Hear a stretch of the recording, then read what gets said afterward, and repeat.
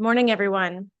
I'd like to call the Tuesday, July 16th Committee of the Whole meeting to order at 9:35 a.m. First item is the approval of the agenda. Are there any additions or deletions? Seeing none, can we get a motion to approve the agenda? Counselor Chanzik moves to approve the agenda as presented. We will call the question. All in favor? Aye. Motion carried. 8-0. Next item is the approval of the minutes from our June 18th Committee of the Whole meeting. Are there any amendments required? Seeing none, can we get a motion to approve? Counselor Minns has made a motion to approve as presented. We'll call the question. All in favor? Aye. Opposed? Motion carried 7-1. Our delegation is scheduled for 10:30 this morning, so we will skip to item 5.1, which is our action item list. I believe it begins on page 24 of your agenda package.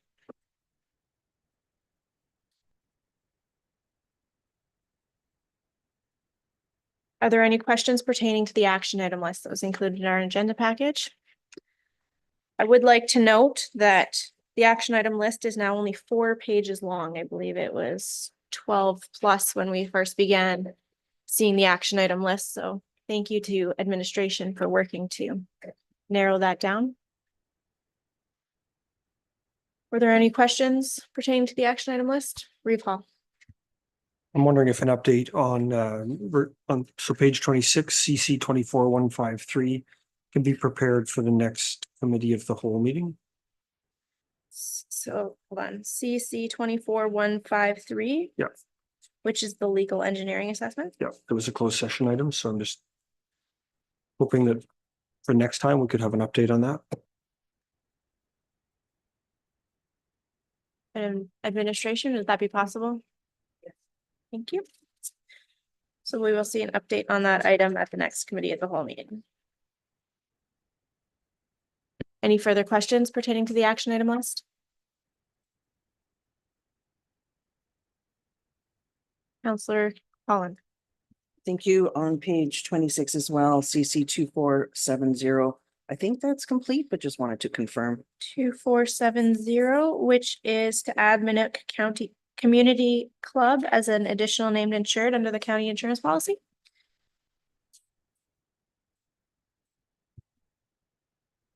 Madam Chair, it's not confirmed. There's some paperwork on the group's end that they have to finish. Thank you. Counselor Chamsick. Also, the remover of CC 24316. Yes, it's complete. 24-3. Which page is that on? Sorry. 28, the first one. Okay. Page 28. CC 24316. I can confirm that that item is complete. Which was to direct the Reeve and or Deputy Reeve to deliver coffee and donuts to the staff at the Boyle Healthcare Center.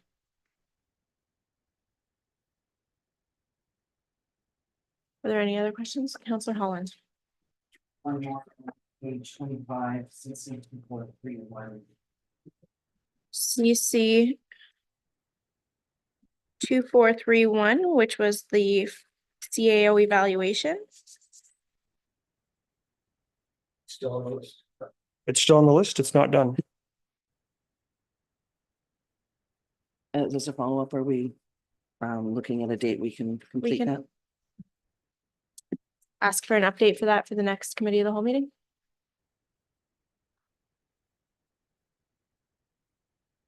(24-31). Yep.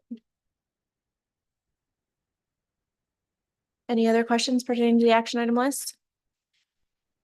Seeing none, can we get a motion to accept as information? Counselor Cromwell.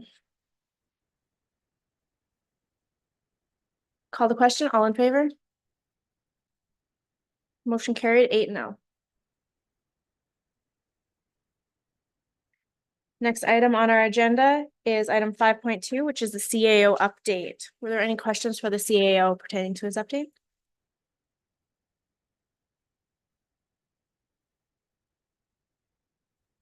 Counselor Holland. Thank you. Just with regards to the legal items, will updates be coming in closed on those? Madam Chair, I'm happy to provide an update in close. Thank you. Counselor Holland, would you like to accept the report for information? Thank you.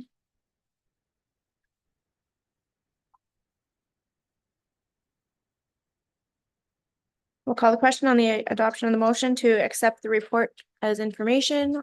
All in favor? Aye. Motion carried 8-0. Next item on our agenda is the department updates. We will start with the corporate services department update on page 31 of your agenda package. Are there any questions for the director of corporate services?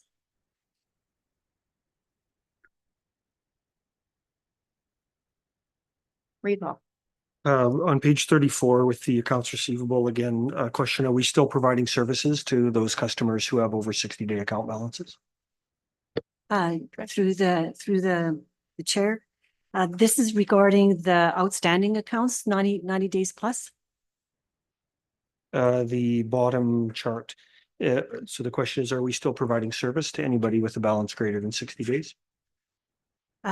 Excuse me, through the chair, I need to follow up on that.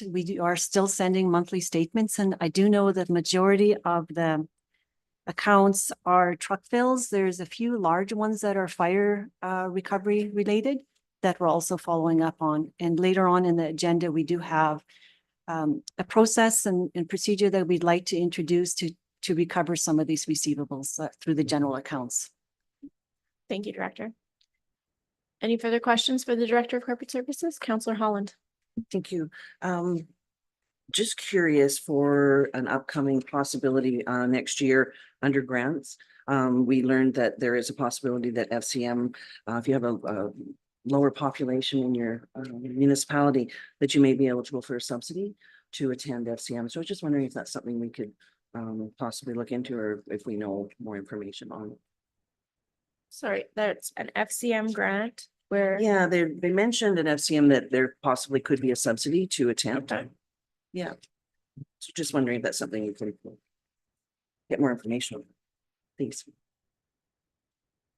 Yes, through the chair. Yes, we'll follow up on that and report back to council on that subsidy grant. Thank you. Thank you. And I do have one more question. So that's to attend their conference or, Mhm. perfect. Thank you. I think it's And in Saskatchewan next year, if I'm not mistaken. Which one? Ottawa, sorry, okay.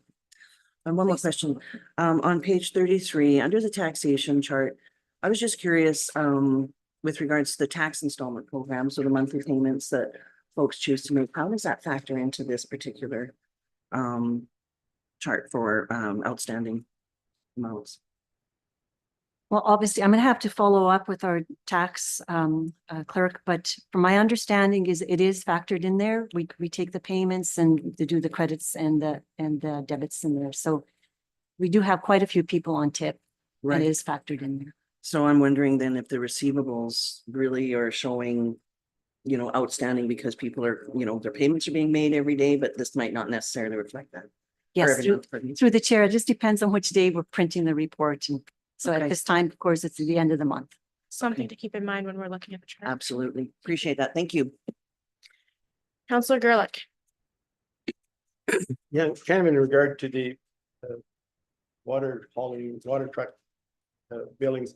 Is there some way we could get them paying in advance for the water? I know we had a boiler business and we had to buy our water in advance all the time, as opposed to, we never were able to procure water without paying for it up front. It sure would save a lot of hassle chasing people, forgetting to pay. you have any response to that? I'm not sure of the process. For paying in advance for truck bills. Madam Chair, we're happy to look into that and bring a report back on how we're doing the billing and some of the maybe some of the quirks of our system as compared to others, especially as it relates to coin op. Maybe this council's already dealt with that, but a lot of places have gone away from coin op, but this place remains with coin op, which has challenges. So we're happy to bring back something and update council how our procedure might vary from others. Let's put it that way. Thank you. Were there any? Counselor Chamzik, do you have your hand up? Okay, Counselor Cromwell. Thank you. Through the chair to the director. On the table on page 32, perhaps too early in Diet Coke world and for my brain, but under emergency operations, you have in the description, food for first responders, contracted equipment for fighting fires, Athabasca firefighter wages. But then 2 lines down, you have mutual aid cost from town and village. What is the distinction on the Athabasca firefighter wages versus the mutual aid cost? Through the chair, I'll have to follow up and send council a message on that. I'm not 100% sure at this time what the difference is in the grant applications. CAO, are you able to? Madam comment? Chair, the first line is specific to I think that's the Jackfish Lake Fire Disaster Relief Program. I can't speak to the third line. I know the first line is the Jackfish Lake, and that's their disaster relief grant application. So we'll have to follow up on the third line to tell you what that one is. Okay, and then if follow up, please, Madam Chair, can I assume then that when it says Athabasca firefighter wages, are we talking Athabasca town, not Athabasca County? Madam Chair, I'd have to clarify that, but I understood those were all paid anyway, so we'll clarify that for you. Thank you. Any further questions for this director? Seeing none, let's move on to the Infrastructure Services Department update on page 35 of your agenda package. Are there any questions for the Director of Infrastructure?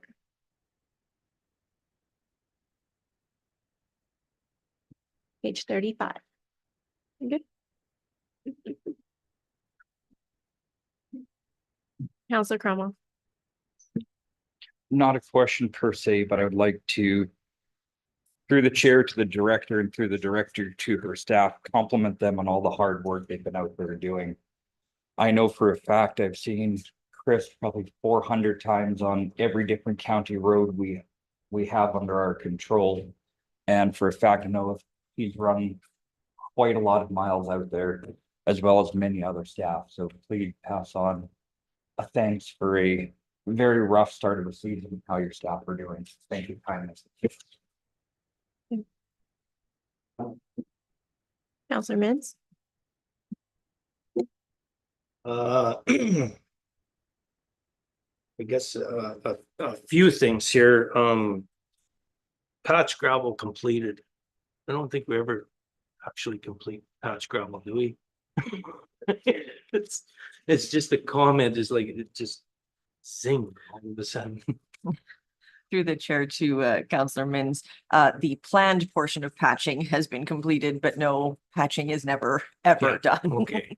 Yeah, sounds good. Crack sealing, how did the contractor get chased off? That's what I don't understand that one.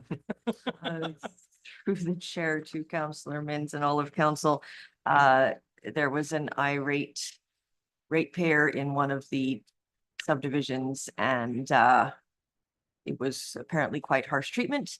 I wasn't there and we haven't filed a statement. They wished to not lay any reports, but they did end up leaving because of the way they were being spoken to. Oh.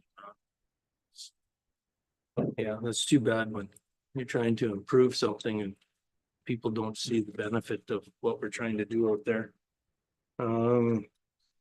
Township Road 665 repaired 2 CMPs. Did we use steel pipes when we were putting them back just due to the beaver problems? Sorry, through the chair, what page? Word, that's what I forgot. It was, that's where I'm gonna be in trouble here. Mhm. It's, Oh, 36. Right at the top, sorry. 36? Yeah. Yeah. Um. Yes, agricultural services and public works have had to work quite closely.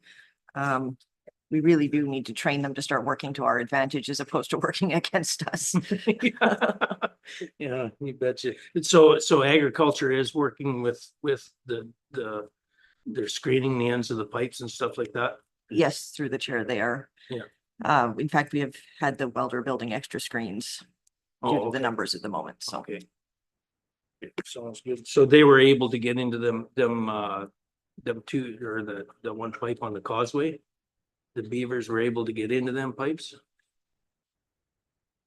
Through the chair to Councillor Mins, I believe in that situation, somebody relieved us of the screens Yeah. at one nice. end, so. Yeah. Yeah. So 2 graders were hauled into Brad Tractor for repairs and that. I'm just wondering, did we receive backup graders regarding that? Are we getting paid or Through the chair, the graders went in one at a time. We had a backup grader on site from them. from them? Yeah. Oh, okay. Okay, good. Yeah. The other thing I was wondering about a maintenance grader, this is off the hip here. We still have one maintenance grader running around with a wing on. Through the chair, we've had multiple failures of equipment this year. The spare has run and we have not de-winged it. It just went, sent it out to work, so. Yeah, but we have one actually that's out in the field, a regular maintenance grader that still has a wing on it. And I'm just wondering why. Area 13. Through the chair, I'll have to check on that for you. I apologize. It just, we go through this soft periods, springtime. Now we're into summer maintenance and to leave a wing on the grader is odd. It's not cool in my thoughts saying. Thank you. So, I guess that's, I guess getting into the whatever we're doing out here, the Landscaping? landscaping, there we are. Are we putting a new flagpole here? Through the chair to Councillor Mins, yes, so our municipal flag can fly. Oh, okay, because I didn't think that we were gonna do a 3rd flagpole. This would solely be for the municipal flag. You have a large quantity in stock, we have discovered, that has not been hung, so. Okay. As long as we don't get into a predicament where people want to change their municipal flag for, do we have a policy on that for some other flags? We should probably have a policy on that. Yeah, we need a policy, I think, to make sure we don't start flipping flags here. We'll bring a policy to you next. Perfect, thank you. The repair on the fire hydrant out here last Friday, and is that through Athabasca County or is that through the town? Through the chair to Councillor Mins, that is Athabasca County property. So it is through us. Oh, okay, so it wasn't the work on the CC or something like that, it was, No, it was on the actual hydrants. oh, okay. I think I'm done. Thank you. Counselor Holland. Thank you for getting all those questions. I had 2 answered. That's awesome. Just curious with regards to the page 36, it mentioned lack of manpower, et cetera, that's impeded some services. So just curious if manpower is still an issue, or has that been resolved? Do we have enough resources? Do you need more resources? All of those things. Through the chair to Councillor Holland, we are tracking for budgetary purposes what we have had in the past versus what we currently have to be able to bring a correct answer to you for budget deliberations. Okay, thank you very much. If I may. One of the large mowing tractors, again, page 36, caught fire July 8th. Are we contracting mowers to keep up, or how is that being handled? Through the chair to Councillor Holland, it wasn't a loss. It was just, it caught due to dust and it was put out, so it's running. Oh, awesome. Okay, so no loss there. And the operator is okay? Yes, thank you. The bridge crew continuing to do bridge cleaning and washing. And just considering the expense of that, as we noticed the last time around, how are we preventing more of the excess gravel to be added on back on top of these bridges? Through the chair to Councillor Holland. Grader operators are expected to not put gravel onto the bridges when they're grading. That has been reiterated multiple times, but we have also done a lack of maintenance over the years, I believe, on the bridges, and so it's been prioritized now. Awesome. Thank you very much. And I believe, oh, just one other quick question. The FCM grant, pre-application submitted for the analysis of green options for the new shop project. Are there any other grant opportunities that are being sought for the new build? Through the chair to Councillor Holland, there are possible ones that we can be looking at, but they would be sequential after the first one would be finished, so. Awesome. Thank you. Oh, and I did have one more quick one. Actually, two more quick ones. Go ahead. Sorry, I flipped the page. They weren't highlighted. Fire hydrants and hamlets, are they all up to speed and snuff, and do we have enough? Through the chair to Councillor Holland, I will answer no, certainly not enough, especially in the grassland area. We're looking at pressure. Currently, our utility operator is going through and checking all of the fire hydrants, and that was where we discovered the issue out front here. So there was 2 replaced in Collinton before we did this one. So we're looking at upgrading things so they are safe and functional. Awesome. Thank you so much. And then on page 39, under recreation services, I noticed Jackfish Lake Campground not mentioned here, but I'm just curious if there's an update as to what is happening out there. The boat launch dock is still sitting on the shoreline and it's broken. There's other issues, signs are shot up, all kinds of different things. Currently, the team is actually out trying to fix the Jackfish Lake dock this morning. Awesome. We have been, because our campgrounds are constantly full, we are having issues with being able to get in and mow as people don't want to be displaced when we get there, and then they're treating staff rather badly. And then they're complaining that it's not mowed. However, Mother Nature looks like she's going to burn the grass off in the next few days, so hopefully that will end our mowing concerns. Yeah, yeah, Jackfish Lake normally isn't that busy, so yeah, that one is just curious about it because it's receiving a lot of abuse. But thank you very much. Councillor Cromwell? Thank you. One last question for the director. Do we have a current road maintenance policy that is in place for grader operators for frequency maintenance of roads? Condition of roads to be done, after graded to make sure they're in proper condition. Is that handbook that I know you were working on at some point done and in their hands yet? Through the chair, there is a procedure that grader operators receive or explained on how to grade. We are working currently to build a service level program for council on the type of road and then the frequency. Of course, that is not interrupted by Mother Nature, but we are still building that portion of the program as it's been eyes on the ground up until now, so. Thank you. Thank you. Any further questions for the director? Refall. On page 37, you mentioned that you're working with the province on a solution for road access to a couple of properties that would require dispositions. Can you give us some details on that and whether there's a financial impact on the county? Are we building roads into properties still? Through the chair to Reef Hall, there is no financial impact other than the application time staff have for the disposition and working with the ratepayers. They would be at their cost and through development agreements. Thank you. Any further questions? Councillor Gerlich. Yeah. My first question is brushing on the north and south side of the Popowich Road. Is that in Division 1? Or there's several Popowiches?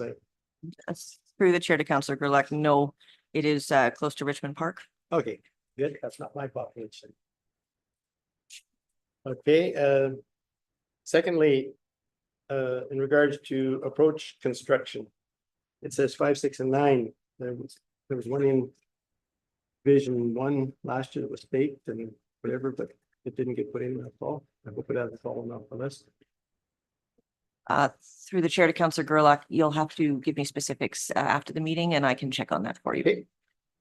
There was that, and then there was the causeway that was done down. Where's the causeway, or what is the causeway? I would ask for directionally, I'm still learning the county. If Councillor Mins could explain specifically, would be helpful. Counselor That's- Mins? Thank you. That's the gravel haul section. Remember that road that we built across by Mystic Meadows? Oh, yeah. We've renamed that the Causeway just due to the fact that it's a causeway that's built across just Muskeg in between two lakes. You know exactly where I mean, eh? Exactly. Yeah. Yeah, that's a tough one to actually keep maintained. The beavers in that area Eager. are very, very active. That's why when them screens are removed off of those pipes, it's a nightmare. I remember when we put them steel pipes in, we thought we had the world beat, but if you remove the screens, you're sewered. Okay, and my last question is on the gravel haul road, like the Perryville West Hill needs some attention. That is the contractor's responsibility to repair those from the spring hall.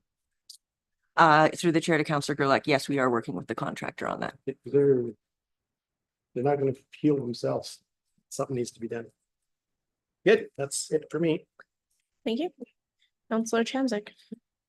Wow, lots of great questions. I was just curious on page 37, the new imagery expected in July, where they reflew. I was wondering if there was a comment, if that was Jackfish, and if you can comment on that. New imagery expected mid-July, initial flight had some smokes that they reflew the areas. Through the chair to Councillor Chamzik, that's the new ortho photos to update our GIS. Oh, okay. And also I'd just like to make a comment. I also very much appreciate all the help with administration for our library board. Any further comments or questions for the director? Counselor Mins? Yeah, I just want to say thank you to the bridge crew. They did an amazing job. There's one. I was walking the other day. There's one bridge out there on Baptiste Lake that they did a really nice job on that. And thank you very much for that. They're doing a great job. Seeing no further questions. Let's move on to the update from the Department of Community and Protective Services. Are there any questions for the director? It's on page 41 of your agenda package.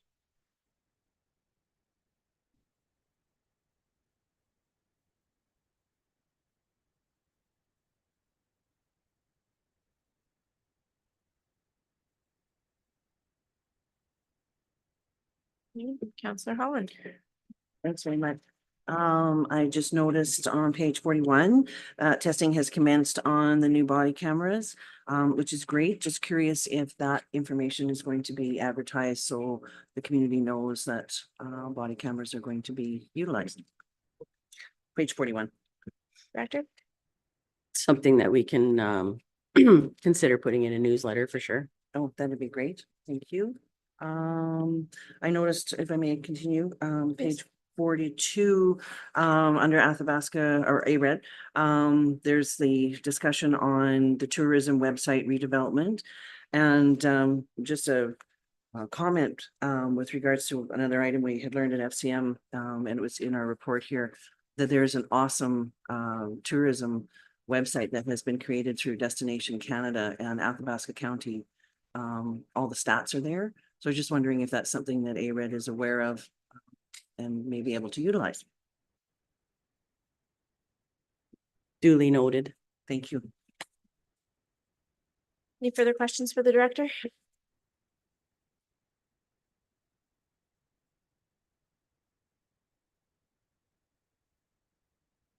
Seeing none, If I may, Madam Chair. Director? So on July 25th is council and MPC was moved before council at 9:30, 9:25. Sorry. We do have a number of subdivision files coming to MPC on that date, I think 7 or 8 for sure. So we would like to request that we start that MPC meeting at probably 9 o'clock as opposed to 9:25. Because there are a number of subdivision files and I think a couple of development files as well, so it's not gonna be a 5-minute meeting. Okay, I wouldn't think so. Just a request of council. Chair of MPC. Well, we can't make that motion at committee of the whole, but you as the chair can, I believe, make that. Recall. We've often talked about not starting super early because it doesn't work for a lot of people. And the idea of doing it at 9:25 is simply so that council can start late without having to sit and twiddle our thumbs. So we timed them to be 9:25 and 9:30 so that we don't end up with, 10 o'clock start on council, finish the meeting at 9:35 and have to sit for 25 minutes. So Right. Is, The only I have concern no is, objection to starting council an hour late if we have. except for we have 2 public hearings that day that are planned for 9:30 and 9:40. Okay. Well, this is the problem with moving meetings, I guess. Okay. Thank you. Any further questions for the director?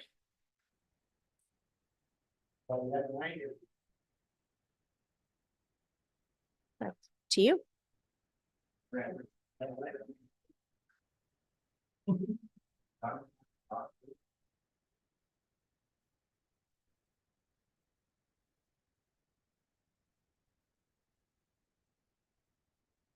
There's no further questions. Can we get a motion to accept the department updates for information? Councilor Mins? Call the question, all in favor? Aye. Motion carried 8-0.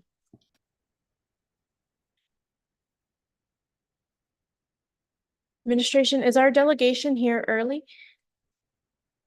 Would there be any appetite to move forward with our delegation so we don't hold him up? Okay, let's take a 5-minute recess and then we will come back for our delegation.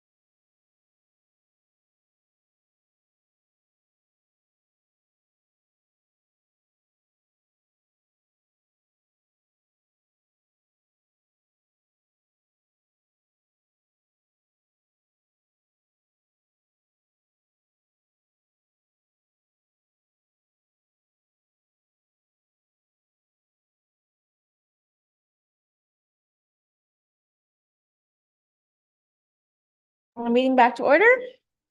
Next item on our agenda is our delegation. Sorry. Call the meeting back to order. The next item on our agenda is the delegation from MCS Net. We'll start with introductions. Good morning. Welcome. My name is Kevin Bernhardt. I am the Business Development Manager with MCS Net. Thank you very much for inviting me today. Welcome, Kevin. I'll start by introducing the others around the table. To your right would be CAO Bob Beck, our recording secretary, Ms. Blair. Communications today is Ms. Plurd and Councilor Mintz. Good morning. Morning. Rob Mintz, Division 8, Baptiste Lake Island Lake area. Good morning and welcome. Thank you for coming today. I'm Tracy Holland, Division 5, which is east of Athabasca. Kelly Johnson, Division 7, Grassland, Atmore, Crestmead areas. I'm Ashton Anderson. I reside in Division 3. Brian Hall, reside in Division 4. Good morning, Joe Gerlach, Division 1, the Rochester area. Hey, good morning. Welcome Gary Cromwell, far north up to and including Wandering River. Thank you for being here today. Thank you. And Hi, I'm Natasha Kaptaniak, Division 2, Collington, Minooka, Pine Creek.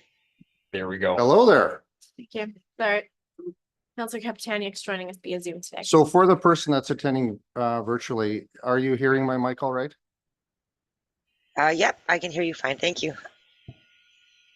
So thank you very much for giving me some time this morning. I appreciate the invitation. Your CAO extended an email our way, and I was happy to oblige and make the trip up. It's always nice to see your area of the country. One of the most beautiful views from the waiting room that I've ever seen. I do have a fairly lengthy presentation here, but I want to encourage you, it will be fairly quick. I don't read slides. You have them in your presentation. I'll make some comments on them. My goal is to try to get through the information as quickly as possible while also answering your questions. It is presented in a presentation format, but please, I'd like it to be more of a discussion. So please interject at any time whatsoever. Let's do the advanced thing. Where do I? Yeah, can you just maybe? I don't know where to point the clicker. There we go. Did you do that or did I do that? I did that. So as the slide points out, and I was here last year. For those of you who recognize me, I will go over a little bit of history on who we are as a company for those who may not know. I have changed the slide somewhat from the last time notes to make it a little bit fresh. We are a family-owned company, 100% family-owned, and that is something that I find really encouraging as an employee. All of our upper senior management are rural Albertans. All of the family members live in St. Paul. All our middle managers, myself included, are Albertans, rurally living. So what I like to say for this slide is that I know that everybody in this council chamber is here because you believe in a certain something about rural Alberta. You have a certain feeling for where you live, and we have the same feeling. We have the same passion for rural Alberta because that's who we are. And it's so nice to work in a company that feels the same at work as it does out when I'm out on the road. There we go. So something that a lot of people don't know, but we started out, MCS Net stands for Microcomputer Store. And then they started the Net as a subsidiary of the Microcomputer Store. And one of the things that they were doing at the time is providing dial-up. And our innovation officer, Mark, and one of the family members decided, we need to try this wireless idea. And they actually used a Pringles can because that was the size of a container that they needed for their radio equipment. And they took a Pringles can with this special equipment out to our airport, and they actually got a signal. It wasn't anything compared to what we have today, of course, but it actually beat dial-up.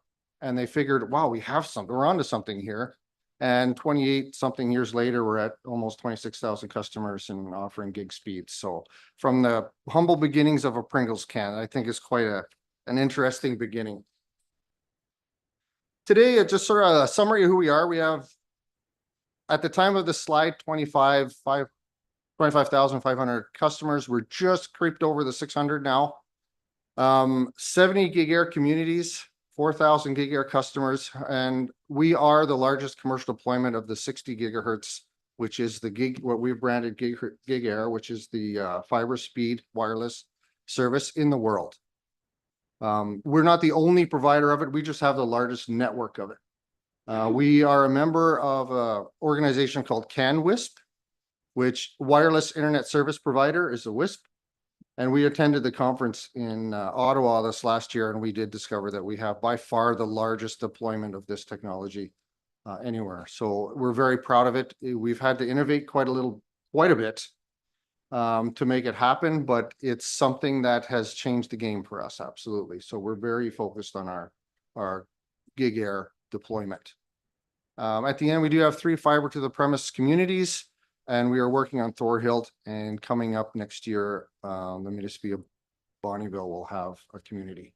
What causes us to go from delivering internet wirelessly to doing fiber to the home is very simple, a government grant. So if it is so deemed that a community is going to get fiber, then we bid on it and approach that project. We have 173 towers which are connected to fiber. I mention that now because what we do most of our fiber builds is what we call transit fiber, is to connect our towers to fiber, which does a couple things. It allows us to deliver the gig air to a community, but it also speeds up our rural customers by taking the load off of it. It allows it to focus a little bit more for the customers that are out of town. We are, I said very proudly, Albertan, and we are a local Alberta employer. We have 73 employees, 8 contracted installers, and all of them are well, 98% of them are Alberta residents. We don't contract out our work. So everybody on our customer service department, everybody in our tech support department is MCS Net employee. We do have a few that live in BC. I think there's 3, but they work remotely. Everybody else either works in our Edmonton office or our St. Paul office. And I will also stress that our St. Paul office is head office and Edmonton is our satellite. Here's a quick look at our service area.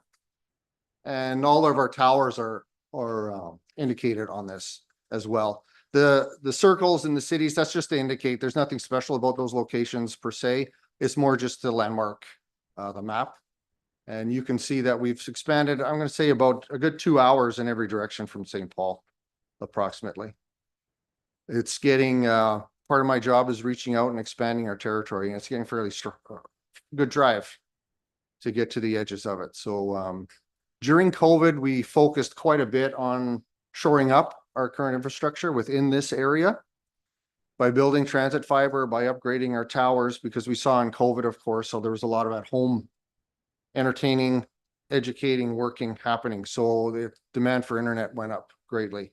So I like to say this map went from light blue to dark blue during COVID. Now, since that has passed and we've got our infrastructure shored up, we're now looking at expanding. Gig Air, which is our millimeter wave technology, uses a 60 gigahertz wave. Just to summarize it very quickly, is it's a very short wave that travels at the speed of light, which allows it to offer the fiber speeds. It works a little bit differently from a lot of different services in the fact that we have a radio on a tower. We'll go to a first location, which is called a POP, point of presence. We have about a 2-kilometer range from a tower to this POP. And then from there, we go about 250 meters. And we actually mesh through a community. The neighborhood here and in town, its houses are actually connecting to other houses. So it forms a network. And that allows the network to be a little bit more robust, because if one house goes down, it can grab a neighbor's signal nearby. So it's not necessarily tied directly to the tower. You'd be tied directly to your neighbor's house. My home in St. Paul actually isn't even pointed at the tower. It's pointed to my neighbor, who's pointed to another neighbor, who's pointed to the tower. One of the innovations we've come up with just this last year are rural radios, which we call OFDM, and I don't know what the acronym stands for, but they've actually found a way to make that old style radio talk with the new Gig Air radios, which is something that even our manufacturer of the Gig Air radio said couldn't be done. So they managed to work out a way for this to happen, and we call that our OFDM failover. This is our redundancy. So when we go into a community now and we're upgrading people to gig air, we will leave a few of these old radios in place because they are way more robust than a gig air radio.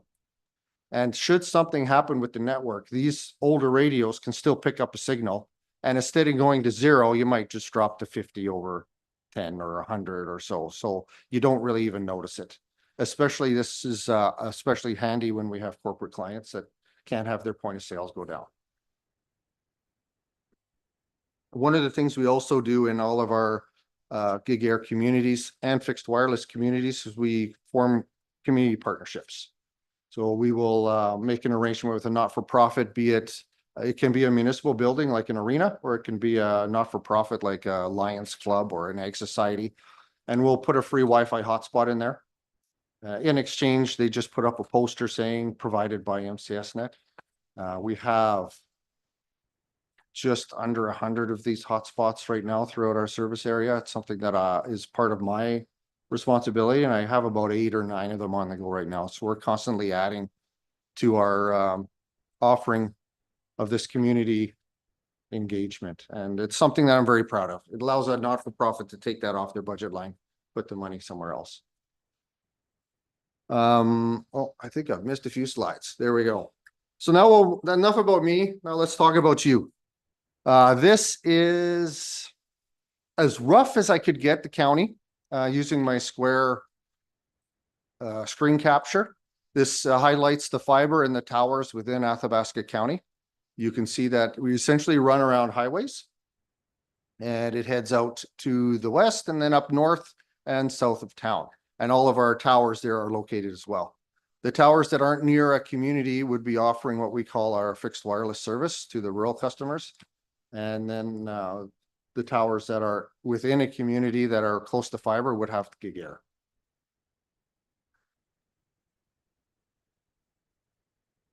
Last year, we did this build. You may have remembered us coming through town. This is what we happened last year. And as a matter of fact, you may have heard that we received some grant money from the Universal Broadband Fund, UBF. This happened because of that. They were very slow in their announcing. We knew that this was happening years before we were ever able to make a public announcement. So this happened knowing that announcement would be coming in the near future. So this is what happened in Athabasca County because of our UBF grant application. We went west of town and then up to Island Lake. Whispering Hills as well. I'm gonna have to look down here. I didn't bring my glasses today. South Baptiste did not get a fiber build. You have a tower there. I do have good news for you. We are going to do what we call a license link to that community, and we'll be able to offer gig air in that area. We don't necessarily have to have fiber to a tower. As long as that tower can communicate to one with fiber, then we can offer the gig air services. And we're something that we're starting to use more and more actually are these license links. It allows us to expand our service much quicker than building fiber everywhere. Yes, absolutely. Can you please use your microphone? So on that note, is it just as quick? Just as quick. It's high speed? Yes. Go from tower to tower? to Yes, fiber. just as quick. One of the things that I do quite often have to encourage people on, because they will ask, because you're a network, why are you saying you're so fast when you have to go from house to house? And the answer to that is simply, we're talking about the speed of light. So it's really irrelevant how many radios it hits. You click your mouse to search information on kangaroos, it's to Australia and back before you take a sip of your coffee. So it's actually faster. Our gig air service is actually faster through the air than when it hits the fiber. The signal slows down about 30% in fiber as it does over the air. So actually the wireless offering is practically speaking just as fast as fiber. There's just no way to comprehend the speeds that we're talking about here. Okay. So I will just do a folk. Were there more questions? Yes. Counselor Cromwell. Thank you. When you were talking about, you said your home is not pointed to a tower, it's pointed at a home, pointed to a home, pointed at a home, pointed to a tower. Yes. What happens if that home that you're pointed to and the home that home is pointed to are no longer with Gig Air, or they move, or the new owners are forbid a fire? And now do you have to come and realign where you're pointed at? Will that give you an interruption as you're? If you're Do you know what I'm saying trying to say? as MCSnet, yes, we would realign the radio. There's a couple things that happen. And one of the reasons why we were so eager to get this failover that I mentioned established is because Mr. Jones would go to Mexico for 2 weeks and unplug his radio and take down his neighbors. And we would constantly be rewiring. So with this failover, it allows us to put it in strategic places where that's not going to happen. We do have it is an issue, but we do have a department whose sole responsibility is realigning radios. And we haven't lost anybody because of a radio going down. They might experience a disruption, but it's one of our priorities and we would attend to it immediately. So quite often they can actually just reroute it in the office virtually. If it requires a physical reorientation, then somebody's on the road right away. Thank you. Yes. Thank you. Please continue. Okay. So, and I pronounced this community wrong last time. It's Collington. Is that, yes, okay, so Collington, as you can see, when I was here in 2023, we had 10 subscribers there. This year we have 34 subscribers. Boyle, we went from 67 to 155 this year. Madam Chair. Please. Through the chair to our delegate, what are the red exclamation points or shoe prints you have? When I Because- took this screenshot, those red exclamations had a ticket in Okay, to the office. It doesn't necessarily mean there was a service disruption, but that particular location had contacted us for some reason, and there was a ticket in the system for it. Counselor Holland. Thank you. So when you mention the subscribers, is this Gig Air? Is this fiber? This is Gig Air. This is Gig Air Yeah, because this it's, is Gig Air. You can see in Collington, for example, on the far right side of the picture, that's the tower okay, coming into town. okay. Thank you. Yes. So that tower would have fiber. The homes in the community would not. Counselor Mins. So then trees in, let's say Collington, or let's say, Whispering Hills. Trees in that area, is there, Massive problem. that is a problem? A flag is a massive problem. But it's something that we've, as you know, with the size of our network, it's something we've become adept at overcoming. Sometimes, however, it does take us a while to get to somebody who's asked for Gig Air because we have to establish good connection with a neighbor. Mundare, for example, when we launched there, it took us a few months to get everybody because we had to bring some houses online and then we can reach you. You may have your house here and your neighbor here who has Gig Air and you want it. You might have to wait until the neighbor across the road gets it. Because we go across like this. So there are ways around it. Of course, elevation is one way to do it. TV towers are still gold. If you have a TV tower on your house, which a lot of these older communities still have them, that's fabulous once again. But yes, obstructions, contour, trees, anything like that is definitely an issue. The more beautiful your home, the harder it is to supply you with internet. Thank you. And grassland, you can see we went from 18 to 30. Island Lake, that was part of our grant, so that just came online this year and we've added 62. Very interesting situation there, and we ended up kind of revising where we were going to put our tower, and we're at the Ball Diamond there. I think you're all aware of it, but that was a bit of a topic of discussion for many people. South Baptiste to come. Gig Air coming via licensed link at sometime this year. We're just working on the permitting at this time. I have no firm date for that. So I did say I'd try to move through it fairly quickly. That is the bulk of my presentation. However, I am open for questions and conversation at this time. Counselor Mins. Just wondering, okay, you're talking about going from tower to tower. Is there a distance for that then too, or? We are doing, just trying to get, the names are gone. Redwater, no. Gibbons, to Morinville. We can do that shot. So it's quite a long distance. Contour is more important than distance for this. The reason that we have to license it is because of the speed that we're providing. After a certain speed, you require a license to do it. So the range isn't really a factor. We're gonna go to Gibbons, Bonaccord, and Morinville without it, with no issue. And I am not as savvy on the technical aspect of it. We do have a gentleman named Miles who is in charge of our network. If he says it's good, then I go and I get a tower. So far we haven't been limited, and it's the license linking is something this last, I'm going to say even just 6 months has really become something we're looking at because it's allowing us to expand fairly quickly. Thank you. Any further questions? Counselor Holland. Thank you. Thank you so much. It's really good information that you brought forward to us, and amazing how far you've gotten in the community and expanded, and that's awesome.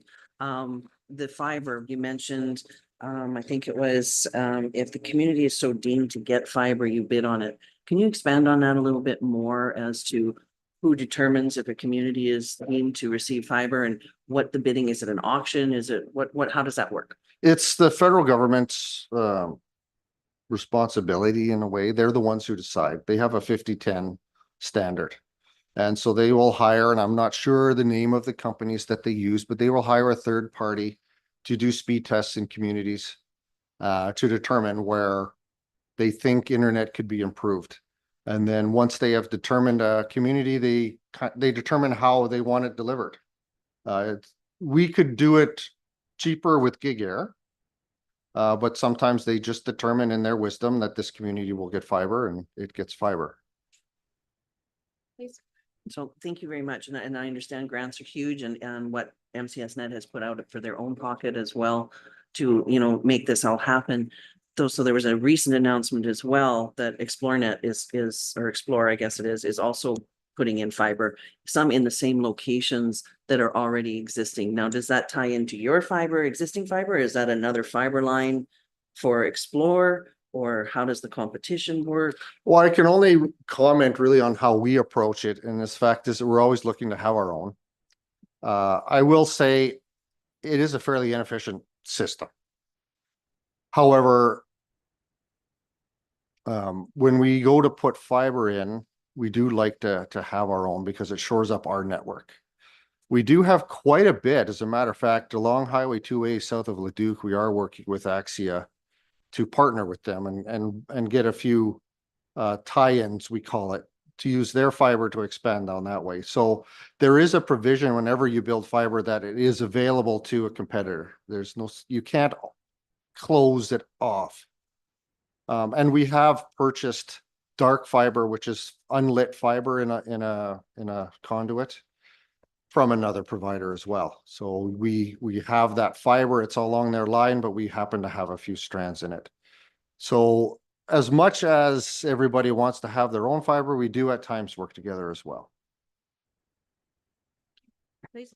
So in the same line of that, using other infrastructure, other people's competition's infrastructure, et cetera, are your towers that are existing, can they accept, and I mean, you don't know what you don't know, so I'm going to ask, it might sound really silly, but can those towers also be utilized for cell phone? No, ours can't. Yours can't. And there's a reason for interference from wavelength, but there's also another reason in the fact that our towers aren't high enough. Okay. They wouldn't really be of any use to a cellular company because we're only about 150 feet up, which wouldn't really cut it very far down the highway. So that's the main reason why we don't see communicators using our towers. Okay. But we do co-locate. Okay. As a matter of fact, the one here is co-located. We're co-locating on that one.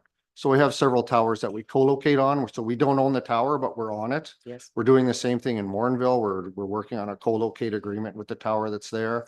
And should someone approach us, we would also look at doing the same for them. Right, and is it, just last question, so when you mentioned co-locate, I was wondering what the term was for that particular sharing of towers. Yeah. So basically, if someone comes to you and says, hey, we would like to also use your tower, you can't really refuse them, is that accurate?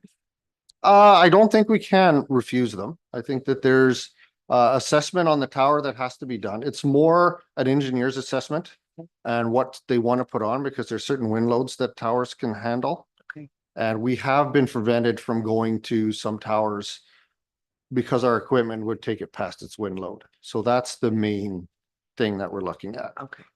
There are a lot of providers, however, that would prefer to have their own tower. We're one of them Mhm. for the simple fact of control. Absolutely. But if someone were to approach us and say, for example, we have partnered with Dewberry. We put our tower at their fire hall and all of their communication equipment went on it. So we're very willing to work with other organizations, municipalities for our towers. Awesome, Yeah. thank you very much. Thank you. Recall. You talked a little bit earlier about the point of presence receiver and the 2 kilometer line from the towers. So in some of the rural areas, there's obviously less density and establishing a network of multiple buildings within 200 meters may not be possible.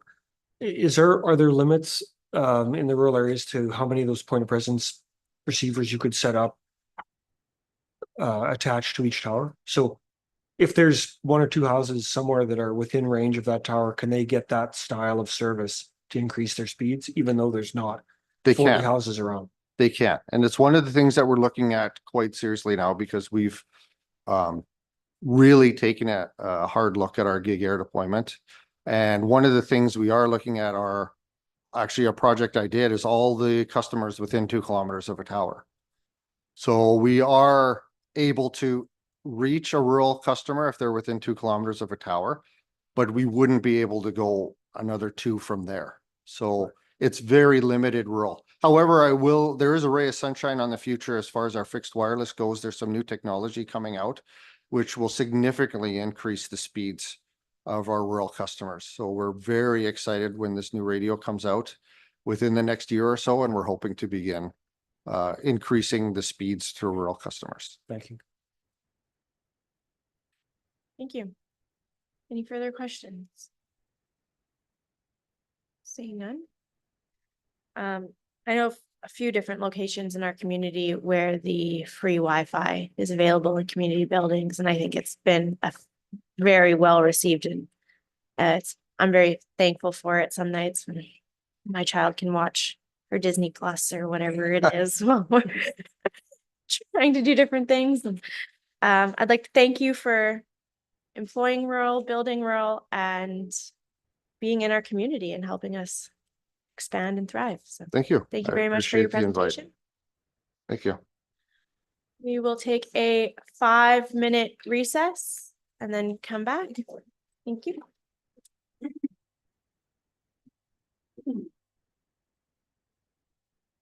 Feel free to reach out anytime.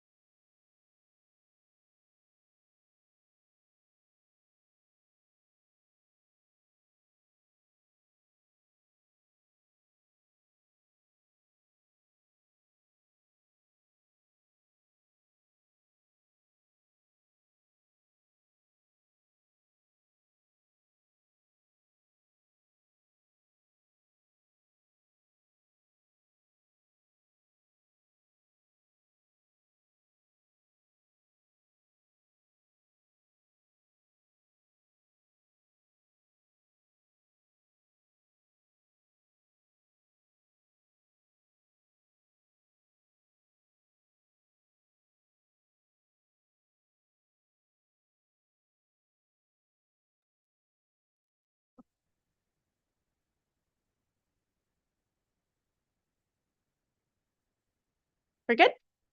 Wonderful. Next item on our agenda is item 5.4, which is the counselor updates. Today, we will start with Reeve Hall.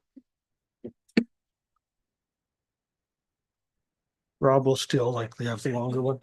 It feels like it's only been a few days since our last committee of the whole meeting, but in the time other than the regular scheduled meetings that we're all aware of, I spoke, brought welcome and greetings at Canada Day in Athabasca.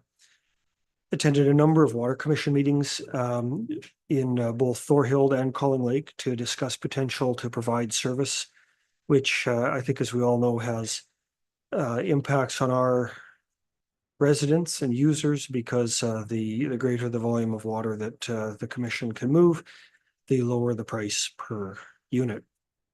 And so those were they're very different in style, and certainly at the Colling Lake end with MD Opportunity, that's just the very beginning of relationship building and exploring whether there's a need and a desire to work together. And Thorhild has a Water for Life grant that's just a bit short of what would be required to do the project, and so there's some decisions that need to get made by them, but principally it was about having that conversation to make sure they knew the commission was open.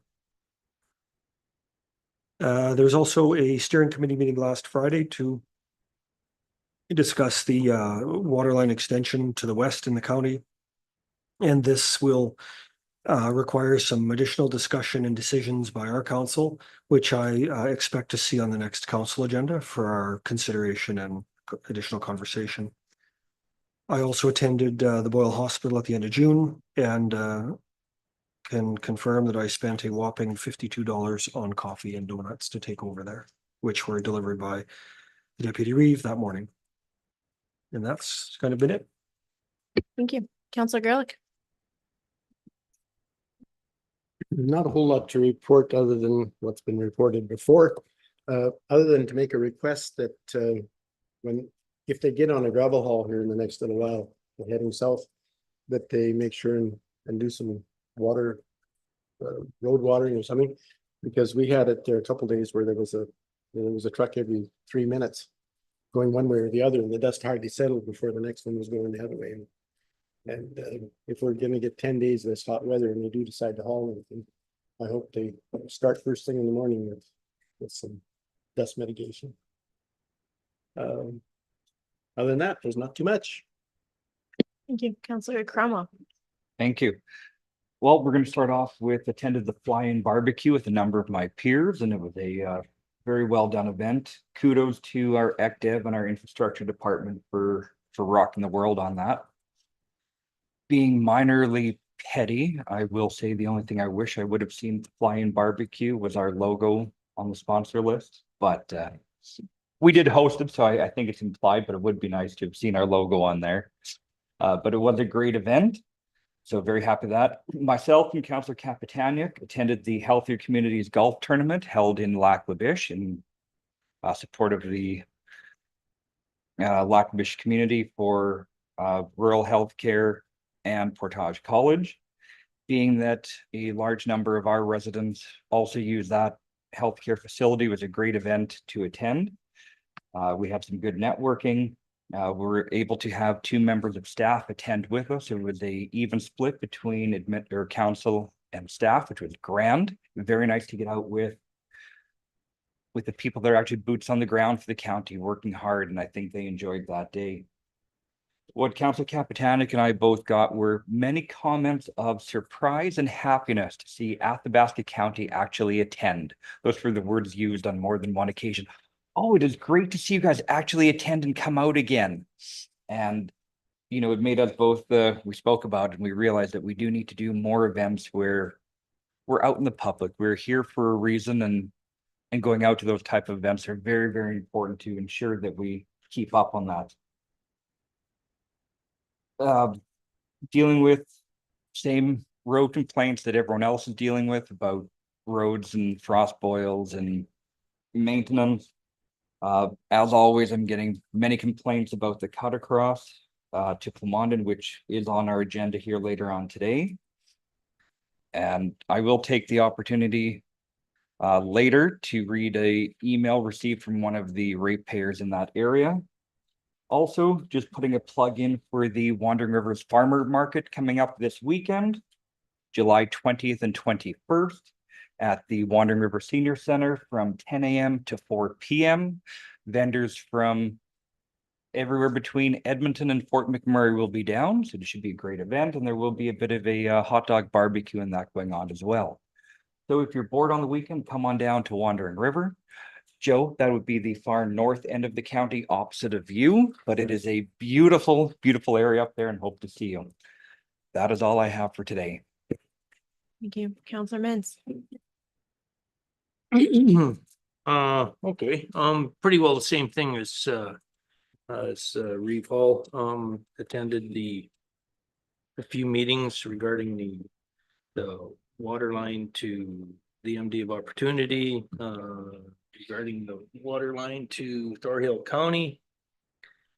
And that piggybacked with the Thorhill County one, piggybacked with the Aspen Regional Water Services Commission meeting in Boyle. We actually met at Thorhill, in Thorhill at the ski hill. Very nice place. If no one's been there, it's kind of cool to see. And yeah, had a good conversations with them, trying to hopefully see if we can get them to advance in their water line, would be great. And the commission meeting went very well. A lot of just verbal discussion on different topics, governance and asset management, verbal update on that, and that's moving forward.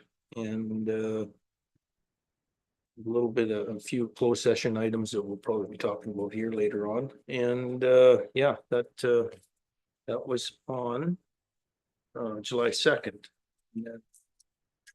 July 12th, we had a very great meeting here in the county office with all of Summer Villages, 6 of them from out west, and it was great to see us all sitting around here and with Associated Engineering and that, and discussing the new water line going west of Athabasca. It is a advisory committee, and started off with there's going to be a charter made up of contacts and phone numbers and signing authorities and stuff like that. And then from there, the first design, and from there it'll go to a more detailed design, and then construction. So, and as Reeve Hall was saying, that there's information that's went back to the Summer Villages, and they will come back to Athabasca County and then Athabasca County will probably request funding and stuff like that on the 10%. So everybody was very upbeat on it. A couple of Summer Villages had to still meet with their councils a bit just to dot the i's and cross the t's on their end, and I can't see anything but it moving forward. So it's another great news story. Can't wait to see maybe a pipe go underground. So, and then the big thing is coming up this weekend is the U13 provincial tournament that Athabasca will be hosting, and it's hoping that everybody will come out to it. It's a great, huge undertaking by the parents of the baseball team.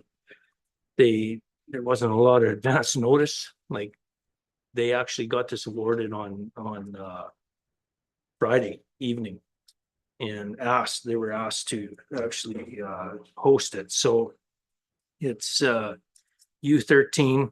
It's great ball. They went through the whole provincial 2-round robins undefeated, and so it starts Friday on July 19th at, I just got the schedule here, at 9 a.m. Will be the first game. Goes Saturday and then into the finals on Sunday. And it's up at the multiplex. There's teams coming in from Edmonton, Ackville, Leduc, Nehill, Edson, Beaumont, Thorsby. So there's gonna be a lot of, well, 7 teams coming in from Alberta, so. So it's gonna be, hopefully everybody, you know, if you're interested in watching some great baseball. It's gonna be lots of fun, so. If you have time, come on out and cheer out the Muskegon. They did very well through their round robins, so. So sure, if you can make it, have a hamburger. There'll be food trucks up there, concession's gonna be open, it's gonna be a lot of fun, so. And it's gonna be hot. So, okay, so that's about it. Thank you. Counselor Holland. Thank you. Since we last chatted, let's see, I attended the National Indigenous Peoples' Day at the riverfront, and that was excellent. Love seeing the dancers and hearing the drumming. It's amazing. Went to the Boyle Healthcare Center appreciation. So thank you very much for delivering those donuts and coffee. I don't know if they were really thrilled to celebrate that type of an anniversary, but we went out to show our support. We completed the spring care cleanup event in Perryville, Rochester on June 29th. So thank you very much for the wonderful ice cream and the hosting of us, Mr. Gerlach. That was awesome. We went to the Magnificent Rivers Rat Festival. It was well attended. It looked like it was an excellent, great weekend. We only were there for the June 30th as we had other Canada Day plans on the 1st, but it was really well done and well organized and great music, great food, and a lot of happy people.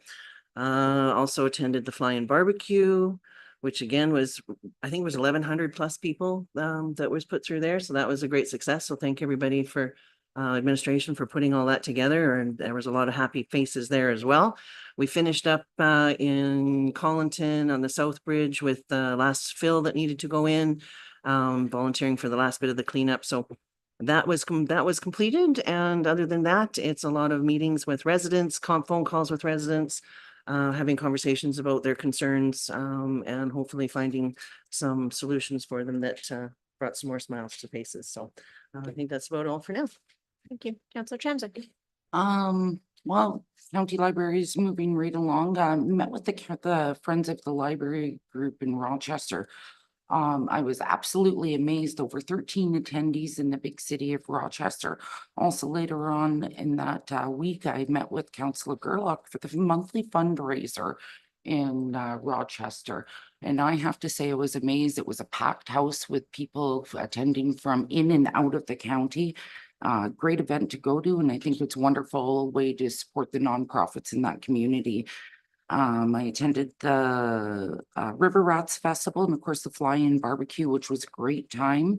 Also volunteered in Collinton for maintenance for the Athabasca Landing Trail, the healthcare event in Boyle. And this weekend I had the joy of going to the Plamondon Mud Bogs to watch some of our local racers there. And it was a great event, and happy that I came out. Besides meetings and other committee meetings, I met with various residents, and that is all. Thank you. Counselor Holland. So sorry, I forgot to mention, you might have not seen it, but the FCM report to council was also submitted yesterday for everybody to have a look at there. Just thought I'd mention that one. Thank you. It does seem like we just met not that long ago, and yet after our last council meeting, I delivered donuts and coffee to the staff at the Boyle Healthcare Center. Not really a celebration per se, but recognizing that the ongoing closure of the Boyle Hospital at night has been going on for 2 years now. And the staff there have just been phenomenal at trying to provide the best care to the community that they can, given the restraints that have been put on them. Also attended an event at AU House as part of Convocation. Convocation was incredible to see that many people come to our community, and the way that the multiplex managed to pull that off. And So kudos to the multiplex and their staff, as well as to Athabasca University. I found the entire event was really focused on celebrating their students and their students' accomplishments and how incredible that was. And I think it was a great opportunity to showcase our community. And everybody seemed to really enjoy themselves there.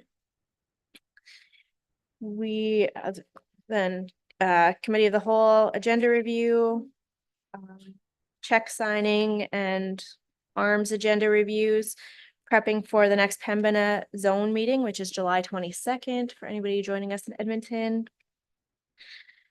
We had a multiplex meeting yesterday. There'll be a written report in the next council agenda, but some exciting things happening at the multiplex, and from the board level, really trying to respect that governance structure.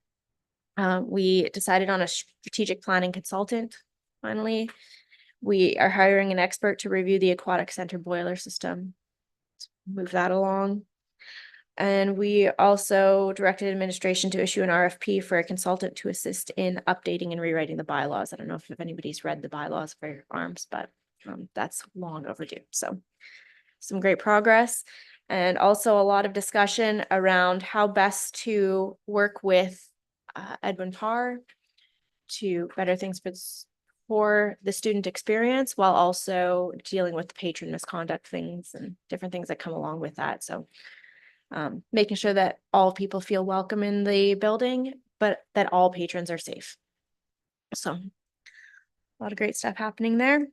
I also had the opportunity to meet with some representatives from Pembina Pipelines. They have their company culture is just incredible when it comes to supporting the community and wanting to be part of different things.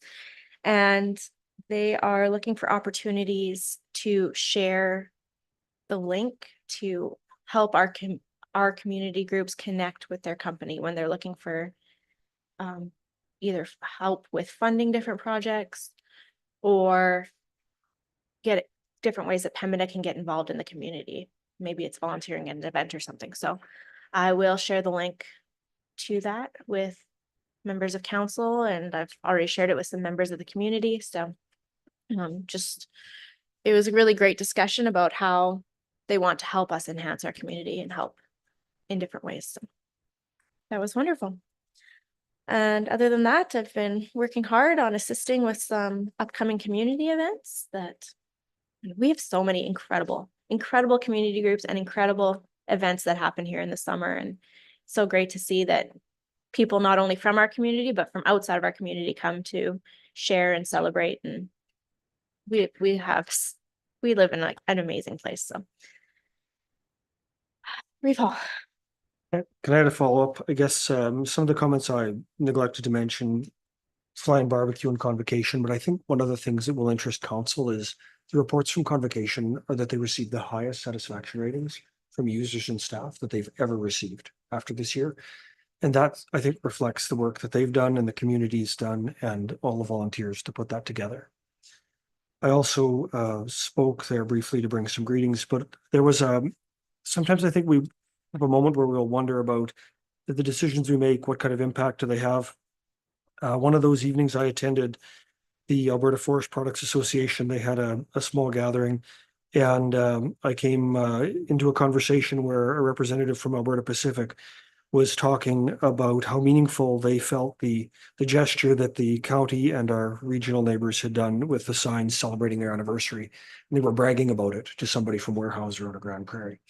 And so this individual has on more than one occasion said to me directly how they are touched by that. And in this case, he was telling how his colleague, how he felt that it had an impact on both himself and some of the other staff that work there. So I know we're getting close to the 1-year anniversary of when that came up, but those had some impact. And I apologize for missing those in the earlier cycle. Thank you. There's no more additions. Councillor Gerlich, you wanted to make a motion to accept the councillor updates as information? Okay, wonderful. We will call the question. All in favor? Motion carried 7-0. Next item on our agenda is item 6.1, which is draft bylaw 021-2024, which is the schedule of fees.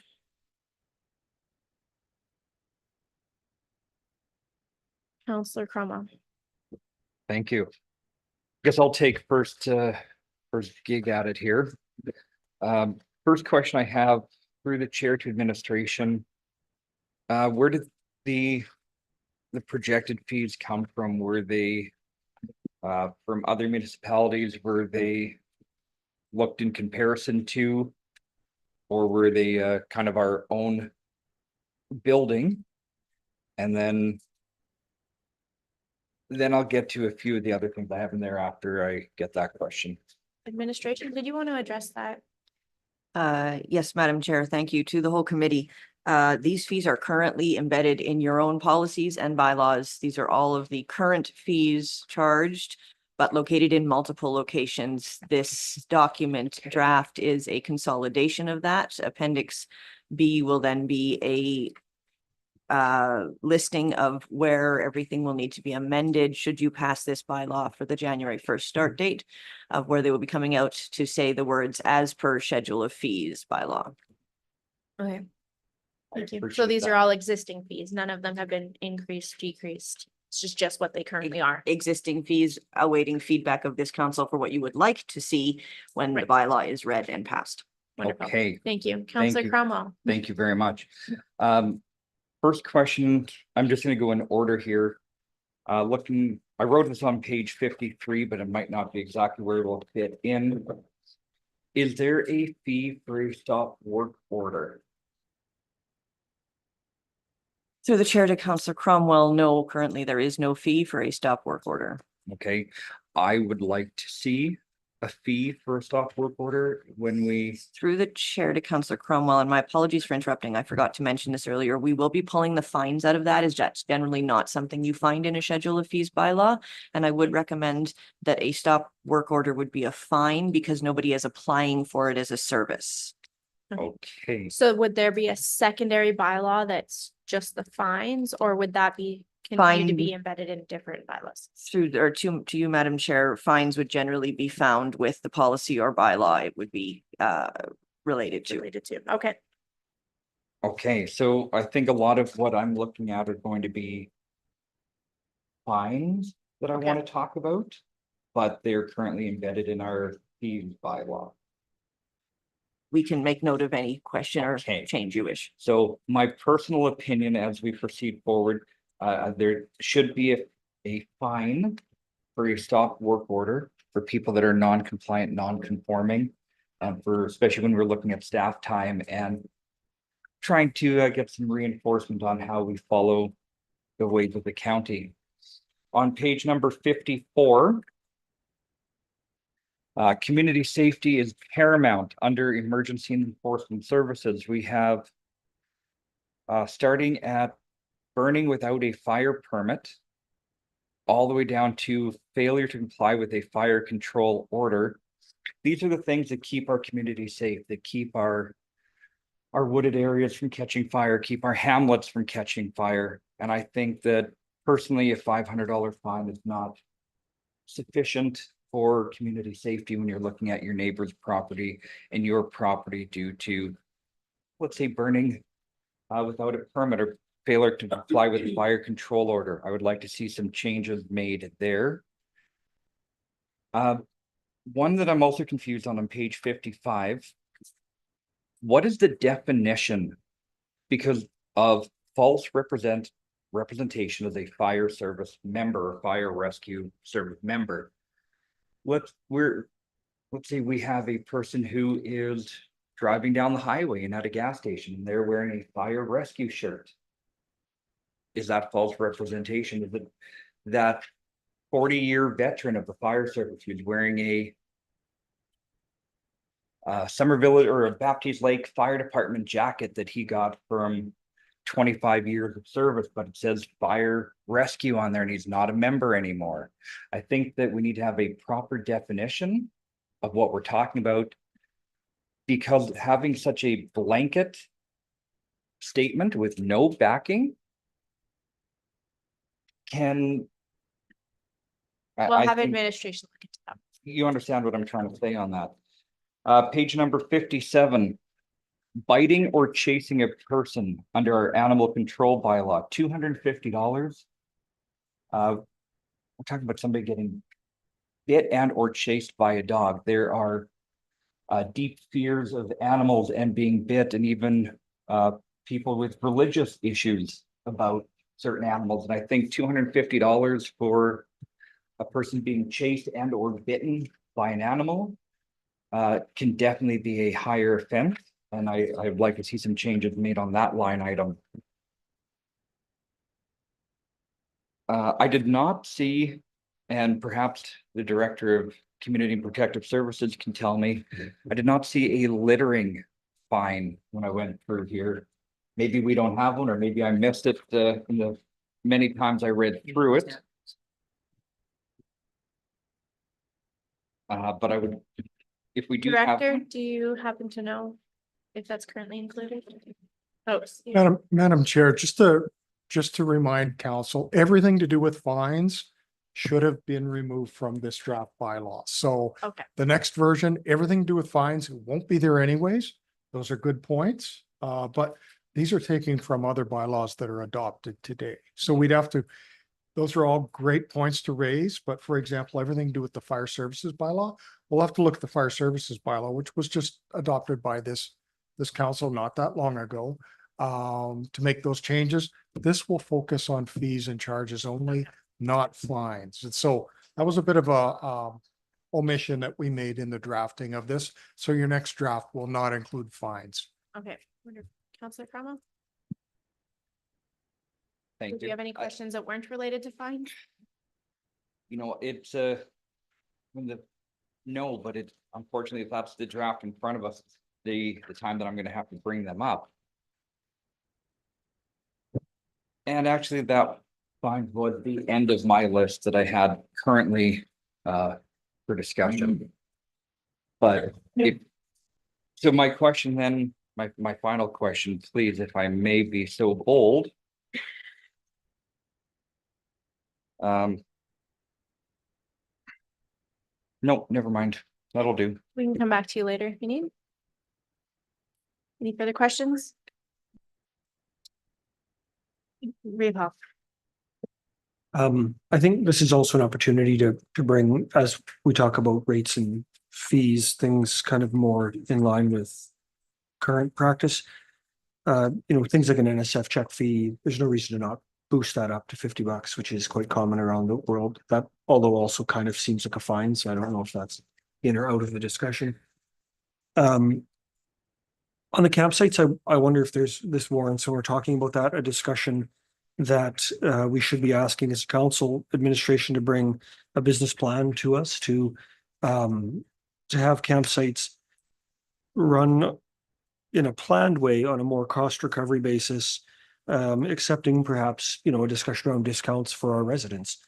When I look at it, I think there's a lot of things we provide to residents, and being able to provide recreation where we invite and encourage our ratepayers to and residents to use the beaches and the boat launches and the lakes. These things are, if the county's providing them, we should be encouraging first our residents, and then have a very distinct out of town charge. So maybe there's room for us to look at a significantly reduced price on the day passes for people who live here. And the out of town far off folks, well, that's a different story again. But I bring that to the table for discussion. I also before I would be personally satisfied with this, would be interested to see a bit more of analysis from administration on, because we're heading into 2025, on seasonal rates that I think our seasonal rates are wildly undervalued for non-residents. Again, it's a choice for us to charge less to our existing residents, but and same thing with the individual rental rates per night. I think we can bring those far closer to in line with the market. Is there something interesting happening outside we should all pause for? Anyway, those are the The other comment I had was the Farm Women's Conference, I thought was probably not appropriate this is an event. It should be up to the committee to set prices and make that work. I don't see that there's value in putting that in a bylaw like this. Unless we're also gonna tie it to very specific funding that makes sure the fees stay at that level. Thank you. Any further? Counselor Holland? Thank you. One of the things that I did notice, this is a huge job and a huge undertaking to go through every single policy and bylaw and pull all this out. So thank you very much. It's a big job, and it's very much appreciated to see this. It will be a lot easier to work through, for everybody. We're talking about the different fees, we're talking about the different fines, we're talking about the different, pricing. And I'm wondering if it's worthy of doing a bit of a, review, I guess, on similar municipalities to see if we're all in the same realm of fees and fines and where we're at with that, and was curious about the appetite of council to request that review before we go forward with the bylaw.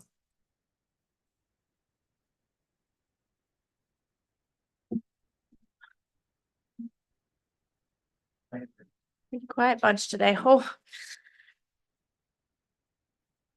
Anybody else? I guess the follow-up with it is I would hate for us to be the people to decide on all of these fees and fines and whatnot when we really don't have a comparison or an understanding of where everybody else is at. So I know I'm not comfortable going forward without having a comparison.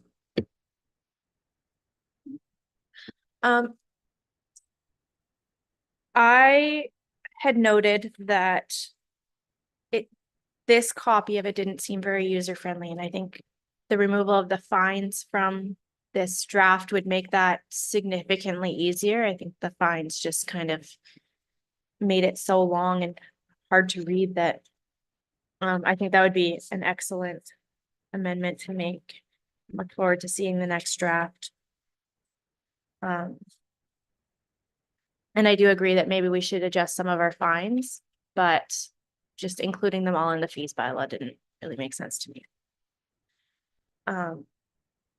CAO, from your experience, are there comparative fees bylaws that we could compare to fairly easily to reference? Yes, Madam Chair, everywhere. We're just another unique to Athabasca County thing. We don't have a fees and charges bylaw. Okay. That's the first time I've experienced it in my career, but I guess there's a first time for everything. So that's why it's kind of monumental that Director Whaley decided, I'm going to take this on, try to get a draft done because we don't have one and never have. So it is best practice to have a fees and charges bylaw. A lot of places have them. So probably shouldn't be a huge exercise to do a little comparison of where we're at. And I expect that that's probably been done in the past under each of those policies, but everyone updates their charges every year, so we might have lost ground. Okay, thank you. Counselor Mintz. Yeah, on that note, I just want to thank the director for actually going through and I'm looking at the end product here. You'll be able to jump on the website and go into this bylaw, and actually it's right there. It's going to be right there in front of you. You don't have to go through the policy or the extra bylaw or whatever it is. You'll have that information there. $200 for snow removal, $200 for dust control. It's like, and then you can make that decision. It's going to be so much nicer. So thank you very much for that. I can't wait to see us compared to other people.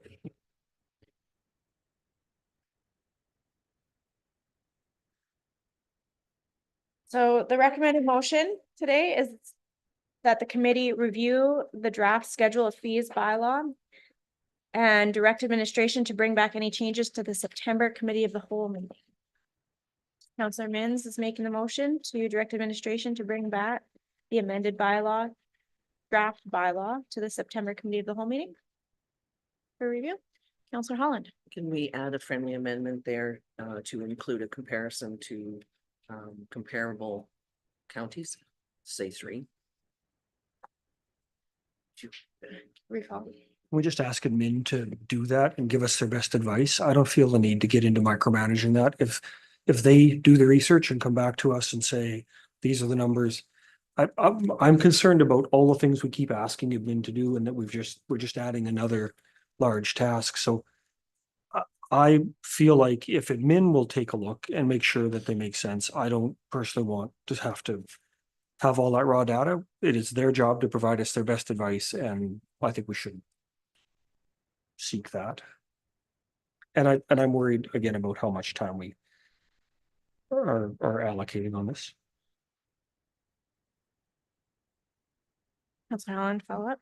Thank you. Yes, as much as I understand, time is precious and is a difficult commodity for everybody to have at this time. However, I think it is responsible movement for a council to actually look at the data, as we are a data-driven council, it seems, and that the data that is out there, I think, should be compared to and looked at to make sure that we are where we need to be, as I mentioned before.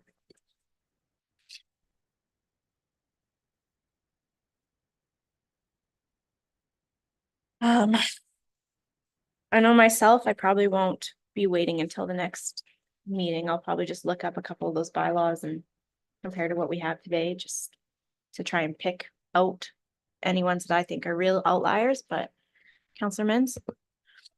Through the chair to the CEO. When this bylaw comes back, being scheduled bylaws, it's probably gonna have, you people are gonna be looking at this anyway, right? You're gonna be comparing to other. So is it so it shouldn't be a huge undertaking to actually just put that in for a little bit of reference, or how does that work? Madam Chair, no, shouldn't be a huge undertaking. I gotta tell you, we absolutely hate when you specify which meeting it has to come back to, because you're just changing our priorities. We're dropping what we're doing to make that date. So if you've got a waterline project you want us to work on, we ain't working on it because we're working on something new. So whenever you specify a date that you need it to come back to, it just plays with our priorities overnight. As remember, all these charges are in place today. We hope to have it in place by January 1st. But these charges all exist in policies and different bylaws today. So simply bringing back the amended one without the fines for the September committee of the whole meeting isn't a big issue, but compiling more data. Yeah, I would just prefer to a future committee of the whole meeting, and we'll see how it works in with other priorities, because they change, and it's actually kind of our busiest time of the year. So. Councillor Mins? I'm okay with that, and not because of the water line project either, but it's like, yeah, with that information there saying that it's already in a bylaw, it's already sitting there, so when we can bring it back, can we have it brought back before January 1st of 2025? Recall. This is one of the projects I think some of you will remember that we've been, administration has been talking to us since the first quarter that we sat at this table.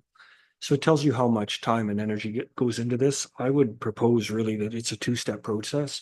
Let's get it done take what we currently have and consolidate it, and then we can outline where the adjustments come in terms of our priorities for the future. So get this, do what administration has asked us, and consolidate into the fees bylaw, and then we can outline as a priority the comparison to other sets for the next cycle, so that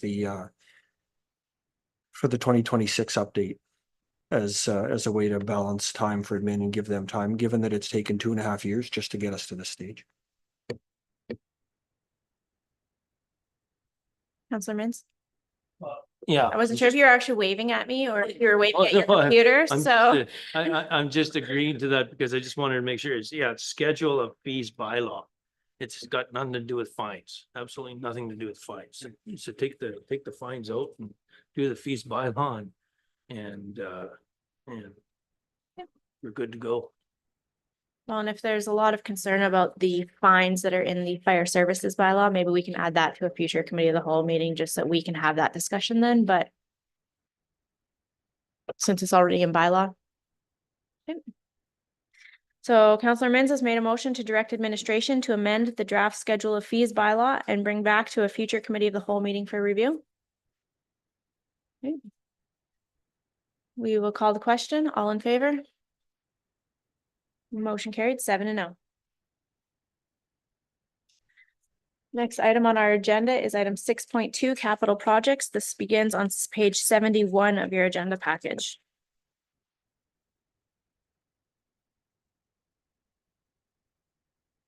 Director, did you want to address this item?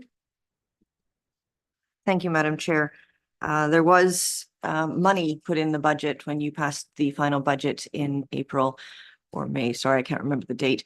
And Public Works is keen to do something. So we require direction from council on what we should be doing. There are 4 listed projects, all of which have been discussed on many occasions over the years. Unfortunately, the 2 STIP applications for this year to the provincial government were declined, one for the Alpac Bridge, one for the Collinton Bridge replacement, as council had previously budgeted for its removal out of your own reserves, which will be happening later this summer. We had also proposed a hard surfacing project, and background reasoning has been provided, as well as cape sealing. Council never agreed to an area that you would like to try that in. So we're here asking for direction on if and what we can do. Thank you. Counselor Cromwell. Thank you. This is going to be a fun discussion today, I can guarantee it. I'm going to start off with a multitude of questions through the chair to the Director of Infrastructure. And when you need me to pause and get a breath or eat a donut, please tell me. Starting with, let's go with point number 1, the Alpac Bridge. The notes that really caught out to me is we are still trying to figure out ownership of that bridge to a point.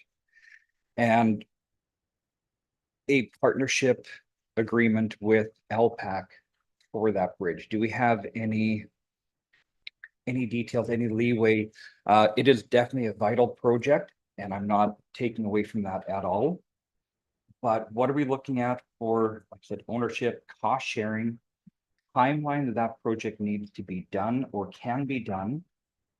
And if I am not mistaken, CAO Beck mentioned something about a community grant that we might be able to apply for at some point if, and I could be way out in left field, if STIP didn't go through, that there might be other avenues for looking at funding for that particular structure. Does that ring a bell to you, or am I having really weird county dreams at night that I shouldn't be? CEO. Madam Chair, just because I don't remember doesn't mean it didn't happen. So to date, the ownership of the bridge has not been clearly identified. To date, the county is questioning the ownership of the bridge, the province is not. By applying under STIP as directed by the province, it implies that it is county infrastructure. The application was made and was rejected. The bridge reporting is done by the consultants contracted by the county in order to present the STIP application. The state of the bridge, to address Councillor Cromwell. Right now, it's a membrane issue, but if things are left to disintegrate, as a large portion of the bridge program has been, it's going to be an astronomical sum of money, likely. I mean, a bridge replacement of that bridge would exceed the total budget of Athabasca County for a year. No doubt. So it is administration's recommendation to fix now instead of replace later, especially in a bridge that size. No argument on that. Yeah, let's Um, stay with item number one. Were there any other comments related to item number? To item number one, let's just bring it back into focus here of what MD Lesser Slave River is doing right now. They have a bridge crossing the Athabasca River also on a the old Highway 2A, call it, and virtually the government's pushing it back on them that they own that bridge. So and they're in consultation with the government and that trying to get a new bridge there and stuff like that. So yeah, and the government's gonna say what the government wants to say, and if they don't want to take ownership of this bridge, they're just gonna push it back onto us. So it is a maintenance issue that we do have on there. If we let it deteriorate to nothing, we don't have enough money to rebuild that bridge, as we can see from 813 right now. 5-6 year project. It's like, oh my lord. So I think we really need to look at this. I'm quite concerned about the precedent that simply putting up the money to repair it would have in the future when the bridge does need to be replaced.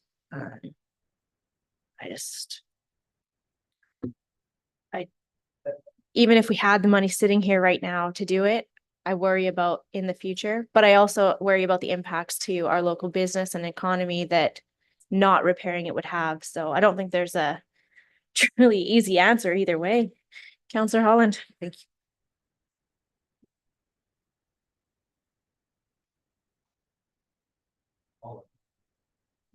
Can I get a clarification, please, on what you said, Madam Chair, which is a very great point. Forgive me, Councillor Holland. Deputy Chair, you mentioned by putting the repair cost in now versus a replacement later on and financial implications in a nutshell.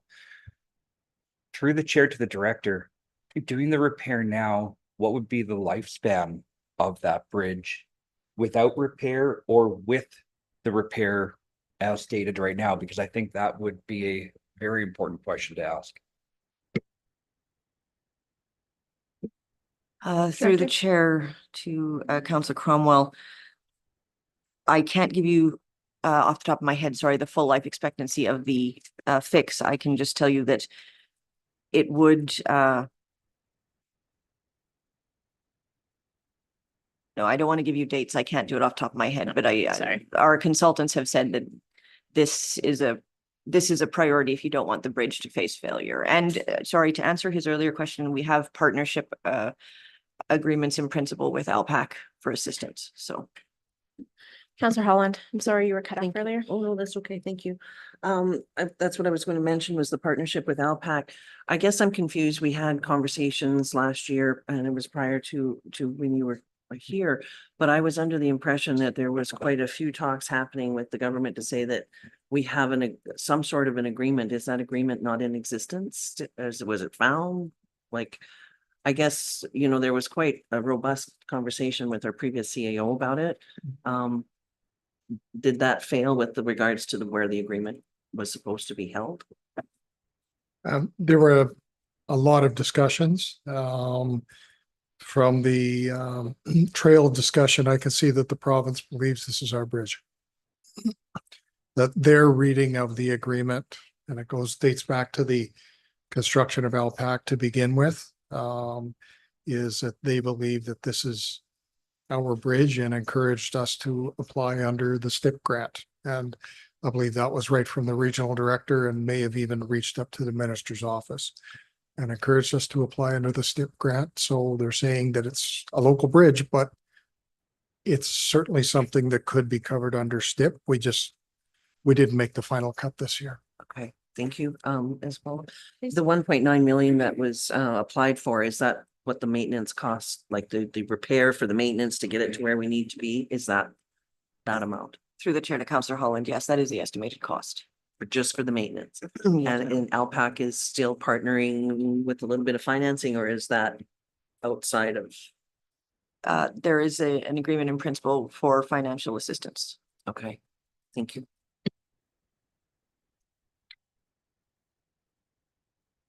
Reed Hall? I know, we've, in terms of infrastructure that we have, I think this one is pretty critical. Remembering that there's no viable alternative crossing for our single biggest source of industry in the region. We have an industry partner that's willing to work with us, and I think I'd still like to see us agree sort of with the idea that we continue to try to work with the government of Alberta as a potential source of funds. And then we push at that to see if there's some funding outside of STIP, either through lobby efforts to the Minister of Transportation, but also Forestry, Minister Lowen, and others to see if there is some way to assemble some ad hoc funding, which I think, we would need to talk to our MLA about and look if there's a way to do it. But either way, a project like this, to me, is one it would be irresponsible to defer because of the escalation in costs that will come. And so if ever there was a case to actually use entirely our own money, to me, this one fits the bill. And then by doing that, we actually take it off the list of projects we're asking for STIP funding for, which means we can apply for a single project or a very targeted set of projects next year and hope for a better outcome in the application process. And as disappointing as it is to not see the STIP funding on this and the other application, I think we do have to also acknowledge the region received, around $16 million. And it's hard to not argue that we got our share of the funding for that. So it would be nice to have some clarity from council that it still makes sense to try to speak to our MLA and look for, are there other ways to work together to find some government help with this? But if there's not, I think it's something we have to do.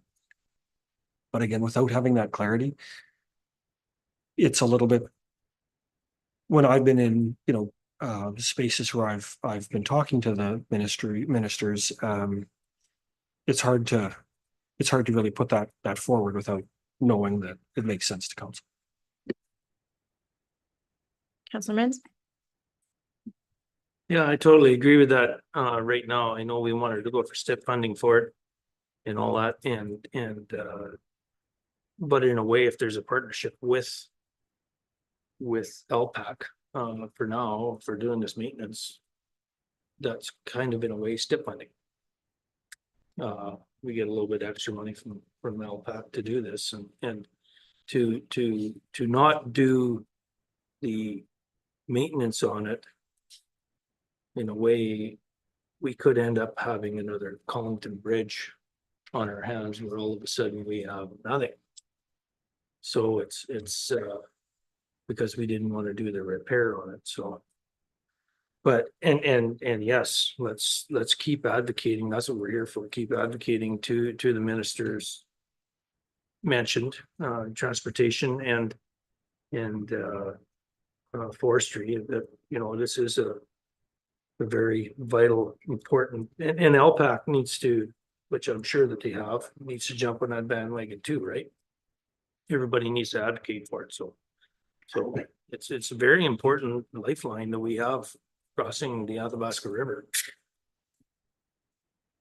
Reed Hall? In follow-up to that, your comments have reminded me, one of the LPAC leaders that when I last saw, the comment was a very pointed question is, okay, you didn't get the grant. What's your plan? And, the response was, it's coming up on a future council agenda and we'll be back in touch.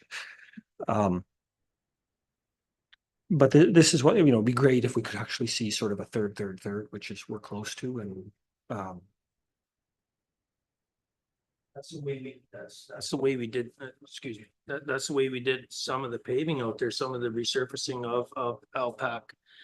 And Grassland Connector was third, so it'd be great to be able to do that. So the advocation of it is even more prominent. Kind of scares me too, that we're going to put a bunch of money into it and not have not have the specifics on the ownership of it, but well, I tell you, we don't want to lose that I'm bridge. pretty sure that that's pretty clear to the government. If we want it, it's ours like yesterday. Councilor Holland? As part of the budget, as it's mentioned, the 1.9 million, is that out of reserves? Is that out of our budget, or is that out of the loan? Budget? Uh, sorry, Councillor Holland, I actually have that here for reference, just in case.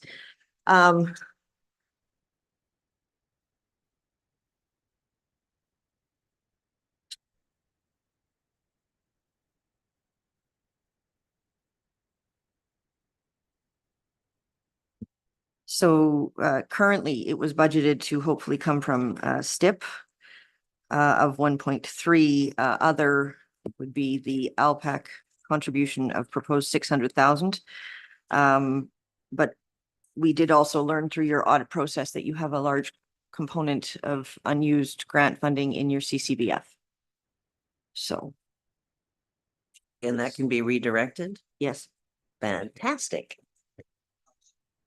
Would we, used to be called gas tax, sorry.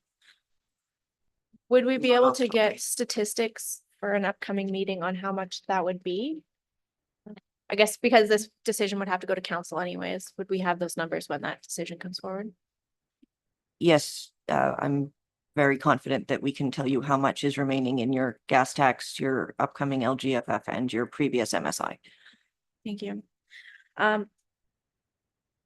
Being that we can't just make the decision to spend the money today and go forward with this, I do think that it's worth requesting a specific meeting with the minister and a trip to the specifically to the city for this item, because to advocate one more time before we make that decision.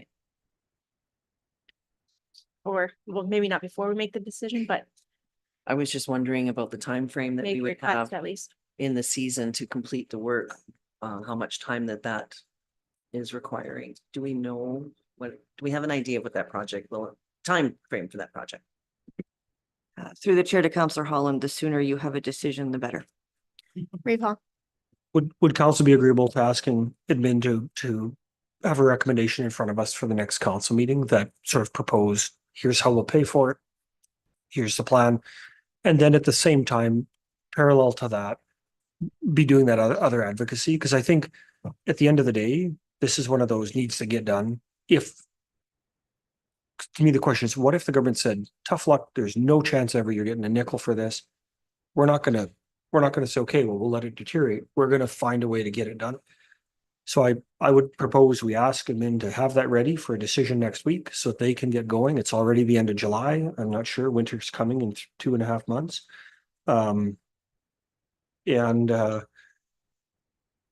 Let's get going, and we can continue to try to recover some money through alternate programming with the government after. Because I think that the speed that the government is going to move, we're talking about 2026, 27. So let's get going and then do that other work. And then they've got the certainty to move ahead. That's what I would recommend at least. Councillor Gerlich. Since we were thinking about 3 partners and now we're talking about 2 partners, would there be any potential of LPAC stepping up with a little bit bigger contribution? The one thing, and the government's going to provide us with so many dollars this year and in the future and whatever. So I think our expectations could be that we would get substantial support from them in future years if we stepped up and dealt with this now. It certainly would give us justification.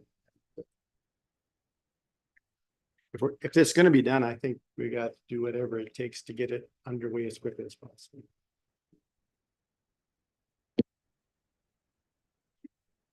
Reeve Hall would like to make a motion to recommend to council to pursue the required repairs to the Alpac Bridge and to continue advocacy work for cost sharing opportunities for this project. Yeah, and to me, I would interpret that to mean also those additional discussions with Alpac to say what else is on the.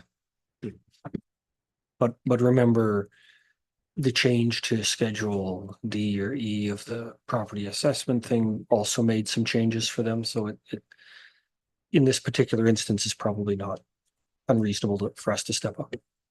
Councillor Cromwell. Can you repeat that motion, please? Recommend to county council to pursue the required repairs to the Alpac Bridge and to continue advocacy work for cost sharing opportunities for this project. Okay. There's no further discussion. We'll call the question. All in favor? Opposed? Motion passes 7-0. Thank you. Let's move on to item 2.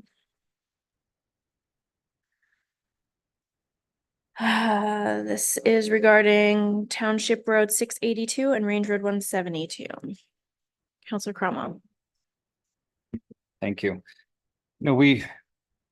Getting on to topic number 2 here. The Range Road 682, or sorry, Township 682 and Range Road 172, also known as the Plumonton Connector. As we see here from our transportation master plan, has the highest average daily traffic count and is a major economic corridor. There is even a letter from the government attached to this. Now, we had discussion of asking Lac La Biche if they would be able to or willing to participate in this program. That is question number 1. Did we get anywhere on that? Number 2, no different than the conversation from point number 1. This is a major route used by Alpac, one of our biggest producers within the county as well. We have the opportunity to do a section of road right now at a greatly reduced cost. With the current amount of paving being done, the director came to us and said, look, we can get this done and we can get it done much cheaper than we normally can. This section of road has the most major complaints. We've had severe accidents and issues on that road from the rolling of a fire truck coming from Lac La Biche County to Athabasca County.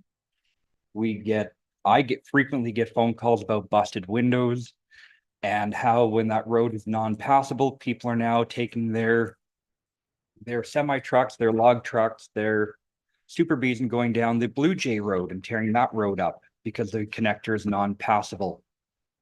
That section of road is the quickest way for residents in the Wandering River, Blue Jay, and some of the areas up there to get to a healthcare center by cutting through and getting to the hospital in Lac La Biche, which is very vital that they have access to healthcare as quickly as needed. This piece of road has been on and off the books for 30 years. There is a petition from the 1990s that we found, Councillor Holland and I found a while back on the county server, asking for this piece of road to be done. I will take the opportunity to read an email that was sent from a resident. Dear members of council, I'm ready to express my strong support for the paving of the Plumonton Cut Across. As a resident, I believe this will bring significant economic and safety benefits to our area. A paved road can increase property values and attract new investments. This, in turn, boosts property tax revenue and reduces the many maintenance costs associated with the dirt road. The Plumonton Cut Across sees regular traffic from Fort McMurray residents accessing Plumonton White Sands and Lac La Biche County.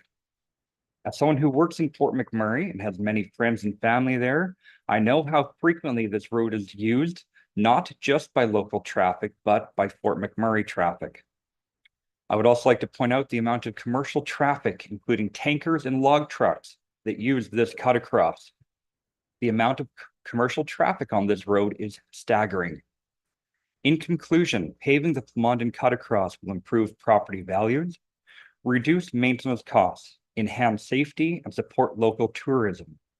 I urge the council to approve this project. Thank you for your consideration. Sincerely, Joseph Jenkins. That email has highlighted many of the things we've already talked about. Economic corridors, we're talking greatly about our economic development, how we can better tie in the county. This section of road is vital, not just for Lac La Biche residents, not just for East End residents. We even have staff that have to take that road on occasion and can attest to the dire condition. We did that gravel walk 3 years ago. For the last year, it's been heck in a handbasket. The amount of work that road will continually need with the large amount of heavy traffic is unbelievable. We have an opportunity to get this done and make a positive impact on the lives of residents from all over the county that travel and from other municipalities. No different than the LPAC Bridge. It is a connector. It is a vital piece of infrastructure that needs to be maintained. I would like to remind my friends here across the table that we as a county are not here to make a profit. We are not industry. We are not a business. We are here to give back to the residents, to the taxpayers, and to our community. We have surplus. And I would also like to remind you about the one bit of information that we got back from CAO Beck from Municipal Affairs. We have not taken out a debenture. We've not taken out a loan. We have the ability in this room to do right and to approve all of these projects. We need to take out a debenture and approve them all and make that positive impact, get a loan, improve our line of credit, and get it done. And I'm willing to make a motion to that, but I strongly support the need for this road to be done and not to be put off again. Councillor Holland. Thanks very much.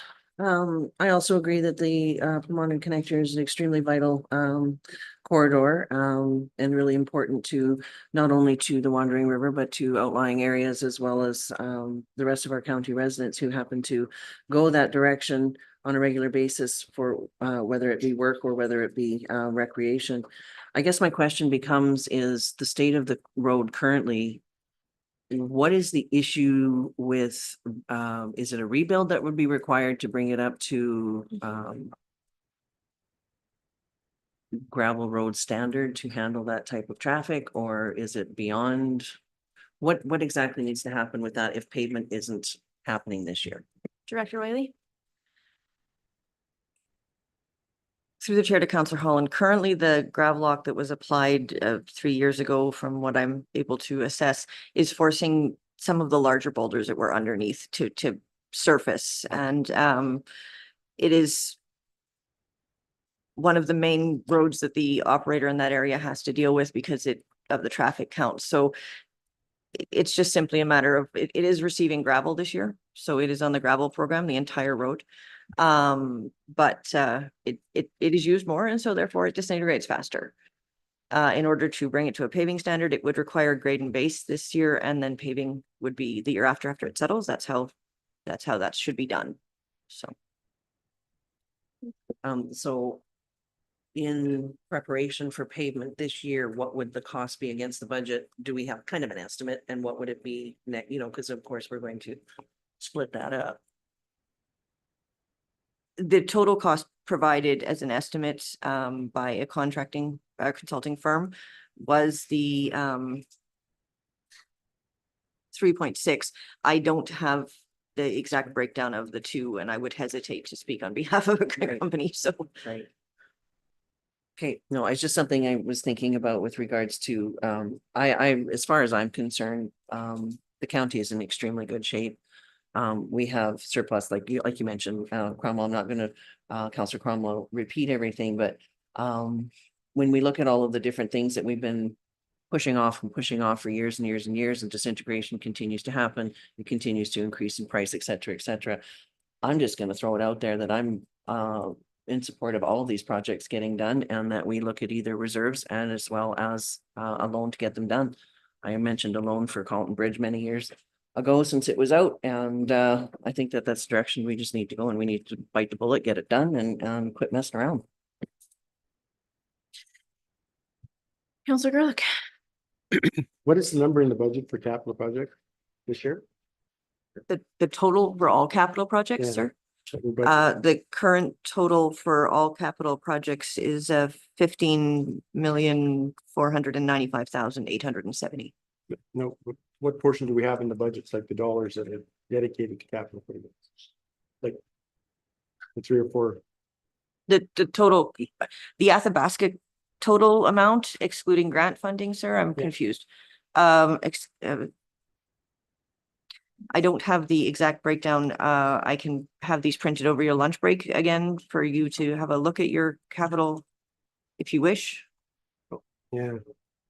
That's just the total cost of all projects. I don't have the breakout in my head or on this paper for what is not, what is county dollars, what is grant dollars.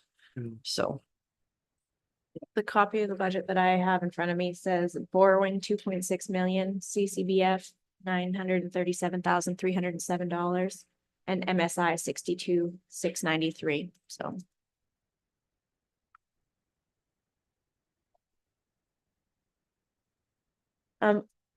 We have policy 3243. Currently at Athabasca County roadway paving priority criteria, which outlines the ranking matrix for our projects. I'm wondering which projects, has this project been ranked based on our current criteria? And if so, which projects were ranked as well on the matrix? Madam Chair, through research, the last copy of the ranking system we could find, I believe was in 2015. And if you forgive me, I can pull that up and let you know that there were multiple other projects above the proposed road. I just don't know how many of them have actually been accomplished since 2015. So That's information that I would like to see before making a decision, just so we make that informed decision based on our policy. And if we decide that one that's not number one is still what we want to pursue this year, I'm okay with that. I just want to be able to see it and know that we made that decision based on the information that we've decided we wanted to decide on. Any further comments? Recall. I'd also like to see the list of options that meets policy 3243. You know, we have policies around the equitable, fairly and consistently prioritization of roads. I don't care about the 2015 one. I mean, it's 10 years old.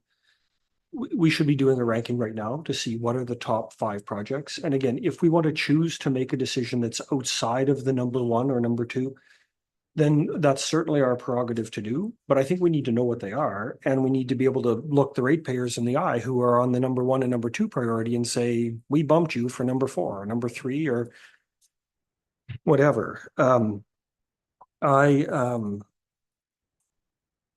You know, this is a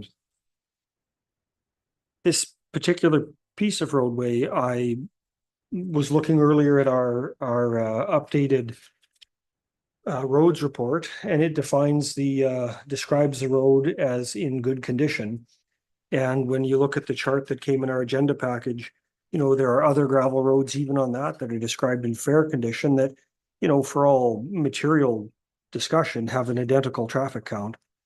And so I think we should not be making a decision based on receiving some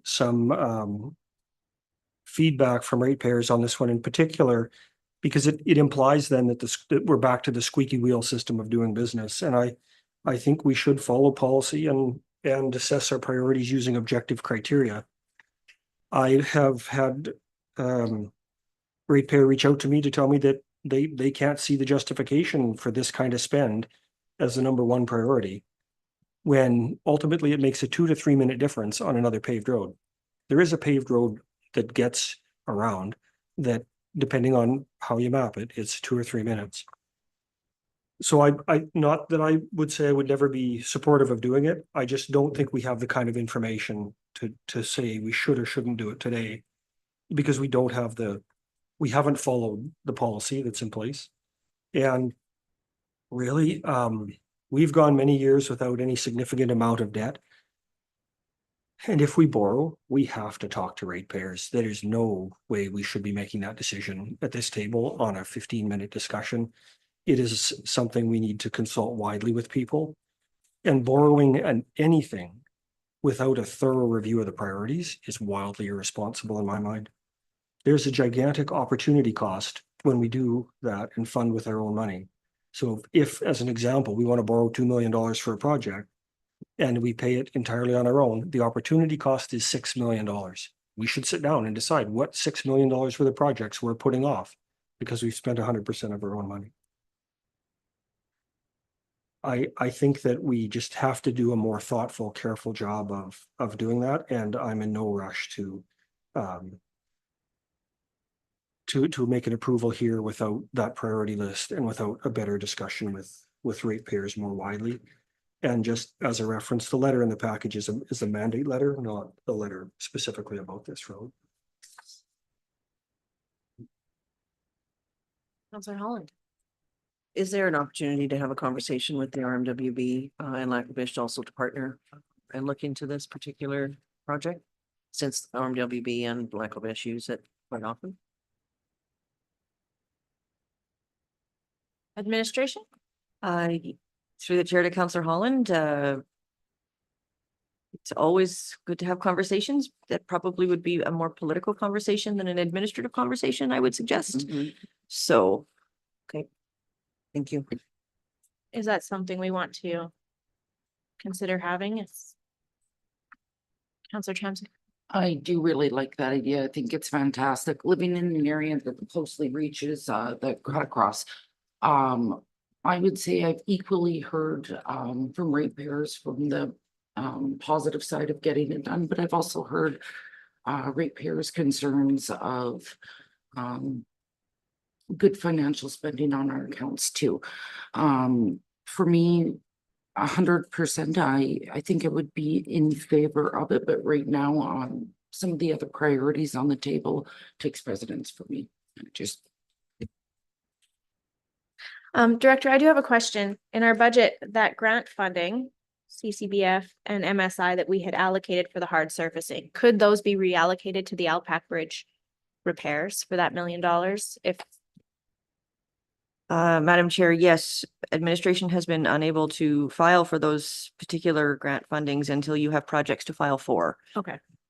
So we could file for this year and predetermined a hard surfacing project for next year and still have grant funding available for that Yes, for Madam Chair. next year's funding. Counselor Mins? No? Oh, sorry. I thought you had waved at me beforehand. Okay.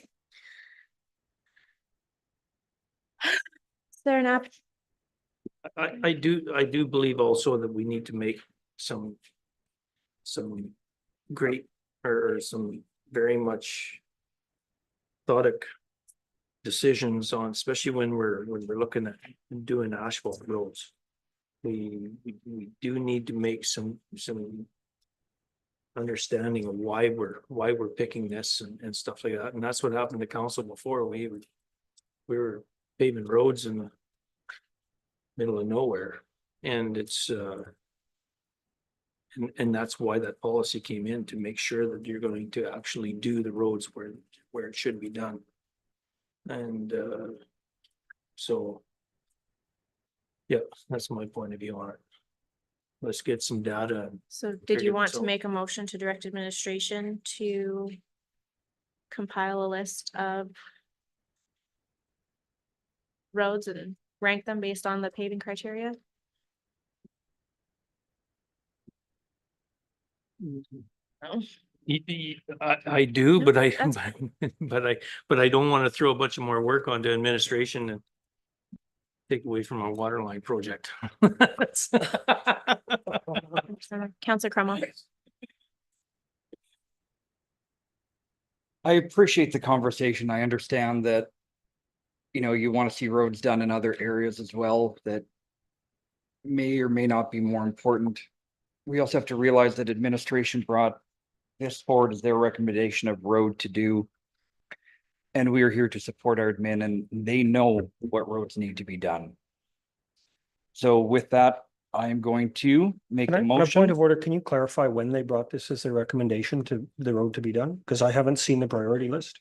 I believe when we had our capital project and infrastructure day, it was listed on there. Administration, can you confirm, is that the case, or was it just a placeholder name? through the chair to Reeve Hall, administration put it in as a recommended project. It was not listed in a ranking as council is now requesting. Sorry, Counselor Cromwell, please continue. Thank you. As such, I'm going to make the following motion. That we recommend to county council to approve the hard surfacing of Township Road 682 and Ridge Road 172. And recommend to county council that administration be directed to take a debenture to complete the capital projects for 2024. Reeve Hall. Madam Chair, the motion is not in order because it does not meet policy 3243 and should be ineligible. Counselor Holland. I would like to see the motion go forward. Policies, if we followed them to the letter and to the T every single time, I would agree, but that is not the case, and we have the ability to revisit those policies.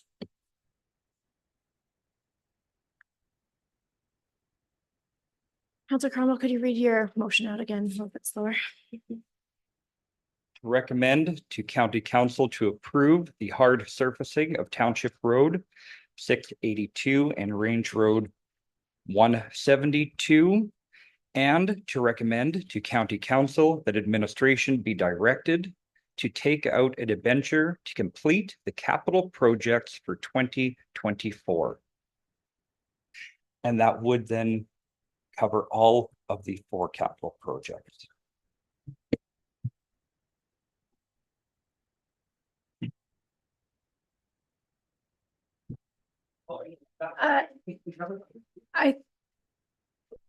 That's up to administration, wouldn't it be, to go, we have this in reserve we can take, this is what we need to take out as a debenture. They would have to create a borrowing policy and bring it back to us going, this is what we would take out, this is what we have in the bank. And that's up for administration to fine tune. Doesn't mean that we have to debenture the entire lump sum. We have money in the bank. You might want to change up your motion a bit then. I Please would amend argue it. that You may the wanna change it up. motion is disrespectful to the table as we've been trying to go through each of the points individually, and you're trying to just tell admin to debenture for all of the projects before we've even had the opportunity to discuss them. Counselor Holland, I'm sorry, you had your hand up. Did you have? a Oh, comment? no, that's okay. It was just clarification on the regarding the motion and the debenture for the whole gamut. And then the mention of reserves, so it doesn't quite. It would need some massaging for sure. Would you like to make an amendment, Counselor Holland? Or? Mhm. How about we, and being that this is the committee of the whole, these are recommendations and discussions. Do we have to vote on this motion at this time, or can we actually go through all 4? And make one motion at the very end, or are we actually gonna do each every single one separately? Well, I'd 'Cause, like I to at mean, you'd least wanna- discuss all 4 I think so, and and then, not, is if, but if Counselor Cromwell is looking to make the motion, Sorry. we could defeat it and We should defeat continue it. having the discussion. You all have the chair emotion. I know, Forgive me for not catching on to that process. I think we Counselor need to Holland? slow down a little bit. We need to slow down a little bit. We Would- need to absolutely have a thorough discussion with everything. And I know it's not gonna be a popular comment. However, when we're looking at a road that is still passable to others that are not, as well as one that's possibly going to fall apart, I would think we should have that thorough discussion.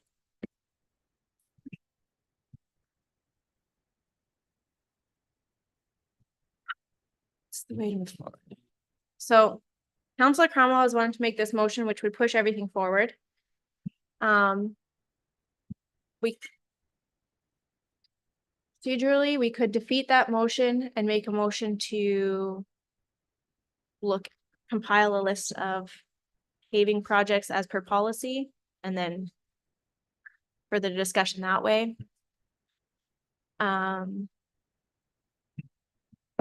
Or if the motion goes forward, then it goes Or, Stifles debate. Counselor Mintz. or we could vote on the motion. And if it's defeated, we could actually just go back and keep discussing what we're Keep discussing. Okay, that makes It's, Counselor Cromwell. Okay, so Counselor Cromwell wants to make the motion. It's only fair that we put the motion on the floor. So Counselor Cromwell has made the motion to recommend to County Council the hard surfacing of Township Road 682 and Range Road 172. And further to recommend to County Council that admin be directed to take out a debenture to complete the projects in 2024. I would like to split that question based on conversation around the table. So We're split splitting it the at the, question, so the split it at the recommendation for end. debenture will be split here. So on the adoption of the motion to recommend to County Council, the hard surfacing of Township Road 682 and Range Road 172 for completion in 2024, I guess would be still part of that. Any discussion? Recall. I'd like to say, we're talking about spending significant money without having looked at our priorities. And I can't believe we're actually going to vote on this. We're talking about a $3 million project. We've got members of the table who aren't even here to voice their opinion. We've not talked to our ratepayers. We've done no consultation on a $3 million spend. It is not, this is not the way we should proceed. I agree very much. We need to make some hard surfacing. I don't know if it's pavement. I don't know if it's alternate projects that the CAO will provide. But I will insist that we must follow our policy. We don't have the discretion to just ignore it when it chooses us without a vote to violate the policy. So I'm concerned about the path we're heading, and we have not seen priorities. And I agree with colleagues that I don't know that this comes. I don't have enough information to know that this comes anywhere near the top. It might be the number one project, but I would at least would like to be able to go back to the people who we are going to indebt, like attach this bill to, and say we made the right decision because we took the time to get the data. So I'm going to vote opposed to it. Counselor Chamzik. How sorry. fast how long would it take administration to be able to compile a list of proposed projects? Well, we don't have another committee of the whole meeting for at least a month. Would administration see this as the same importance of getting it done ASAP to be able to start comparatively to number one? Like, Counselor Mintz. I'm on the same wavelength here. I know where Counselor Chamzik's going, trying to get information and all this stuff and the same sort of thing, spending $3.6 million. And just off the cuff, I'm in the same wavelength of actually taking a step back and saying, okay, is this the best project that we got? And proving it. And that is going to take time, as we know. We're not even building any roads this year. Like, and all of a sudden, we're gonna throw on to administration, come back in a month with an actual recommendation. I think that's, for administration, I think that's ludicrous to even ask them to do that, because this whole discussion is to come up with a capital project. Because we want to do a capital project, right? So, but to pick a $3.6 million, and whether it's in let's say Slaughterhouse Cut Across, it's on the Alpac Road, it could be running out to Buffalo Lake on that road, because that's let's call a spade, that's ready to go. You got a high volume surface there, and so we need to really make sure that when we do this, like when we do hard surfacing, because it's not cheap. It's the most expensive road maintenance building thing you can go through. So we have to make sure that we are doing the right thing. So But to ask administration to come back in a month with recommendations, I think it's way too much. It's way too much. That's something that we should be actually, if we want to do road hard surfacing, we should be discussing it now the way we are and saying, okay, come back for the 2025 budget and we have $3-4 million to spend. Give us the best project. Because right now, that's too much of an undertaking for administration. Feel like we're starting to go round and round a little bit. So Counselor Cromwell has tried to make a motion that's going to be split. I'm going to call the question on the adoption of that motion. And regardless of whether it passes or fails, we will break for lunch and then come back to the discussion. I'm sorry, but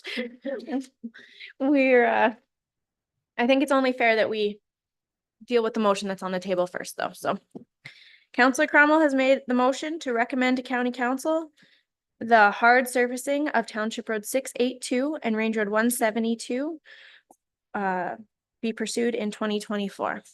Call the question. All in favor? 1, 2. Okay, opposed?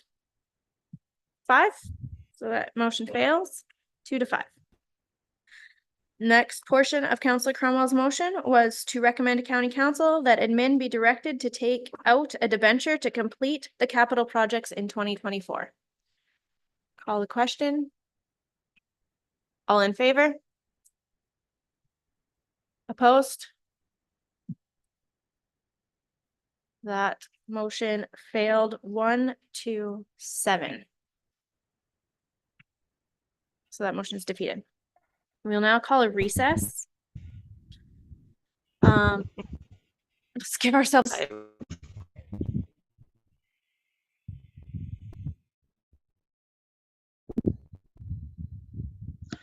Wow.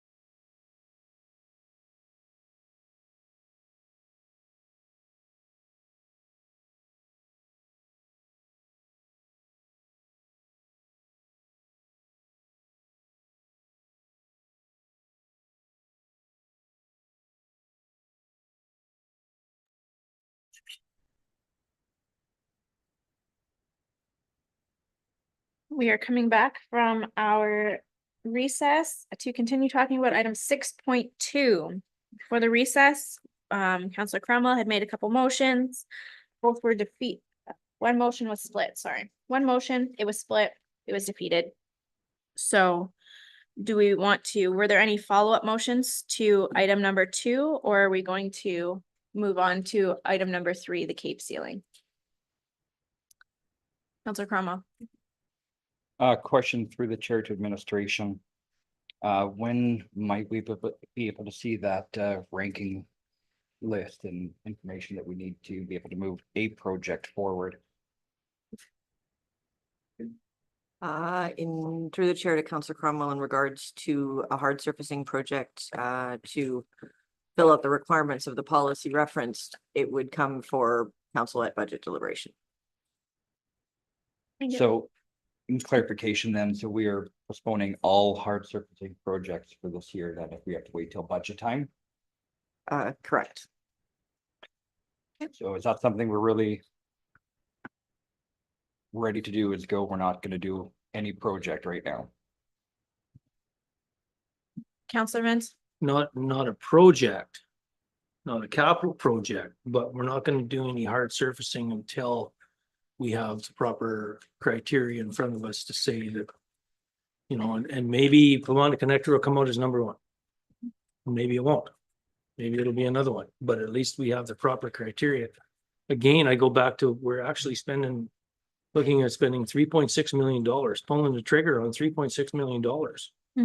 When there's possibly some other projects out there. So it's like bringing the proper criteria and understanding, because again, hard surfacing is a very expensive venture to go on. And even after you're done the hard surfacing, you got to maintain it. So there's another add-on of, and it's a different maintenance. It's not graders no more. Now it's plow trucks. So are we going to have to buy another plow truck because now we got this hard surfacing done out that way? You know, there's other information that needs to be looked at as soon as you go to hard surfacing, right? So let's continue talking about the other capital projects that we are discussing today. Move on to item 3, which is Cape ceiling. Was originally recommended for the 2 roads adjacent to the airport. During budget, council did not approve the location, so administration is seeking direction on locations council would agree to. Councillor Mintz. I was hoping that we would get on this as soon as possible. It's a maintenance thing, and we were only looking at 300-400 meters or 800 meters per road. I really do believe it should be done by the airport due to the fact that it's a close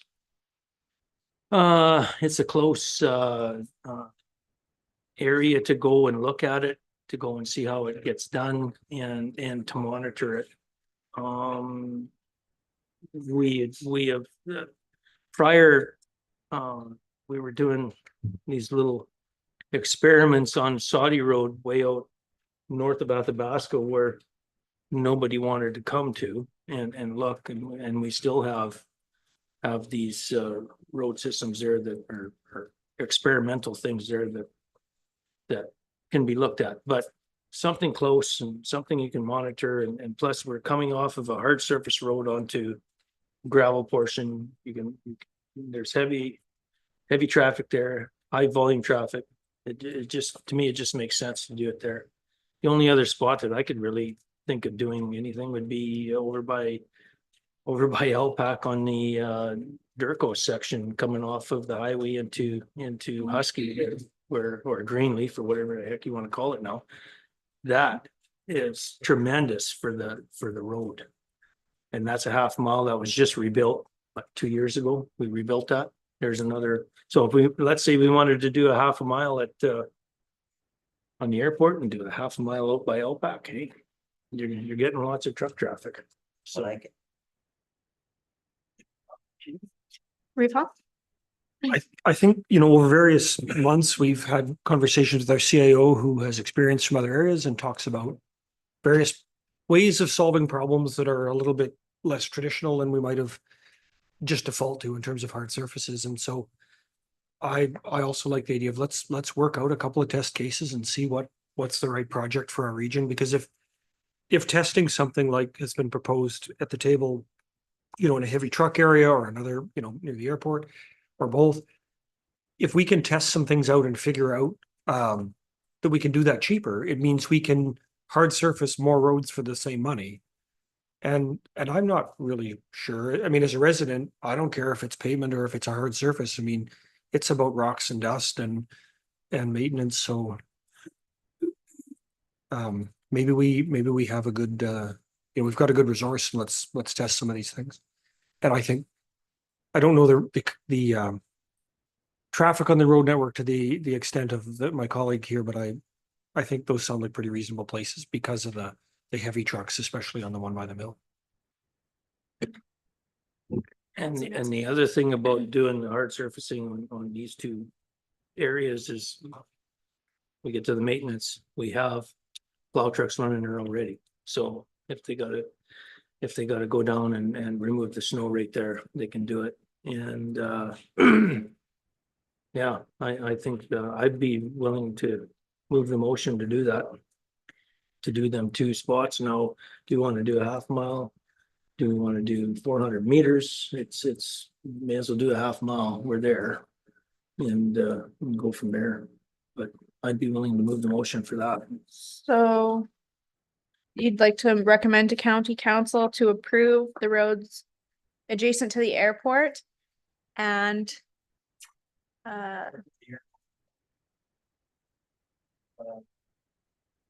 Asphalt surface.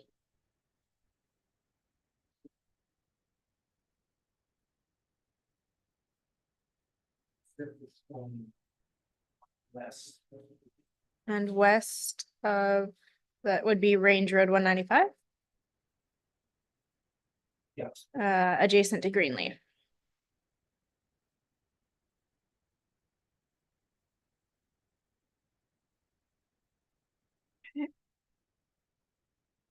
Counselor Holland. Thank you. In the description, it mentions 2 roads adjacent to the airport. What other road? The other road, I think, or maybe I should let administration. Administration, could you comment on which 2 roads that were adjacent to the airport that you wanted? Thank you, Madam Chair. It was originally the North Road, as currently mentioned by Councillor Mins, and the road to the airport, to the actual entrance was the other option. Adjacent, for the 2 roads adjacent, it would be then removing the road to the airport and changing that over to Range Road 195. Counselor Holland? Yeah, as a follow-up, so in the spirit of priorities and which ones are required to be done and which would benefit the most, do you recommend the same as what Councillor Mins recommends? Through the chair to Councillor Holland, in this particular case, it would be a pilot project for here. Those 2 roads mentioned by Councillor Mins are both very high traffic, so we can see how they hold up under heavy duress. Fantastic. Thank you very much. Counselor Gerlich. So how long has this cape sealing been around, and how long has it been a product that's been used? Through the chair to Councillor Gerlach, I don't have a start date on when this was happening, but I've known about it for about 15 to 20 years. And it's got a good reputation. Very good reputation. All I worry about is another fiber mat or gravel lock. No, Cape sealing has gone through iterations of naming. Some people call it chip sealing, some people call it cap sealing. The quote obtained from one of the contractors calls it Cape sealing. So it's had many iterations. Reeve Hall. Is this the same as that MG30 product then that is done by Cortec or whoever? Through the chair to Reeve Hall, MG30 is an incorporated version of dust suppression.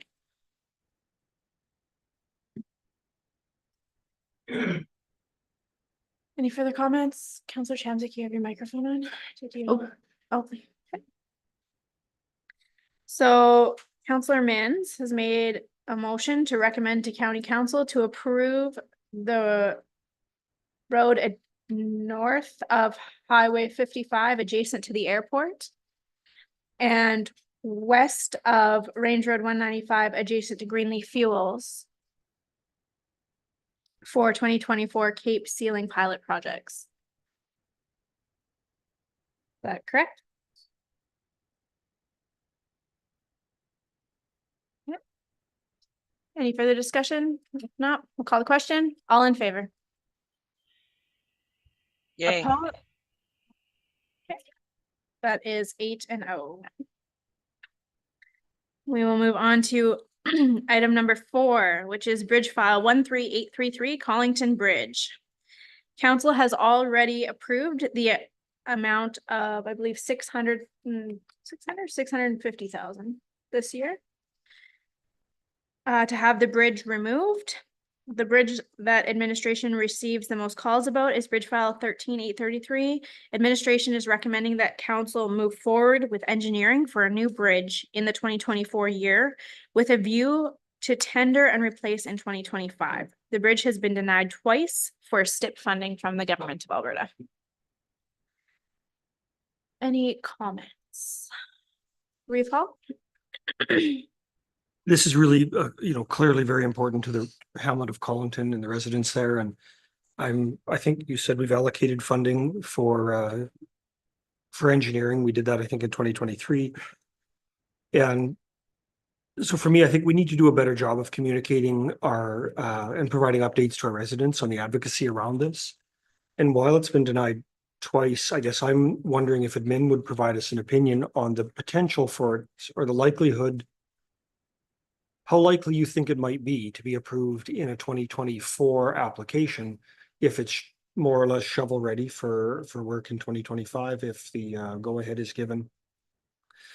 In the first instance, it was submitted with a group of other bridges. So we received, I wanted in my memory, close to $4 million that year, but there's quite a few things that came back approved in year one.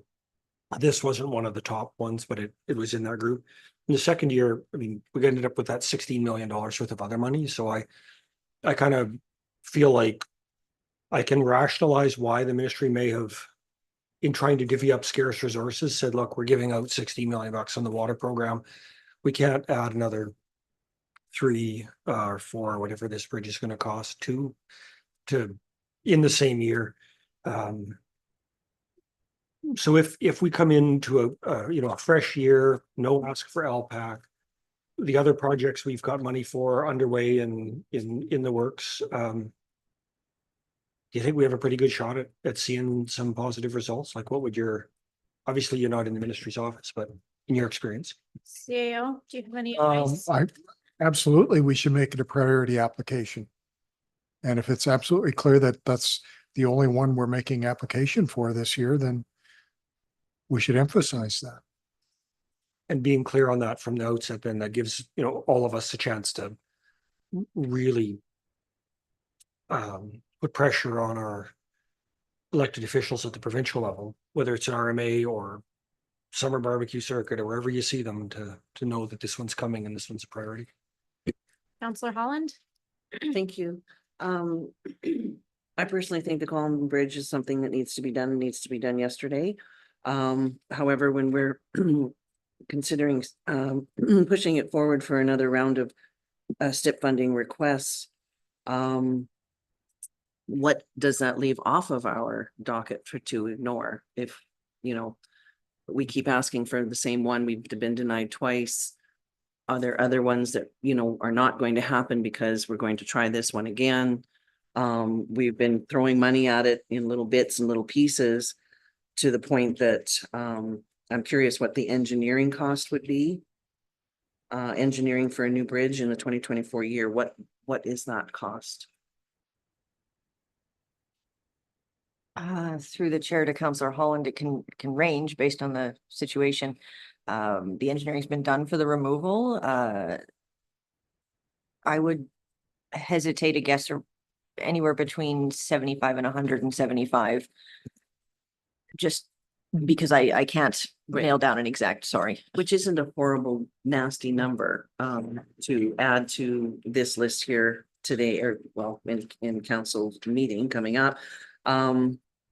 So I'm definitely, we can't obviously put a temporary bridge there. We had that kind of a little bit of a conversation that that's just not a place to deal with, that situation can't happen. So I think we need to move forward with this. I think we need to get the engineering done. We need to plan to replace it. But I am a little hesitant to ask for a third STIP funding application, what that does to the other projects that we have that are needing to be done. Counselor Cromwell and then Counselor Mins. Thank you.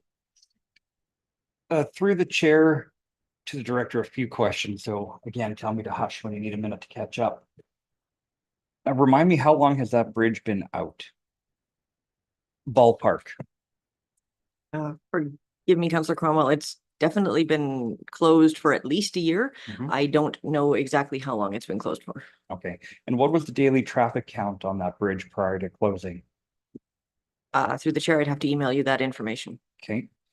So my question then is, as that bridge is currently out already and alternate routes are being used, are there not other bridge files that would be better suited to get replacement and or heavy maintenance while we have that money allocated, where we already currently have a bypass route for the Collington Bridge? Are we saying that this is the top bridge in the entire county that is due for replacement? I understand that it's closed and that people are having to work around, but using the same logic we've heard around the table today, is that the top piece of infrastructure to do? Second point on that one, if we are denied for STIP funding, which I believe it is completely ill-advised to put all of our eggs in one basket, what would be the estimated cost of having to replace that bridge out of pocket for the county? Do you have the budget in front of you, and hopefully can shoot me an answer there? Through the chair to Counselor Cromwell, the estimated cost of project replacement is $1,497,000. The answer to whether it's the top project, yes, rated by our consultant who does our bridge infrastructure. They rated that one as the top one, which is why it was submitted for the county infrastructure side and apart from the LPAC bridge. There was a second one which we held back because the priority was the Collington Bridge. That I appreciate that. So I would definitely like to know what the daily traffic impact is on that location. Pardon me? Right now it's 0. Counselor Mins? I'm just wondering if I've mentioned it before, but have we looked at going around? Going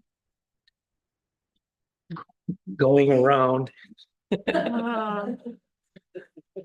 There's a 1.5 mile of road that could be built and we don't have to put a bridge yet. And I have to move farther away when I say it. But that's, I always look at if there's a way that we don't have to put that infrastructure back in to actually fall apart in years and years from now. If we can just go around it with a road, it'd be way more feasible. Now, I don't know if it's been looked at, or I have no idea about wetlands or any other stuff along there. So just throwing that out there. Administration probably doesn't have an answer for that today. Thank you. Counselor Capitaniak. Oh, hold on, you're still muted.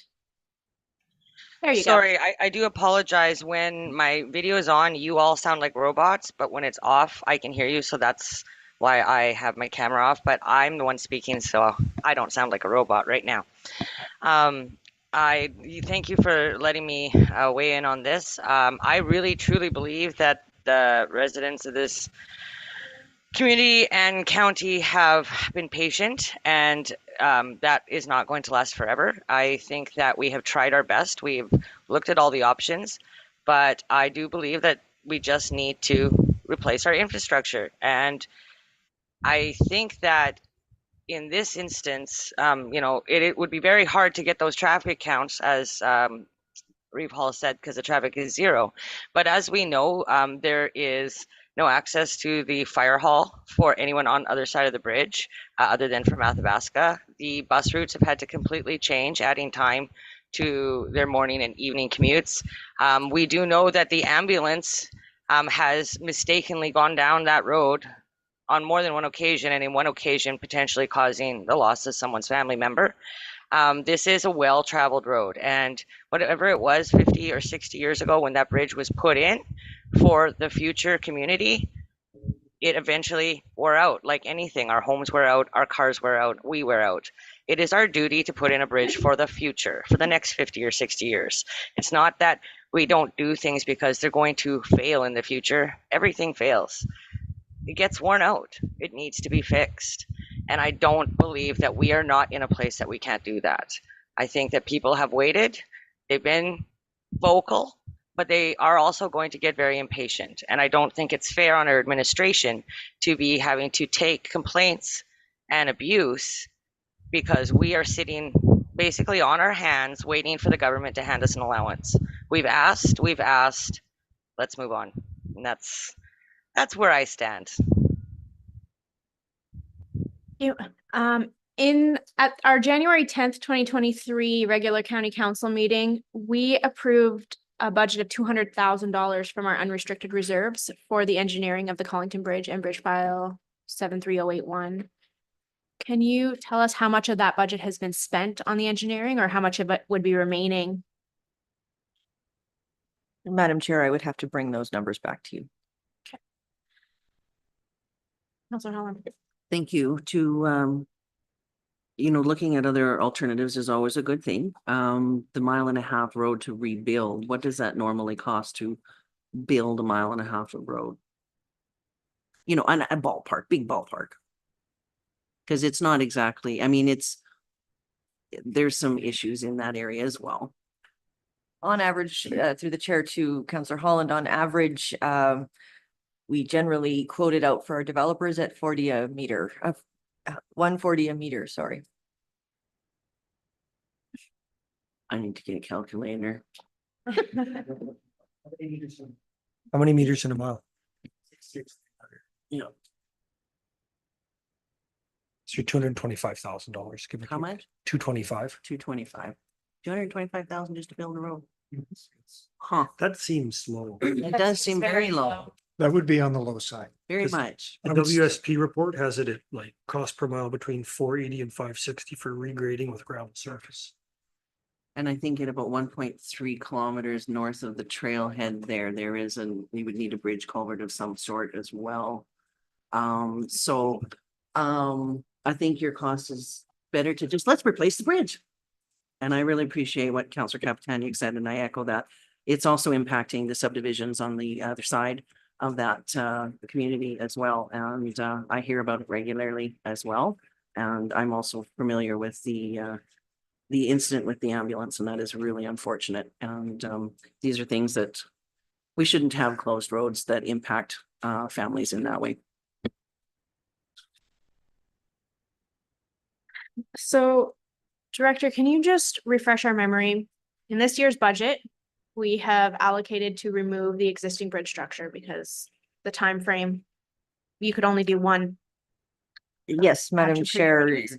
based on the wrap period, fish, wildlife, oceans, fisheries, etc., you can only work in a set timeline period starting after July 15th. So And in our 5-year capital plan, we already allocated $2.1 million to this bridge structure for the reconstruction for next year.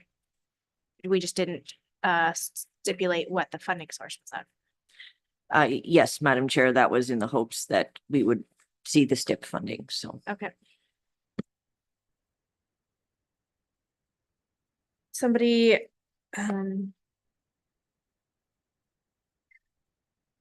so what we're looking for, sorry, is money for engineering to complete the engineering for the replacement at this time, right? So we're looking to make a motion to recommend to county council to approve the funding to complete the engineering for the replacement of this bridge structure.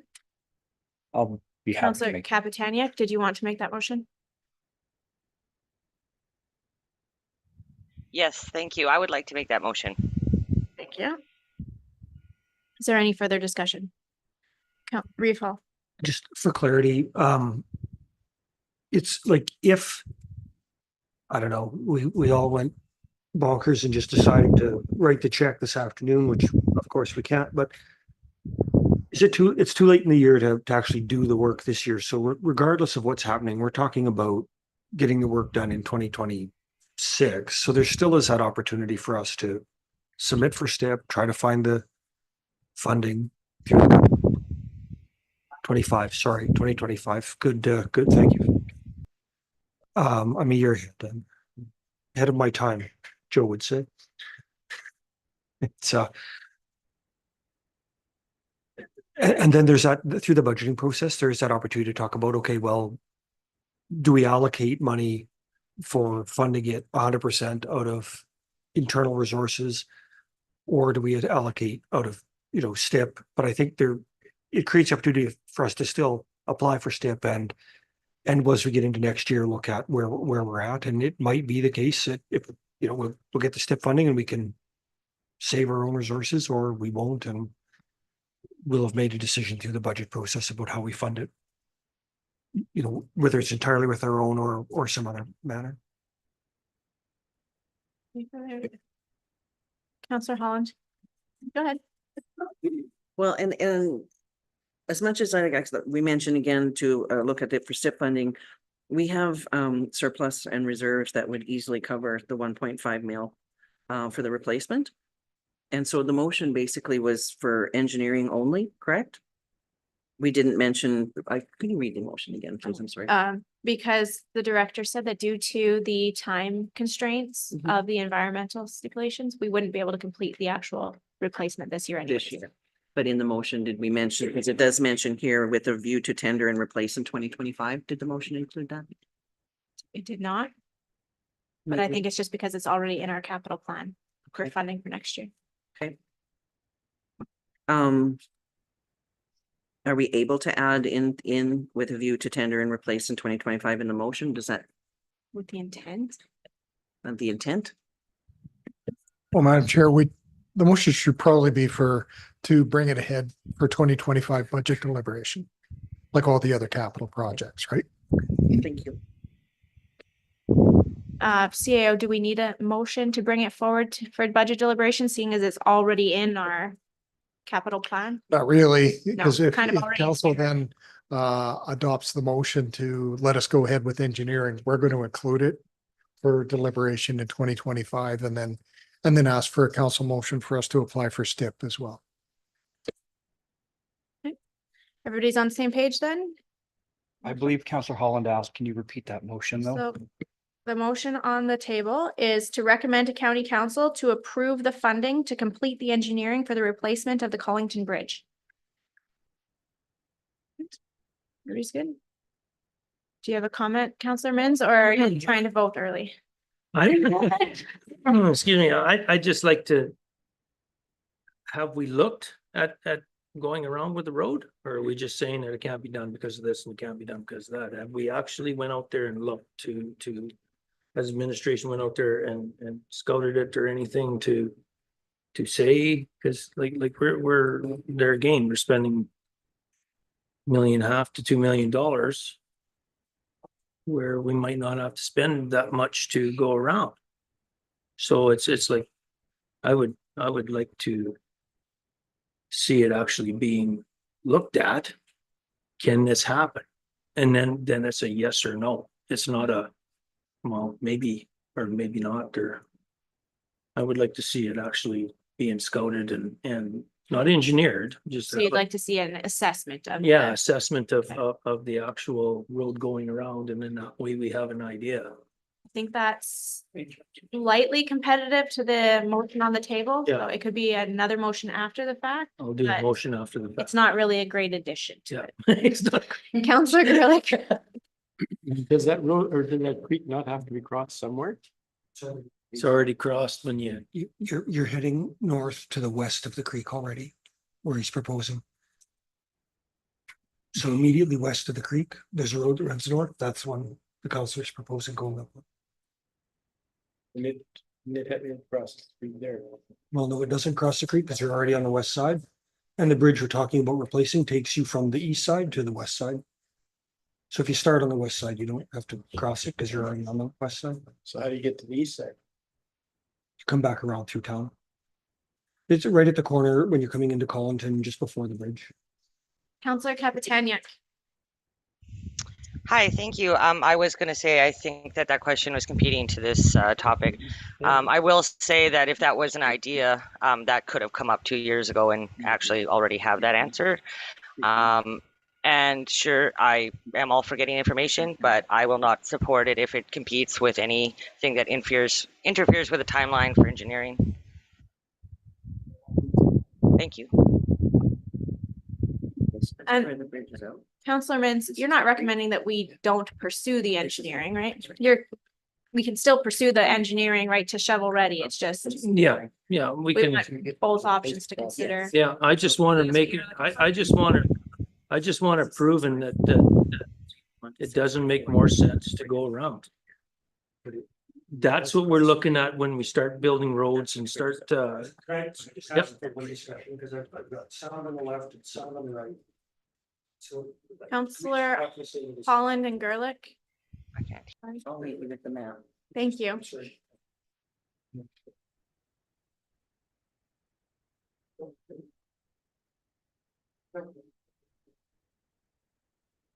Okay, so the motion on the floor is to recommend to county council to approve the funding to complete the engineering for the replacement of the Collington Bridge. On that, we'll call the question. All in favor? Aye. Opposed? Counselor Gerlich, how do you vote?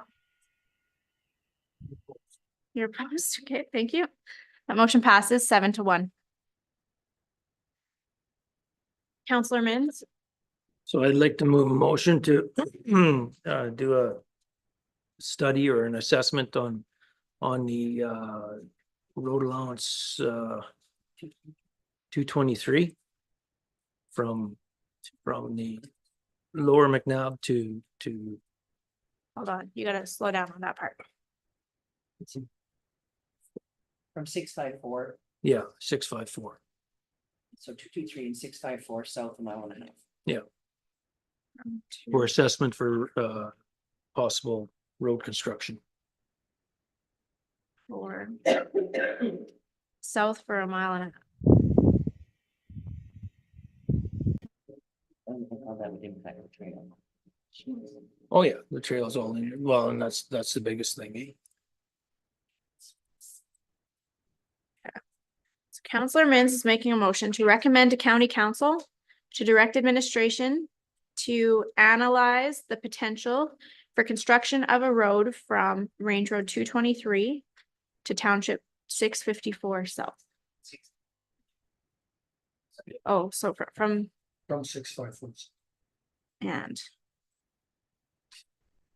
Sorry, I'm trying to write really fast. 654 and south of That makes more sense. South. That's, 654 and south. any comments on that motion?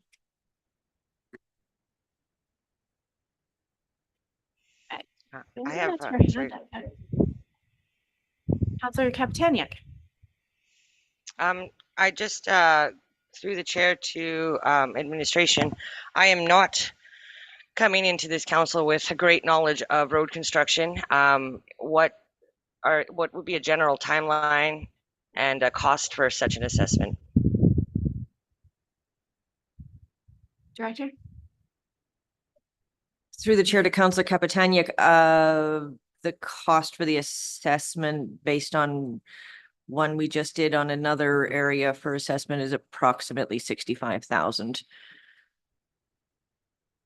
And may then devolve into things like, do we need a wetland study? And I can't give you the ifs and whens of that, having not laid eyes on the area in question, so. So ideally, it's not just something you go drive a truck out, take some pictures and then say yes or no. Just checking. Thank you.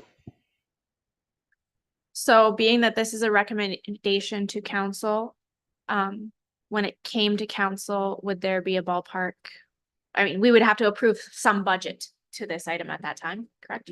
Yes, ma'am, we can bring a ballpark back to council. Okay, if it passes. And just out of curiosity, how long does it take to build 1.5 miles of road? Like what kind of a delay would that be if we didn't replace the bridge in 2025? What type of a delay are we looking at for building a road? Director. Through the chair to Councillor Holland, once council sets their priorities on what they see as most important or not important for the 2025 year, we'll let you know how long it will take. Councillor Cromwell? Thank you. I understand what my friend across the table is asking for with that. But I echo Councillor Capitanic with questioning on financial cost and timeline, and then the update from the director as to what may or may not additionally be involved. Thankfully, here we are committee only and have really no bite to our bark, as it were. So bringing it up to county council with the understanding then that if the dollar figure does not make sense for what we're looking at, to end its life at that point and not carry that project any further. With that understanding, I'll support the motion with heavy anticipation of good news from my friend to my right. Any further comments on the motion to recommend to county council to direct administration to analyze the potential construction of a road from Range Road 223 and Township Road 654 south? Can I just add that I think, given the dollars we've allocated as a group already to solving this problem, one of the questions that often comes back to me, because we get talking about the bridge. What we're really talking about is transportation from the hamlet north. What problem we're trying to solve. And I think that I'm curious to say, let's look at the alternatives. And I think there should be no doubt about our commitment to trying to find a solution to the problem. And maybe the director will go out there and say, this isn't even worth spending $10 on a study for. I had a walk and, got my dog sprayed and not get bitten by those dogs. And it's something we just won't want to take up at all based on the first visual look. But I think that it's important, and I appreciate that as a table, we seem willing to explore creative ways to solve the problem with solutions that are maybe potentially innovative or cheap. Yeah. Any further comments? Or I call the question? Councillor Mintz. I honestly think that the same way. If a person walks out there and all of a sudden there's a 1/4 mile of wetland to go through, it's probably a no-go. It's an understanding that when you go out there and you look at this, if there's a huge ravine that you're looking at, well, chances are, no, this is not the best way to go. But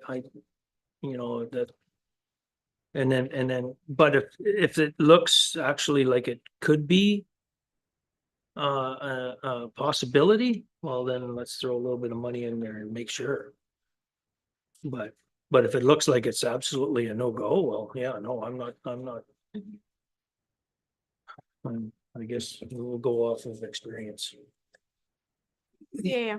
To be clear, Madam Chair, what we're likely going to be doing is just asking one of our trusted consultants, whether it be WSP or another one, go out there, have a look and give us a price for a little pre-designed study, not the full-blown, full meal deal, to tell us if it can be done, order of magnitude of costs. And it's going to be very high level, not a lot of detail, so that council could make an informed decision. That's all. And then they'll give us a price to do that. Okay. Thank you. See no further comments on the adoption of the motion to recommend to county council to direct administration to analyze the potential construction of a road from Range Road 223 and Township Road 654 south. All in favor?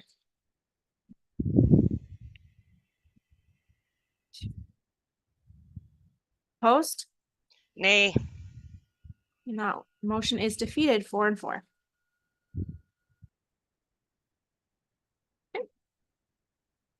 Yeah. I believe that concludes item 6.2 for today. Next item on our agenda is item 6.3, strategic priorities update.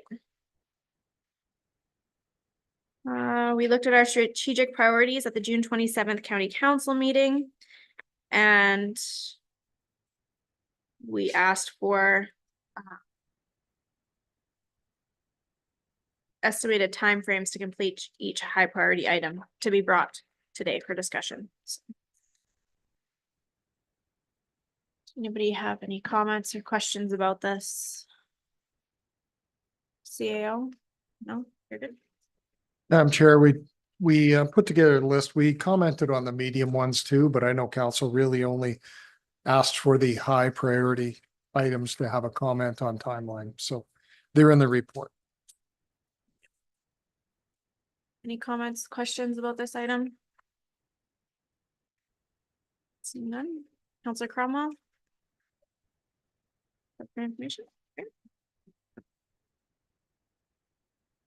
Councilor Cromwell has made a motion to accept the update as information. Any comments? Seeing none, we'll call the question. All in favor? Aye. And that motion passes 8-0. Thank you. Item 6.4, council compensation review. So on page 93 of your agenda package.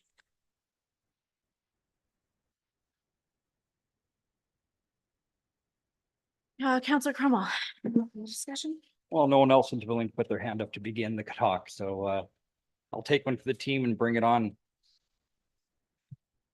Question, I believe where we left it last time, we were going to ask our consultant or we were discussing changing the number of meetings from the 24 to a more realistic figure to be fair to our colleagues around the table for that number. Now, they had it listed at 24 meetings throughout the year. That was including county council only, not factoring in committee of the whole, which currently does not include budget and policy review. So what I would like to do, if there's no other motion at the end of our discussion, is to make a motion to direct administration to have improved consulting do a refigure with 44 meetings per year. And that would give fairness to the number of required non-committee meetings. So that would include county council, committee of the whole, and a few budget and policy meetings thrown in there. And then we can make a proper informed decision. Now, that being said,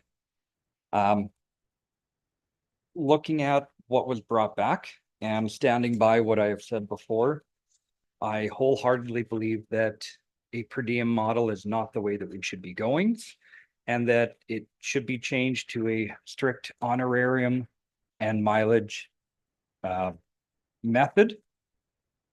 And I will let the conversation go from there and then jump in on round two. Thank you. And sorry, I just made a note. So that was to ask the consultant to update the number of meetings. Okay, thank you. Councilor I Hall. believe, sorry, that was, as Councillor Wallach is not here, that was a point that she had made. And I want to make sure that that is remembered by the floor to be more inclusive of what the required council meetings are. Thank you. Councilor Holland. Thank you. As much as I appreciate the request, I think it was very well explained in an email we received from CAO that when the consultant did his work, he based it on similar workloads that we have to other municipalities. We also were reminded we could be doing an efficiency assessment as well to make things a little more streamlined in how we do it. So I'm not in favor of further asking the consultant to add more information that he already mentioned, I believe, in the meeting that said it wouldn't make that much of a difference. So I'd be more inclined to I agree with you. The per diems is not the way to go. I believe it was on page 121. The recommendation A is where I recommended that last time, and I maintain that today. Further comment?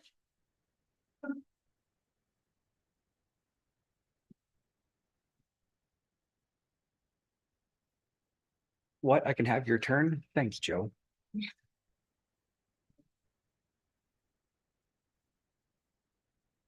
Counselor Kapitanic.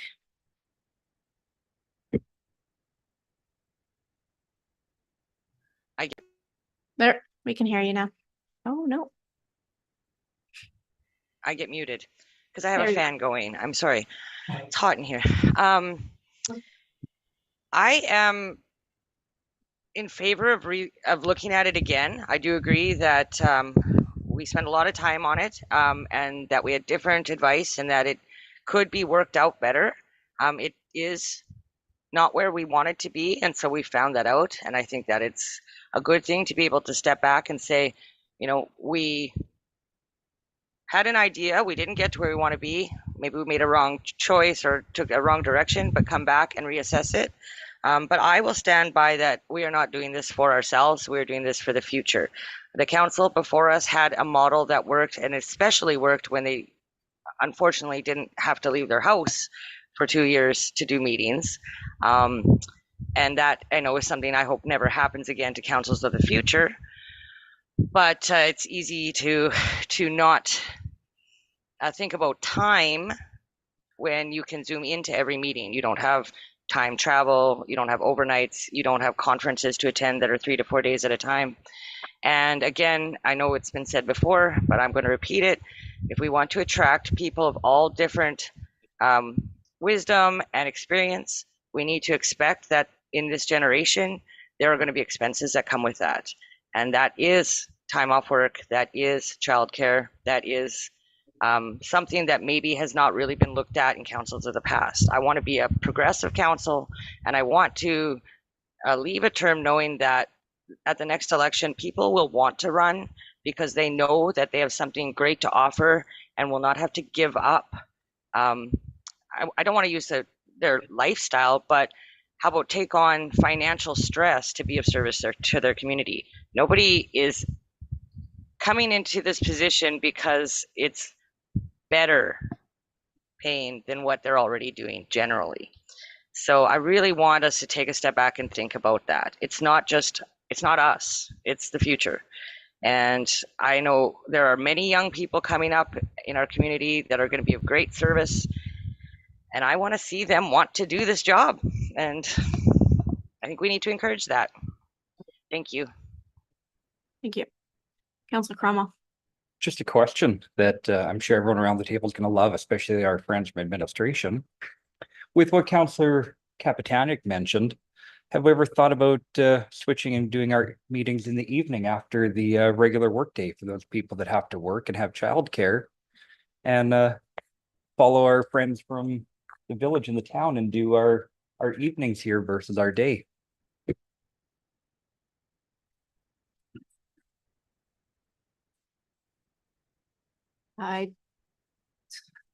To the best of my knowledge, that has not been considered at the county council level, but Madam Chair, I've been here 10 months and it hasn't been discussed, except by the Reeve in the last couple of weeks. All I've heard in other counties that have wanted to do this, when you have a bit of a drive from some of the furthest counselors, it makes for an awfully long night when they have to drive home at 10:30, 11 at night. You're the one that would have to drive the farthest. If you don't mind, then there are some considerations. That's all.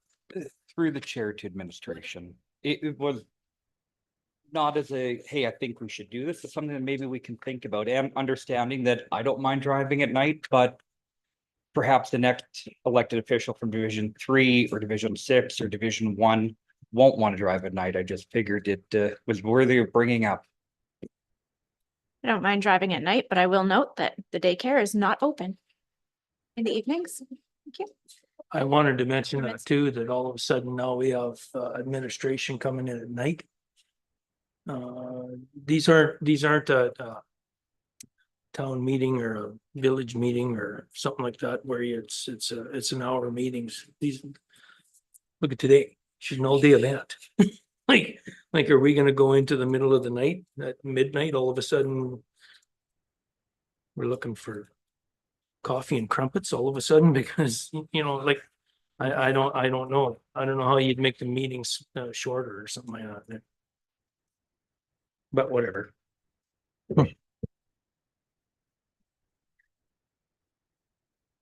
Counselor Chamzak? Yeah, I personally, speaking to the things that Councillor Kapitaniak spoke to, pertaining things like daycare and childcare and, you know, being overtired, it is a job that does require a fair amount of attention, and it could definitely lead to some fatigue, and it's best to have better critical thinking skills during the daytime, in my opinion.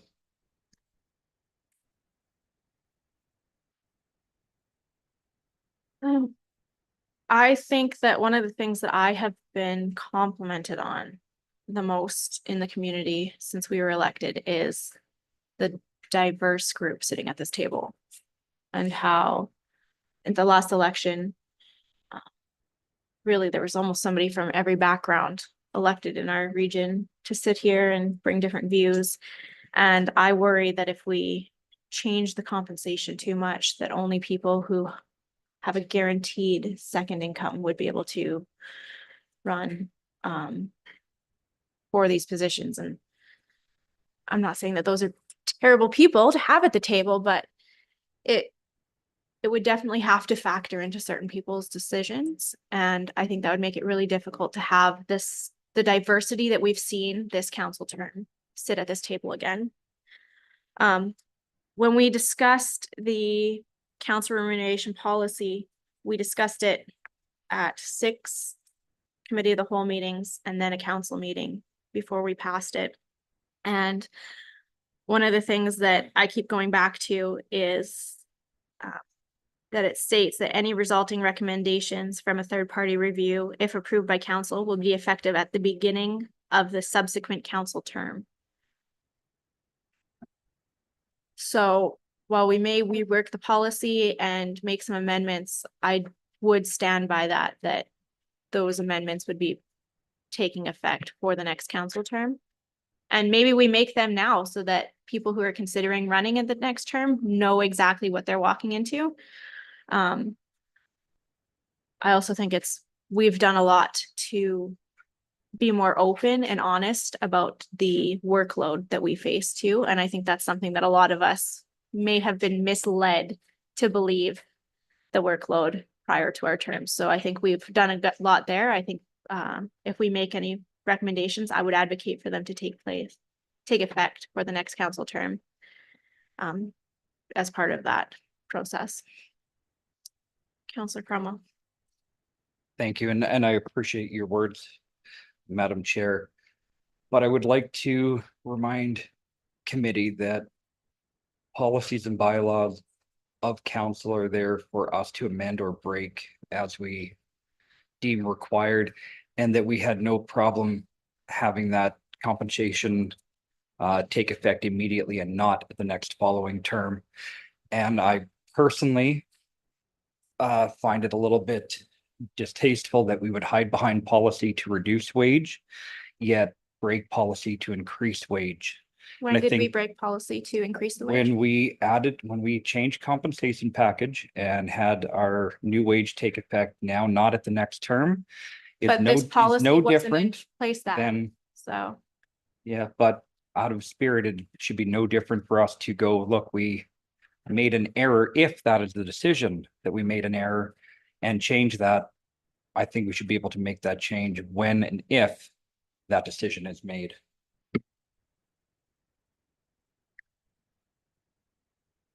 Any further comments at this time? Reeve Hall?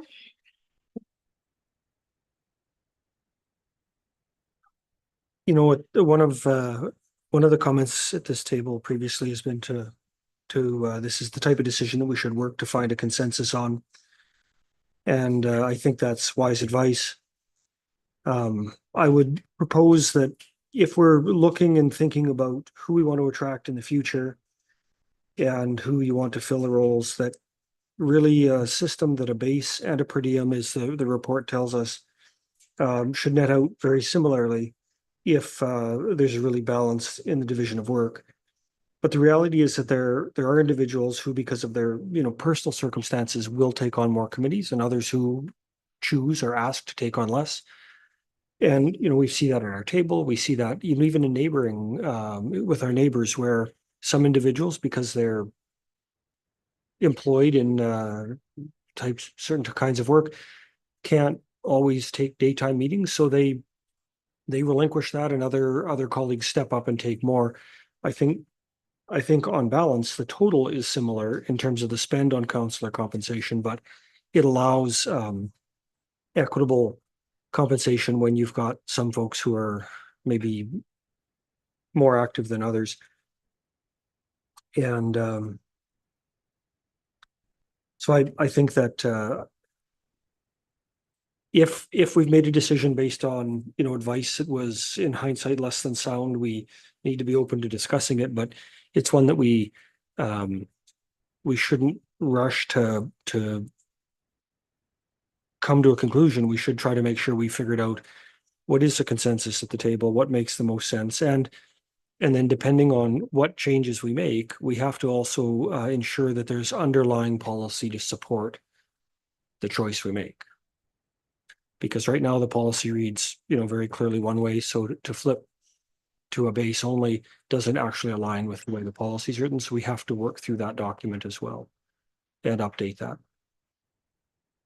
And my bias, I think, as for the long term, is to look to the split model, but also if we're trying to find good candidates and be balanced, I think let's talk about it. If we want to consider it a well-paying part-time job, then maybe nighttime meetings are okay, because it allows people to hold down those other full-time employment that and we just need to figure out how we manage the things we do and what we do and fit it into evening type meetings, and maybe that even means 3 a month. But I think, like, if we're going to talk about a restructure, let's have a talk about a restructure. Councillor Holland. Thank you. As much as, we have this conversation about, who we would like to attract to this job, let's remind ourselves, we didn't have a problem putting our hat in the ring with what was being offered at the time. We didn't want to make any changes. It was, you knew what you were getting when you came in, you're volunteering for committees, you're doing this, and now it's a big change. I'm also concerned about the workload being created unnecessarily by people in their choice of how they choose to do the job. And that is also a deterrent for other people who would like to put their hat in the ring. If you're making the job into a full-time job, that's a personal choice. It's not required to be a full-time job. If you're needing to do more research, needing to spend that time, I'm one of those people who will do that, but I'm also not afraid to ask administration for that information, as it should be coming from administration and not from individual counselors. So I think we've been around this so many times, and this is such an incredible waste of time to keep going around and around and around. It is embarrassing, number one, to see how our public has reacted to this. Our residents are not happy. They're not happy with not only this, but they're not happy with a lot of things that are going on at this table. So instead of messing around, can we just put this thing to an end? I think we're never going to have 100% all agreements on the consensus. We need to get this policy rewritten, and we need to get these wages where they should be, not high end, but where they should be. And I'm tired of the conversation. It needs to stop, and we need to move forward with this properly.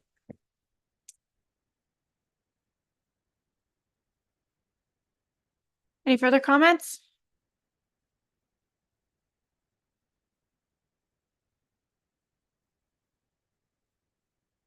Councillor Mins?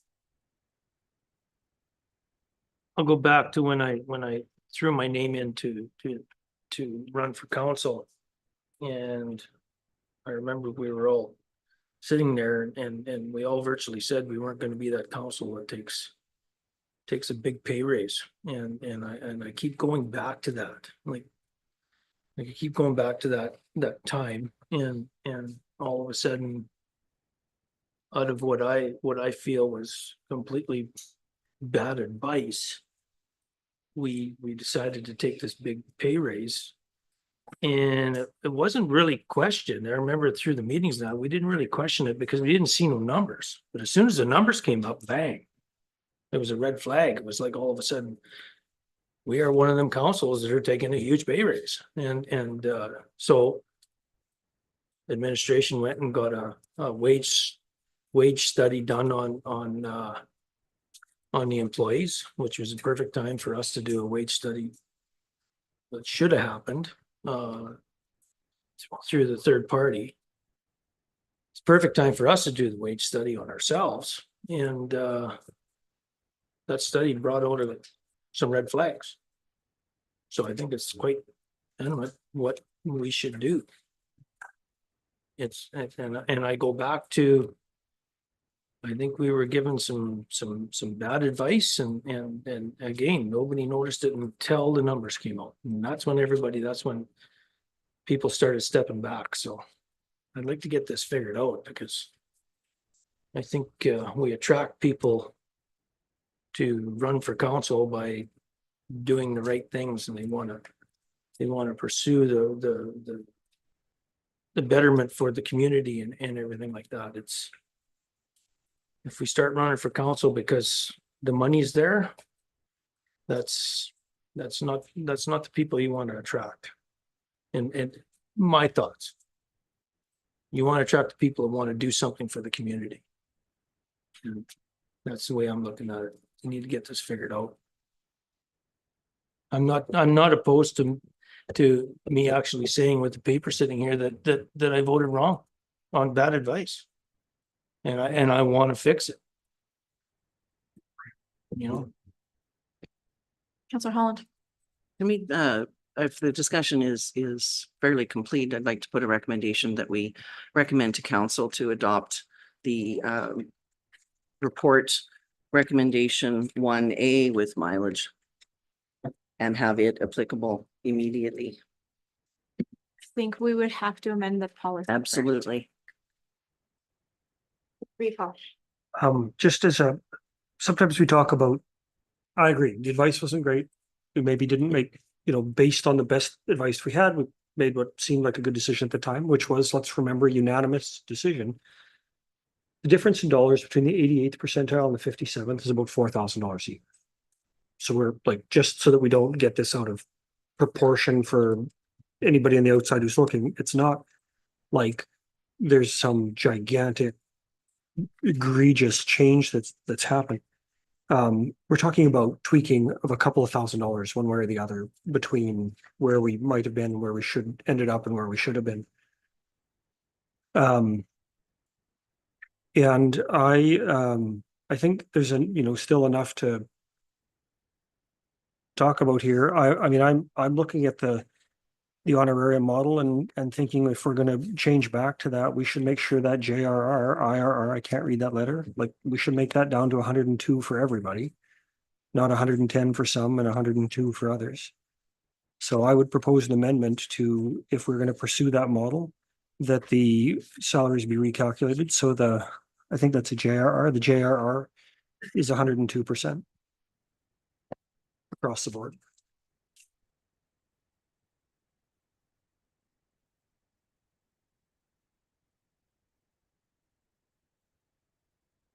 Councillor Gerlich, you haven't chimed in yet on this conversation. Did you have any comments? No.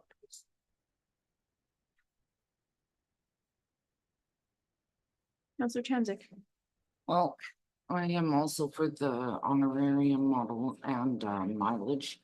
We have gone over this song and dance several times over. I always look forward to hearing my fellow colleagues' opinions, whether they're differing or not. But so far, I agree. When we first came into this, for close to the first 2 years. It wasn't even on my radar, wasn't even in my consideration to be changing, our salary and how we get paid. And, I particularly on the information, I will agree, I voted in a way that, with poor information. And I think you're right. Coming back and fixing it is the answer, in my opinion. And I do value every one of my fellow colleagues here, and I just want that to be noted as well.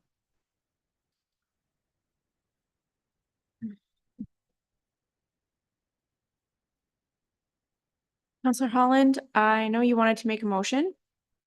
I don't believe that that procedurally would be correct, so we could ask admin to amend the policy and bring it back, and then by adopting a new policy is how you would make the amendments you're looking for.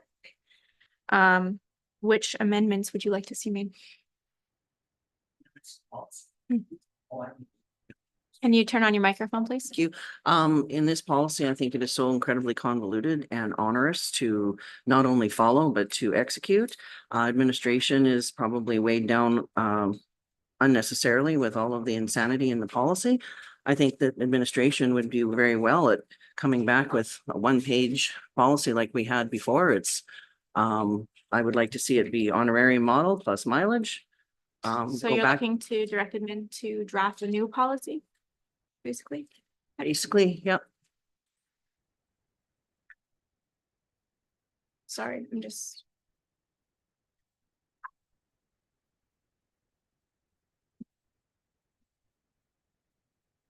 Same title? Elected officials. Yep.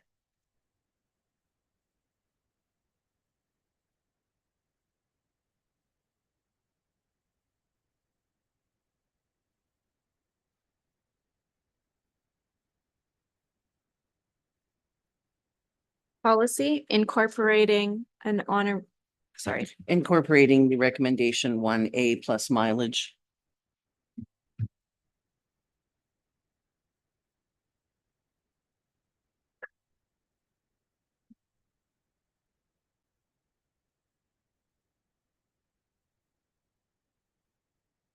from the compensation review. To be reviewed at an upcoming committee of the whole meeting.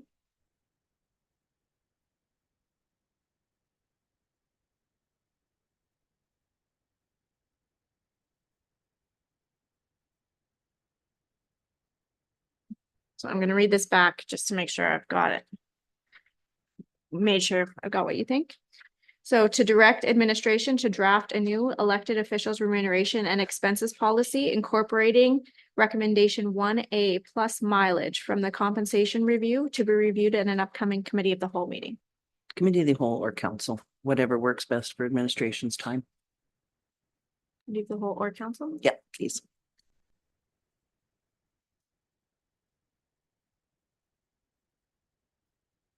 Discussions on the Councillor Kapitaniak. Yes, thank you. So if we are talking about doing the policy and making it simpler, I would be interested to know if Councillor Holland sees 6.1, the basic honorarium, and what is included in that stay the same, and that anything that would have been under per diems be listed as voluntary for future councils. I don't think it would be listed necessarily as voluntary. I think it is encompassed in the salary that we have been presented with. So it would all just fall under honorarium. I beg to differ because part of us, not maybe some of us understanding the workload, it does come down to committees and conferences, and I do think that you cannot mandate someone to attend conferences, and you really cannot mandate someone to attend voluntary committees. So, and we didn't do that. That's why we put it under per diems. And so I just don't want to see that change. We can't just start like mandating that people travel if they can't afford to do so. If they can't afford to take 4 days off work for a conference, they cannot be, I want to say, punished for that because they're not technically paid for that anyway. I'm not saying you wouldn't do it and it's not part of your job, but you can't I don't see taking these two lists, what was included in honorarium and then what was included in per diem, and then all of a sudden saying they're all treated equally. So I guess maybe that's just a bigger conversation. I understand where you're coming from, but that's what we had, what we started out with. No, we didn't, like, none of those things was like, actually mandatory. We all volunteer for committees because we want to do a good service and do things, but you actually don't have to, or didn't have to in the old policy, and neither were conferences. You don't have. So we can't- Understood. I totally understand. And I guess I'm of the belief that when you come forward for this particular type of a role, you understand that those are requirements of that role, and you choose as a personal choice as a counselor what you can fill and what you can't.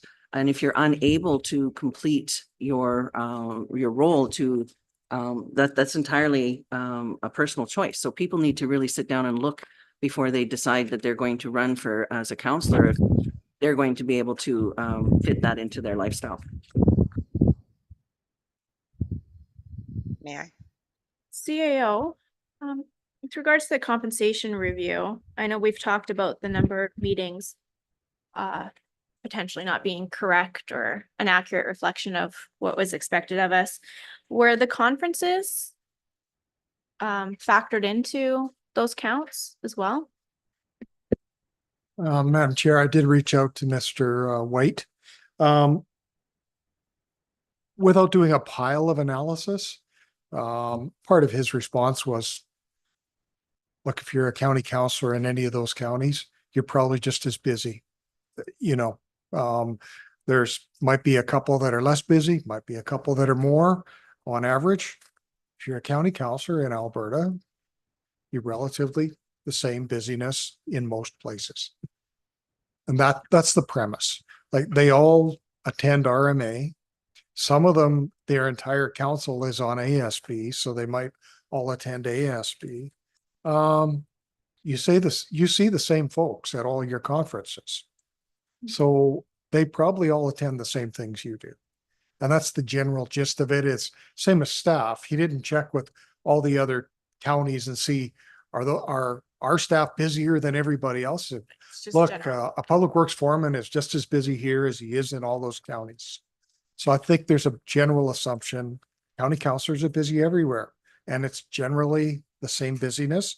Some might be a little more, some might be a little less. And I'm sorry if I wasn't clear. I was just wondering for the current model, if he had factored that in, like the per diems and whatnot, expenses allocated to attending those conferences included, or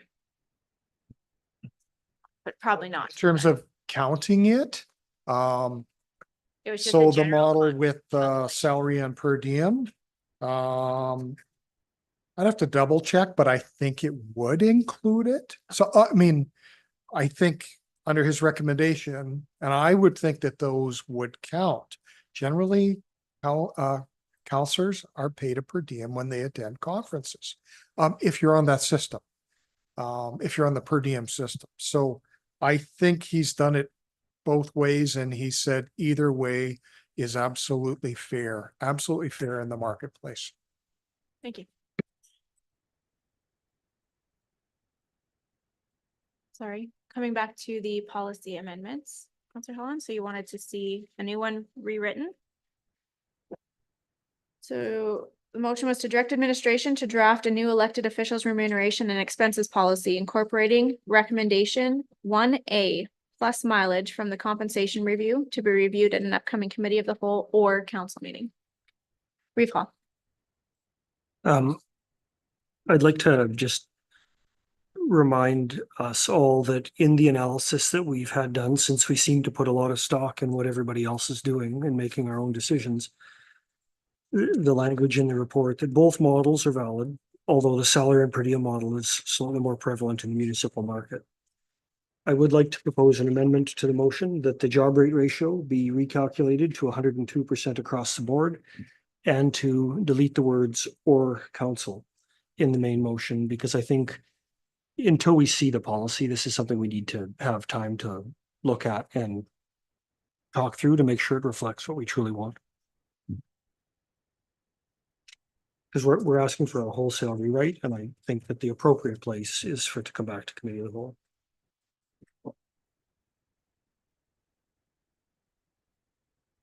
Conversation on the amendment while I'm trying to write it down. Let me show you what I wrote. Yes, please.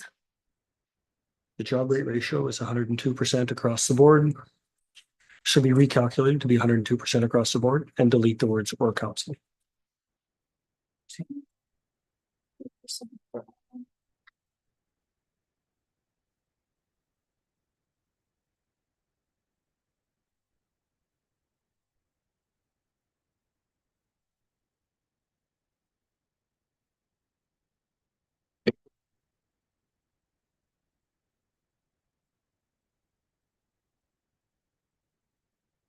Okay. Are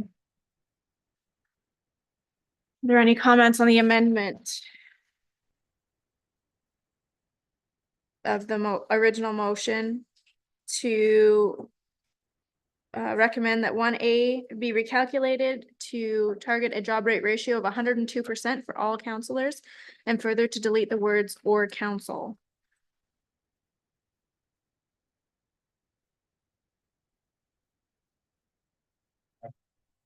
Can you use your microphone, Counselor Mins? Meaning or council, like on in the, So it would come to a committee of the whole meeting for discussion, not just go straight to council, because we're changing the policy. because it's a new policy. Okay. Counselor Holland. Thank you. I'd have to vote against the amendment. The reason being, on this one is we're making changes again, outside of the recommendation from this particular report. And as well, we have gone around and around and around so many times. Once again, it's almost feels like we're dragging our heels for something that's inevitable and should be happening anyway. A policy, there's no reason why we can't have the healthy debate in council. Should it come there that the committee of the whole, we can't make any decisions that are going to carry through on that day. Council, they will, and we keep dragging our feet and extending this when it should have been done last month. Sorry, Counselor Kapitanik, did you have your hand up? I thought I seen something no. flash on the screen, but No, there's a lot of glitching. okay. Counselor Cromwell, did you?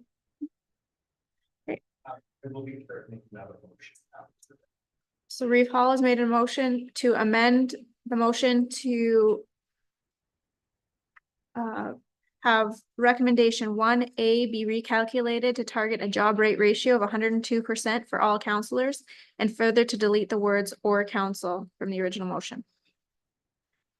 On the adoption of that motion, all in favor? Aye. Opposed? And that motion is defeated 3-5. And the original motion to direct administration to draft a new elected officials remuneration and expenses policy incorporating recommendation 1A plus mileage from the compensation review to be reviewed at an upcoming committee of the whole or council meeting. Any further discussion? Seeing none, we'll call the question. All in favor? Opposed? Nay. That motion passes 5-3. Counselor Cromwell? Thank you. And again, in fairness of our colleague who is not here, I'd like to make a motion to direct administration to have improved consulting edit the number of meetings from 24 to 44 to include committee of the whole, policy review, and budget of finance meetings, and to bring this back to the same meeting or meeting prior to the presentation of the new remuneration policy. And I will send that to you so you have my wording. And then the meeting count. And I believe in starting the conversation, that would still be fair to all the colleagues around the room to have that looked at. I don't think there's going to be a huge difference in changing that number of meetings to the bottom figure, but to be fair to everyone in the room and those that are not present, to have that looked at and understood fully before implementation of a new policy.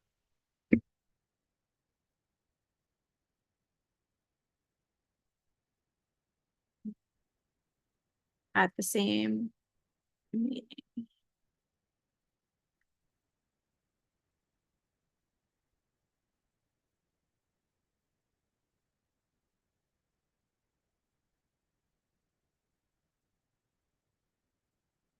Okay. So to direct administration to have improved consulting amend the report. The meeting count in the report to 44 meetings to include council, committee of the whole, budget and finance and policy review to be presented at the same meeting as the new elected officials remuneration and expenses policy draft.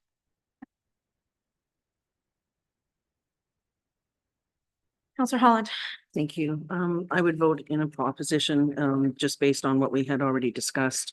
And the fact that, it's not going to make a whole hill of beans difference. We've already been informed by the, writer of the report that, it's based on the same, pretty much the same workload. That's why he chose those municipalities. So it's not going to make a whole hill of beans other than waste more time and more, finances to get this done. So I have to vote in opposition. Any further comment? I'm, Counselor Mintz. I'm just wondering like what does that do? Like what? Changing the number on the bottom. What does it do? Like, is it? I don't get it. Madam Chair, I don't, maybe this will help or maybe it won't. On page 120 of the agenda package, and so it's page 13 of Mr. White's report. He includes two tables that include what he thinks is the actual number of meetings that you truly attend. So what he's saying is there's 24 meetings of all the counties that he looked at, generally just council meetings. And there's a pile of extra meetings. And he acknowledges that. So it's absolutely public out there that there's a lot more than 24 meetings a year for your honorarium, salary, whatever. Mr. White acknowledges that. And I think he took the current committee appointments that we calculated and I confirmed with Reeve Hall, I think, did a little work with him to confirm that these numbers appeared to be right, and he's included them for the additional meetings. So I just wanted to point that out. You mean the workload is more than just the 10 hours a month that we were told originally? Sorry. Counselor Kavataniak. Just wanted to say thank you for that, CAO. I do like Councillor Cromwell's motion. If for any reason that, again, I'll go to council of the future, can see an actual number written down, because they may, even myself may not have read that report in its entirety. And I'm sure that people that are running in the future will, and they'll see 24 meetings. And, you know, though it does say, oh, you know, it's balanced and there's all this extra workload, to have that in black and white, I think would be beneficial for everyone in the future. Maybe not in this exact report, but in some sort of, again, maybe it's written into the policy, like exactly what meetings there are that you are expected to attend, so that everybody, us and in the future, sees that. So I'm not proposing an amendment to the motion, but just that information could be made more clear for everyone. Thank you. Any further comments on the motion? Counselor Cromwell. Thank you. To my friends across the table, I understand what you mean. You don't, it's maybe not going to change anything, but as Councillor Kapitanik said, to have a more appropriate, more realistic number recorded, even if that changes the bottom dollar by $1. The fact is to have proper things recorded and to paint a better picture. And we're asking to bring it back to the same meeting or meeting previous. We're not asking to delay it any further. I think in fairness across the room, it would be a very fair motion to support. And you owe me at least one today. We don't tell others how to vote. Counselor Mintz. Okay, well, let's let the rabbit out of the bag here. So we're gonna go back to the consultant, and what is it gonna cost us? Is he gonna charge us for more information, or, because if he's gonna charge us for more information, we can probably fill out our own report. So Madam Chair, I'll have to check. If you just want one number changed, then we're directing him to change his report. Yeah. We're telling him to change a number. I mean, it's. I don't, should he go back and change all the other counties then? Because they all say 24. So should he go back and calculate all the extra meetings that the other counties do too, which is gonna look an awful lot like ours. They're all busy. Everyone's got the same busyness. And I So think, I don't know. I could check with him and find out if he would just change it without basically directing council to change his report. It's supposed to be an independent report. Counselor Holland? I think we need to stop ignoring our CAO's advice. He's emailed it to us. He's pointed it out in the report that the numbers are there. Let's respect that and move on.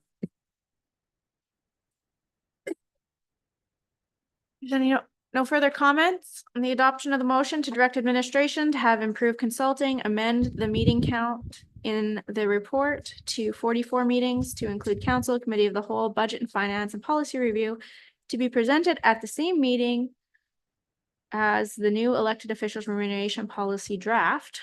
Oh, boy. Same meeting or meeting prior. Call the question. All in favor? Aye. Opposed?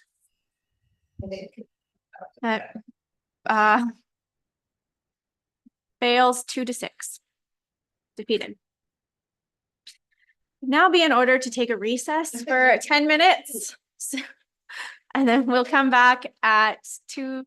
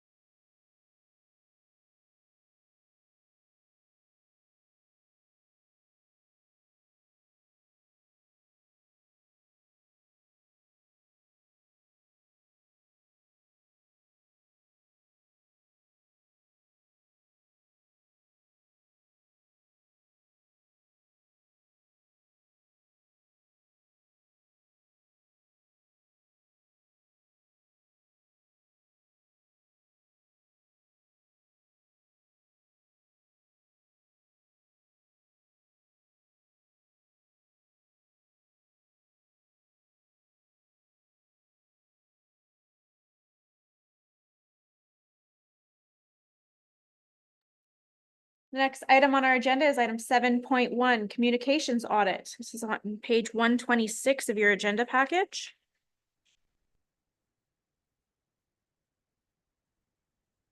Director? Thank you, Madam Chair. I'm going to speak on behalf of this, since the communications coordinator is away. Today, we have a report before you that we just want you to receive for information. Some time ago, council, through the strategic plan, wanted a communication strategy, and our communications coordinator had developed one. But throughout reading it, we realized that we're making some assumptions on what our readership is like as far as the paper goes, what our audience is looking at, whether it's the website, social media, whether we're missing something such as radio. So we're proposing an audit. Now, the money is already in the budget. There's already some public engagement money in there, and we do have some additional funds. So we're proposing that we use those little bit of money in there and just do an audit through a third-party facilitator, just do a survey, bring back a report, and then that report will help us develop a more comprehensive strategy for communications. So today we're just looking to receive it for information. Thank you. Councillor Chamzik. I love this idea. I'm a firm believer in let's getting it done, and 100% for the recommendation. Councillor Chamzik is moving to receive the report for information. Councillor Cromwell, had your hand up next. Well, thank you. I was going to recommend to County Council direct administration to begin the process of conducting an external and internal communications audit to support the creation of a strategic communication plan. So a little bit different than the recommended as worded, but I was going to make the first option under bullet 9. I believe since it's in the budget, they don't need us to correct them. Thank you. Councillor Holland? Thought you were waving at me next. No? Okay. Thank you. Are there any further comments on this item? Seeing none, Councillor Chamzik has moved to receive the report for information. Call the question. All in favor? Aye. Motion carried, 8-0. Next item is item 7.2, collection of general accounts receivable policy and procedure. Director, did you want to address this one as well? Yes, I do. Thank you very much, Madam Chair. So before you is a draft policy and procedure to address how we receive our accounts. I think Reeve Hall at the last committee of the whole meeting asked about our process, and we typically just send statements, monthly statements on a regular basis, and sometimes people pay and sometimes they don't. Now, we have some policies in place, but they're pretty complex, and quite honestly, they could be quite costly. If we're asking solicitors to deal with this, it's going to be quite expensive. So one of the practices in other municipalities is to use a collections agency, and we're proposing that we do that. And our procedure speaks to how we go about doing that. So we talk about sending letters to the accounts, and then after 90 days, they're advised that a collections agency will be contacting them. And I can tell you from personal experience, it has been successful in taking that, putting it in the hands of the collections agency rather than us chasing the same accounts over and over and over. And the ones that we've exhausted all of our efforts, then we would just write them off. But council has to be has to approve some of the write-offs over $500, or we'll bring a report on a regular basis just to let council know which accounts we were writing off. And then Reeve Hall alluded to this earlier about continuing providing services to people who are in arrears. This policy and procedure, basically, we don't provide them any more further services until they clear their accounts. Thank you. Reeve Hall. Thanks for moving this forward. I think I had a couple of comments. One of them really is, so you've given us a procedure which is appreciated for knowledge. It's my understanding council doesn't approve procedures. Those are approved by the CAO. And I think that on the general policy, it could use a little bit more work, specifically to clarify the responsibility of the CAO to ensure that a procedure is in place. and to define the reporting expectations to council so that it's not just we will, but it's expected that every quarter there'll be an update or every something. And somewhere, and I might have missed it when I read it, but I do think we need to specifically say, and it might not be 60 days, but I would pick 60. Any accounts greater than 60 days in arrears, we cease provision of services. And thereafter, they move into a prepaid only status for eternity. We are, I checked the sign when I came in this morning. It says Athabasca County. It's not Athabasca Bank. We are not in the banking business. If you can't keep your stuff up to date, we're not, get your credit at the bank, not at the county table. So I think that will help to reduce the administrative burden of chasing these things down. And I absolutely support the idea of some clear communications up front and then send it off to collections and get it done. I know that, the grocery store doesn't take credit. I don't know why we would on any of this stuff either. Counselor Cromwell? Thank you. I actually wholeheartedly disagree with that, and I do not believe that shutting services off after 60 days is correct. And I completely disagree with the prepay for eternity statement. We are not a business. We are an organization of the people for the people. And yes, there are people that are in arrears. And you know what? Let's try the collections and get some traction that way. But putting a "thou shalt not pass" tattoo across somebody's forehead for being 61 days in arrears. Hello, look at the world, look at the economy, and remember that we are humans working for the people that pay for us to be here. And let's not forget that this is not our bank account, but the people's bank account that we take care of. I think going to a collection agency is a wonderful idea, Madam Director, and I thank you for bringing that up in the policy.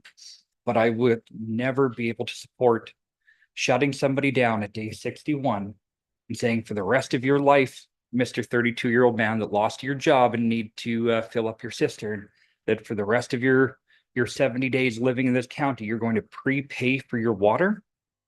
I will never get behind that. Could I just clarify that the utilities that are direct to residences are excluded? And we have corporate accounts that are doing business with the county that expose us to considerable risk. And most of this policy applies to that. And Counselor Holland? Thank you. I also struggle wholeheartedly with cutting people off from being able to obtain water, for that matter. We have a society situation right now where people are struggling, and they're struggling hard. It's not fair that we would absolutely cut them off to prepaid only, or you're not getting. I totally disagree with that and think that the hardships that are already placed on people now, we don't need to add to it. Further comments? And Counselor Kapitaniak? I agree with Counselor Holland. I definitely think that mixing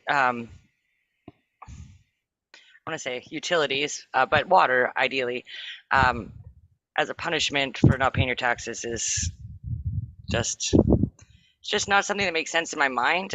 We've talked about the county not being in the business of having utilities, and maybe that's where we need to be. We shouldn't be focusing on how we're going to use them as a weapon, but more so how we're going to get out of being responsible for them. And so I wouldn't agree with having those two things in the same motion. can I get a clarification on where did we get to cutting off your water bill when you're not paying your taxes? Well, I understood cutting off services, and I was trying to think of what services we provide. So we provide water. Could you mention other services? The policy that administration has drafted includes a statement. As such, this policy does not apply to the collection of utility or tax arrears. Okay, I apologize that I misheard Reeve Hall. What were you specifically saying that they would have to be cut off of and then prepay for? I'm confused, sorry.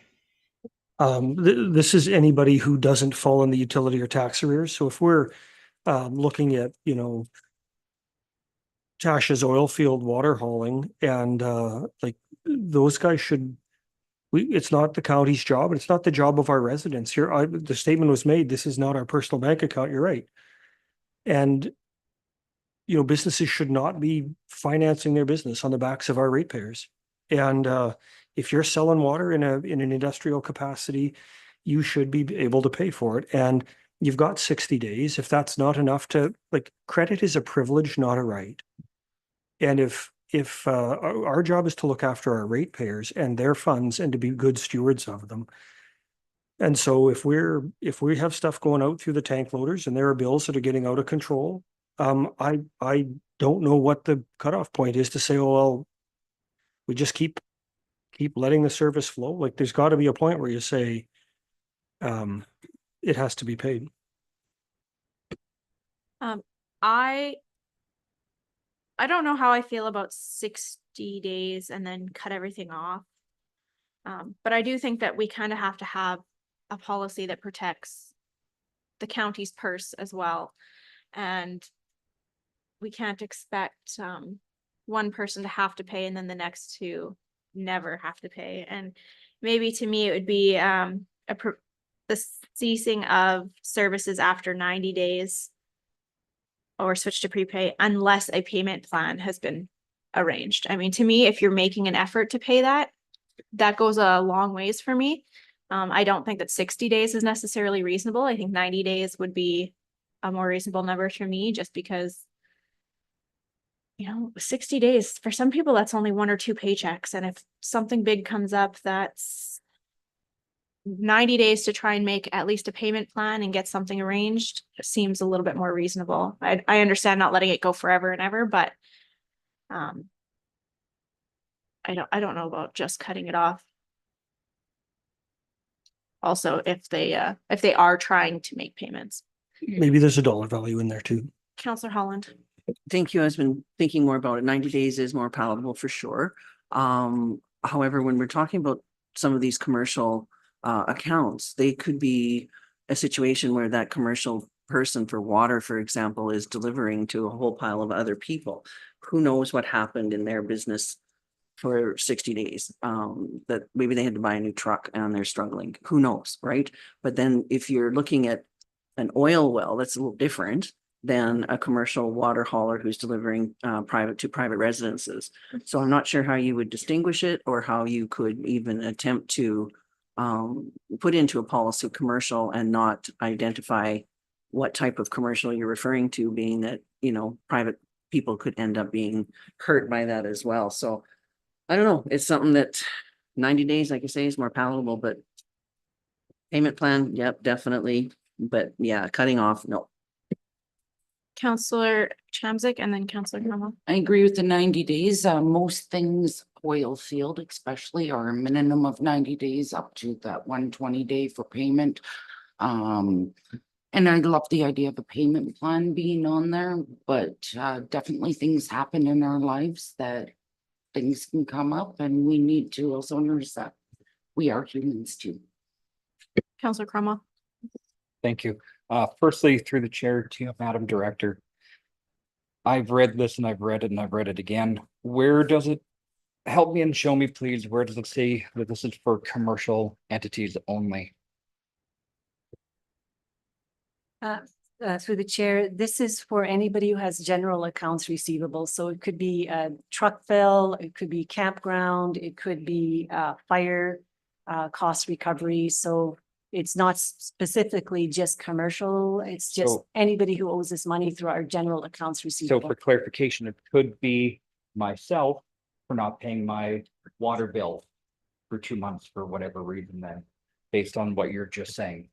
Through the chair, through the truck bill, yes, if you are in arrears of your truck bill and you're not paying your truck bill bills, then yes, then you're definitely, you're in arrears, and we would be following up with you to make sure that you pay, and then we can at least clear that account. Okay, perfect. So then we are back to shutting off water for individuals when they get behind on their bill for whatever part of life may come in.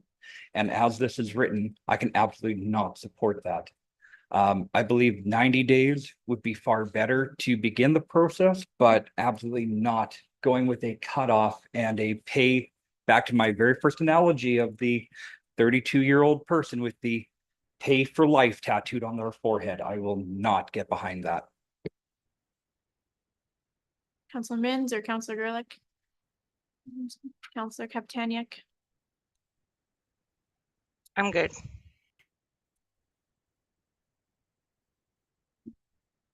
Repal? Are we going to add in some clarifications around the responsibility of the CAO to ensure there's a procedure in place and that there are defined reporting expectations? Because really, council creates the policy, we direct where it goes, and then the CAO can shake it out. But I also, would challenge any of you to not pay your UFA bill or go to BILO and see how many days you can go without, Save on Foods, without paying your grocery bill. It doesn't work. And again, I'll say, to me, there's a big difference between not making any payments versus just not being able to pay it off. To me, I understand people not being able to pay it off. But if you're attempting to make a payment within 90 days, Then I think I will- your service should continue. I will Then- agree exceptions, Matt. then let's bring back a draft that has that written in there properly in a different way that we can look at. But that's what we're trying to do, is make amendments to direct administration to amend it and bring it back. So So how it's written right now, I would like to see admin take back the conversation we've had and come up with a more appropriate and friendly, and I know it's not probably the right word, draft this bylaw to review at a later committee of the whole meeting.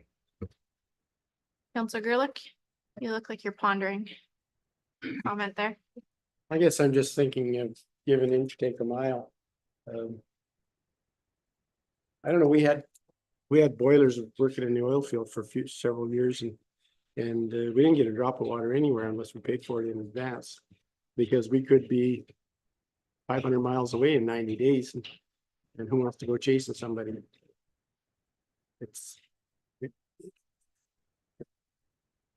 I just don't think it's that big a deal. People should pay their bills. Like, if you're in a business and you're like, who gives you the commodity that you're selling or moving or transporting?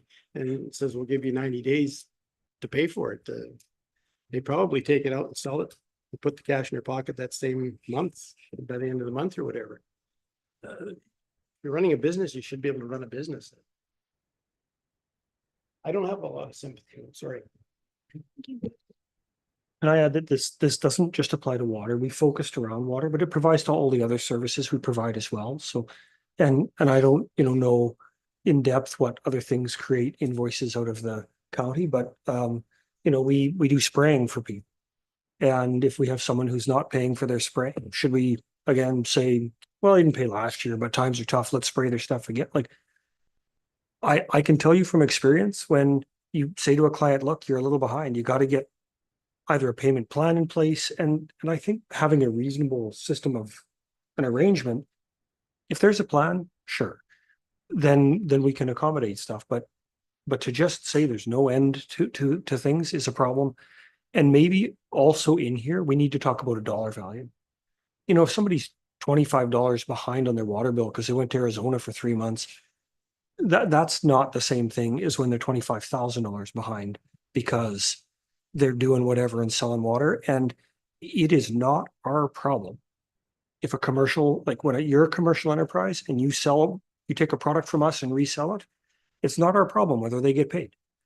UFA doesn't care whether I get paid for the work I do outside of this office or not. They want their fuel bill paid. And if I phoned them and said, boy, it's a tough month, I'm not paying you, well, I wouldn't be buying my fuel there the next day. There's all kinds of reasons that, like, we're talking about governance of other people's money. There's no banking experts here. We need to be careful and thoughtful and make sure we don't have the unintended consequences. Like, I think Councilor Gerlich and I once talked about somebody who was away and they had a nasty letter because they missed a single payment, or shall we sort that out? And maybe a dollar value needs to be in there too. If the bill's over pick a number that's reasonable, $250 or something. Counselor Holland. Thank you. I think it's pretty clear in here, unpaid invoices over $100 will be forwarded to a collections agency over 90 days in arrear. Like we've got the means to collect, so, That's in the procedure though, not in the policy, well, they'll follow that procedure, right? Yeah, they will follow that procedure. So that's on page 134, 3.1. So the fail safe is there, really. For any unpaid invoices over $100, I think the policies and procedures are great.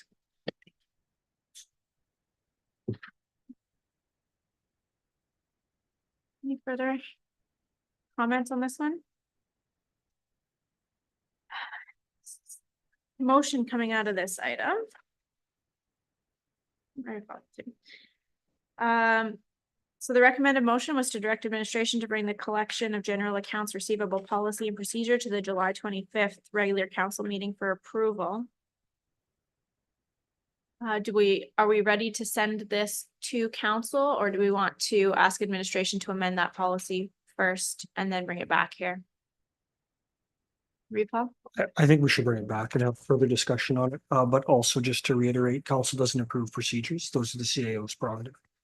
So, and that's why I would, circle back to adding lines that say it's responsibility of the CAO to ensure that there are procedures in place to follow up on the collections or some language like that, and then define the reporting expectations to council.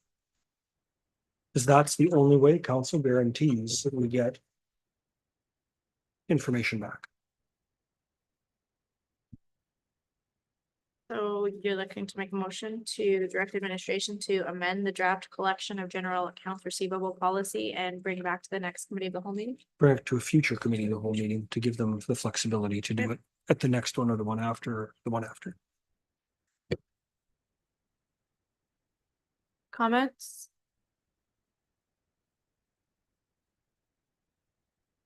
Seeing none? The adoption of that motion then, all in favor? Aye. Opposed? So the count is 5 and 3 and that motion is adopted. Next item on our agenda is 7.3, which was an RFD submitted by Reeve Hall for a council discussion about the role of RCMP in ensuring public safety and well-being. Reeve, did you want to address this item? Mostly it is entirely here to have councillors share their thoughts on the questions that are here. Where the RCMP having success from our perspective? What do we think is their critical role in ensuring public safety and well-being? And do we have any comments on the current community engagement, crime reduction strategies, or current efforts, and then any other experiences or initiatives that may be relevant as outlined in the paper? And I'm here to listen, make notes. Does anybody have any comments or topics? Councillor Chamzik. Well, I don't know. By this, I look at it as they're here quarterly and very much appreciated. I mean, I know our town hall events this last prior year was probably more ill attended than in the past so far. Our CMP members have been invited out to different areas, different groups and stuff to be able to gain some of that feedback as well.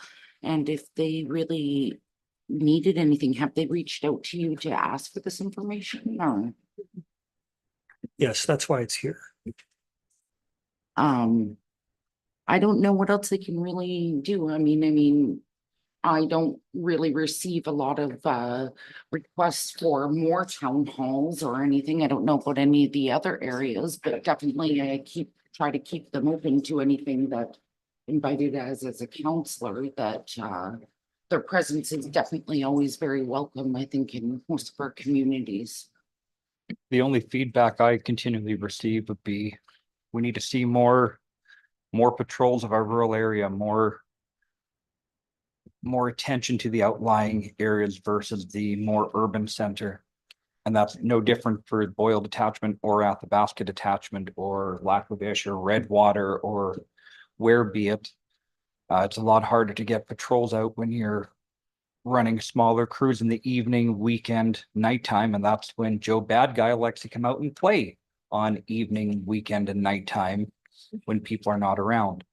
So I will always advocate for a stronger rural presence and a more, you can say the word thick, but thick is not right, a more robust presence on those times that we're seeing less members on the road. And Reeve Hall, just to clarify, this is for the Athabasca Detachment's Community Appreciation Barbecue that they host annually. That is correct, and you are all invited to attend the Athabasca barbecue. That is on the 19th of July from noon until 2. Noon to 2 Noon till p.m. 2. on July 19th. I think the Counselor Mins.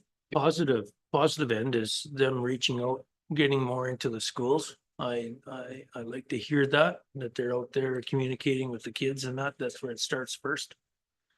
My grandson got to go in kindergarten, got to go for a field trip to the RCMP barracks and hang out in the jail cell for a while. So it's, gets a better understanding of why he doesn't want to be in there. So it's like, and even reaching out and talking to him in high school and that, I think it's I always go back to the DARE program that my kids were in. And it was an amazing program to be looked at. So I like that. That's a positive for them. I'm glad your grandson got that as a takeaway, because when my daughter went, all I heard about was the cute police officer that let her out of the jail cell. And in 13 years, this recording will show up to haunt her for that. So thank you very much. Along with many other documents, don't worry. Okay, is there any other feedback that we can give Reeve Hall? What other things are unaddressed? That last question. So challenges and opportunities within our community. Counselor Holland. And as difficult as it is, staffing is always a concern. And I know how hard they work to keep it up to the levels that they need to, but that is always a concern. And the outlying regions that are that don't have a detachment that are taking away from some of the other areas that we hear complaints about all the time. Just an advocacy for those other areas to have a detachment of real. I think the challenges is staffing.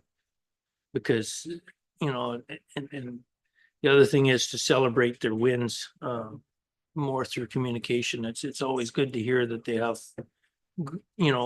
from one traffic stop, boom, all of a sudden they've got so much paraphernalia off the streets and stuff like that. I think putting that on there, but the staffing is a huge challenge because they're never at the right place at the right time, right? And they hear about that. Well, why, or how long did it take them to get there? Well, you know what? They're busy and they don't have the staff that can come there that quick, I would say. So it's a challenge. That's a huge challenge for them. And so some of the audience is obviously going to be the detachment members for the comments. So I think, the staffing issues, we recognize are concerns. It's not something the average member in the detachment is going to hear from. So the other things I'm hoping to, get from you, are there any comments you can make about how you think what their critical role is ensuring public safety and well-being? And some of it I've got, the increased patrols matter, the visibility in schools matter. Is that enough?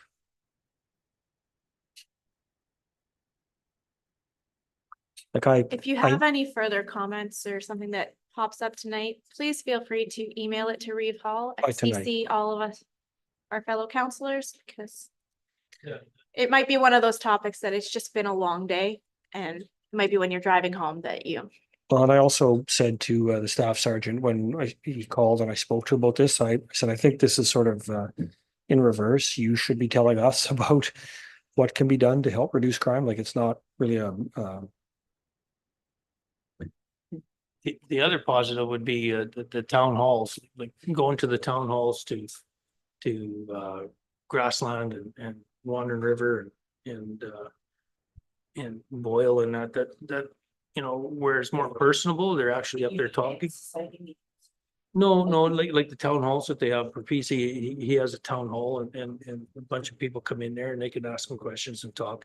Athabasca County's there with the CPOs and all of them. And I think that's a great, you know, people are able to voice their opinions and stuff like that right to them. The town halls that are on the like via Zoom or whatever, or through the phone, I'd rather see it in person. You just get a better view, but I've been to a couple of them and you know, I think they go over really good. So on the same note, they show up, you know, at the senior symposiums, and those are kind of like a town hall, only with a very select group, and you know, I've seen the reaction there, and it gives people a chance to ask their questions. Well, and I guess it never hurts for them to reach out to those ag societies, and it has to be a delegation once a year, twice a year, or whatever as well. Okay, so coming out of this item, would somebody like to make a motion to accept this as information? Counselor Mintz? Any further discussion? Seeing none, we'll call the question. All in favor? Aye. Motion carried 8-0. Next item is item 7.4, which is follow-up to the MCS net delegation from earlier today.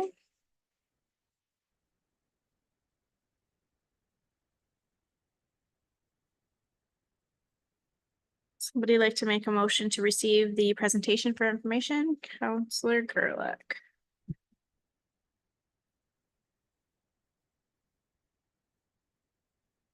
Was there any further comments? This item, Counselor Holland. Thanks. I really appreciate the information that was brought forward today and a bit more of an understanding on how fiber is brought to our community and that these companies are able, once it's identified by the federal government that speeds are where they are, that they can now bid on these particular fiber installs, et cetera. However, it still leaves quite a gap that we see more so, I think, in more remote rural areas as these lines of fiber are following major highways, et cetera, and going into some other populated areas.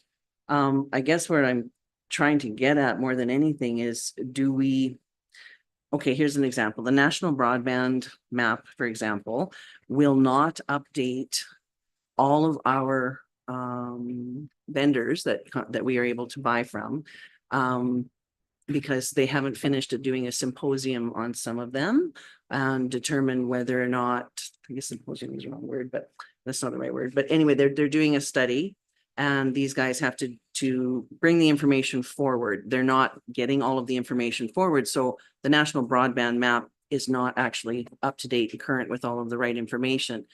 They mentioned that that's going to happen in November is when they do their next update, but they don't expect the reporting to come back to be able to update it accurately. So we're still lagging behind in some of these areas where we're relying on federal government to provide the information and get us going in these directions, but we actually need to advocate more for that, or add to our own information what is actually available here. For example, Starlink is one of those. They will not update it on that broadband map until they get all the proper reporting in. So when people are looking to come here and they don't see that it's available here, it becomes a negative for our community. So as much as I'm loving seeing the fiber, and like, as he mentioned, you know, the bidding that's going on, that are we looking in a wholesome way in our community to say, are we covered or are we not? Do we know where we're covered? Do we know where we're not covered? And the fiber and the internet seems to be on a pretty good control and happening, but we're still lagging majorly behind in cell service.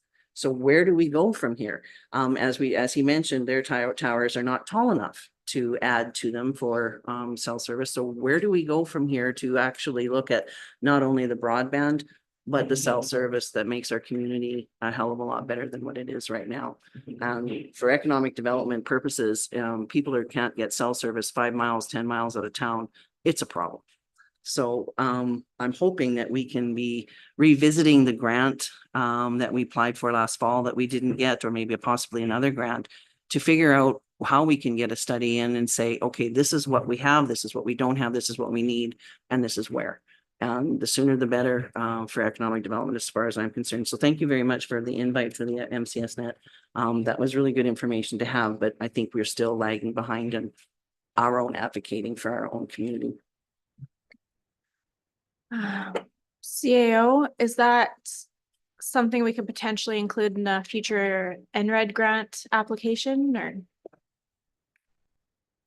Yeah, Madam Chair, we've applied for it before. No one locally got lucky with NRED last year, is our understanding. So, we certainly try again. And so if we want to introduce that as a project again for 2025 budget consideration, then we could do that. Thank you. Was there any further comments about the MCS net delegation? Seeing none. Councillor Gerlich has made a motion to receive the delegation as information. Call the question, all in favor?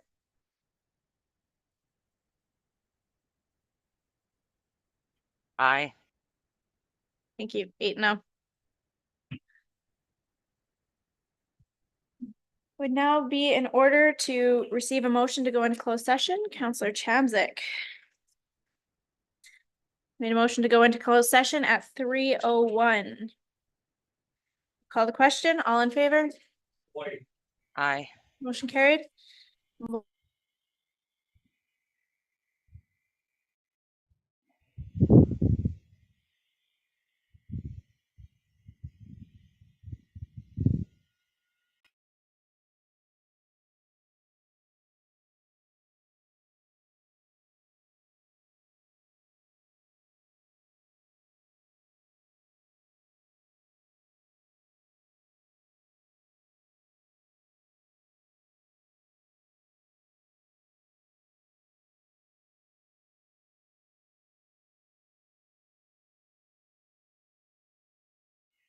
Did you guys go on recess?